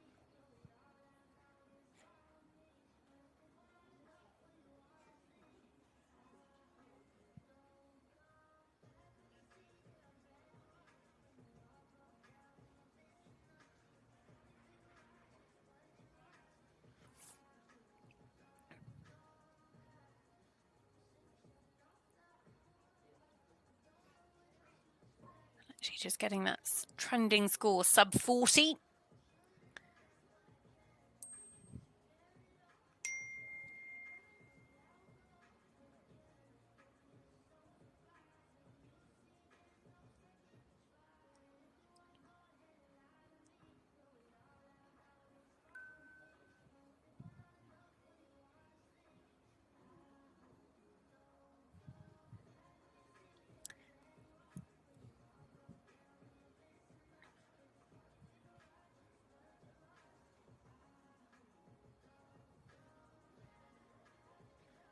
So not quite square behind, but lovely and square in front, and beautifully immobile in the final halt for Daniel Munoz Ortiz and Nabil LB. Daniel Munoz Ortiz et de Nabil LB pour l'Espagne. Dans quelques instants, le résultat. Et la dernière concurrente à prendre le départ de cette épreuve de dressage, première journée du championnat du monde des chevaux de 7 ans. Pour la Suède, elle monte Sixten af Tolstad, Katrin Norling. Next to go for Sweden over solid state. So the last to go for the day, it will be for Sweden. Katrin Norling and Sixten af Tolstad. 7-year-old by Mr. Vane GJ. Out of a Corland mare, Katrin.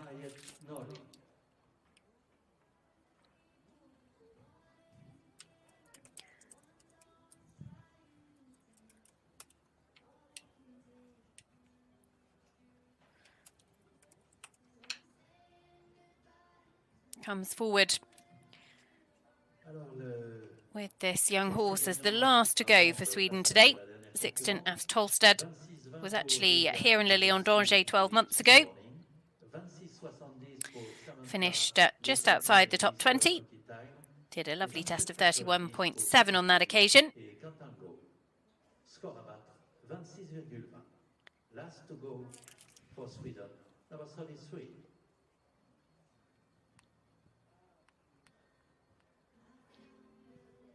So last to go here, day one of Le Lion d'Angers. And it is for Sweden, Katrin Norling, Sixten af Tolstad.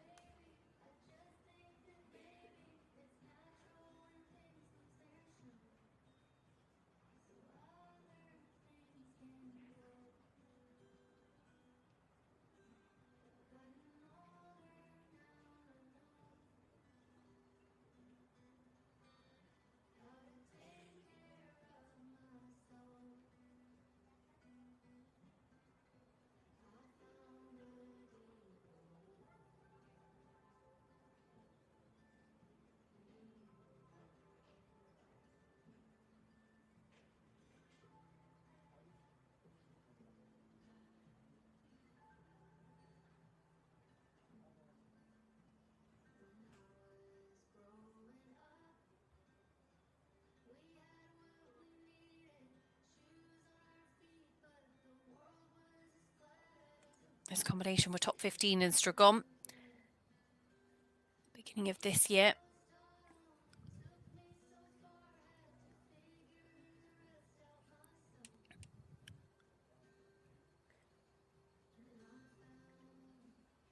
Katrin, who's competed up to the 4-star level in recent years, but also represented Sweden at the Olympic Games in Hong Kong in 2008, but also went to 2 World Championships as well, 2002 and 2010.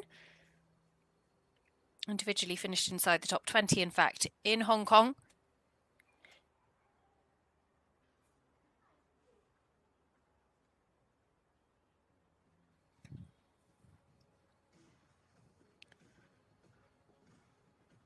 Had that wonderful horse, Pandora M, who she rode at, I think, some 4 senior European championships as well. The horse went to some 7 major championships, 6 major championships, beg your pardon, and a World Cup final. Quite extraordinary as a top-level career.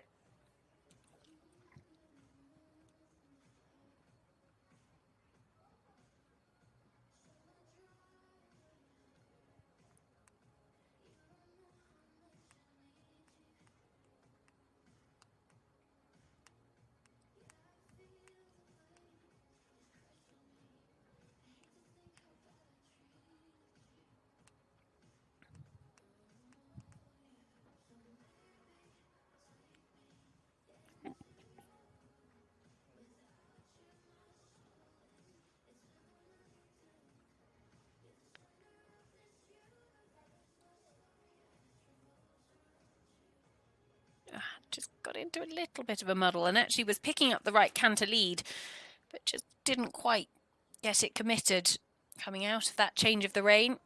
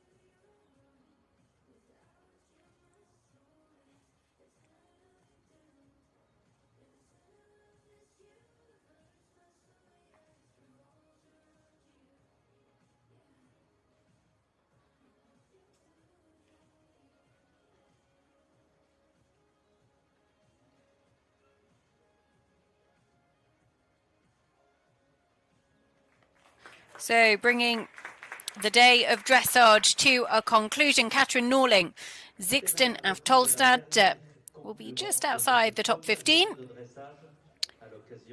trending around 33.3 at the moment. Not going to challenge the leader. The leader overnight will be Julia's 26.2, so that is Julia Krajewski.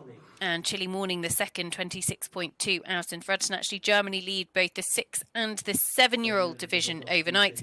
Ahead of New Zealand, Sam Lissington, Mr. Cookie Time in second. Kitty King Cantango in the other podium position in third at the moment, 27.9. So they're the top 3 in the 7-year-old class. Rounding out the top 5. Danny Evans, Kind of Corvette, Tommy Greengard, that's me Z, and Christopher Cease, best of the home riders, Global Ella Meyer, 29.6 gives us our 6 sub-30 scores at this stage.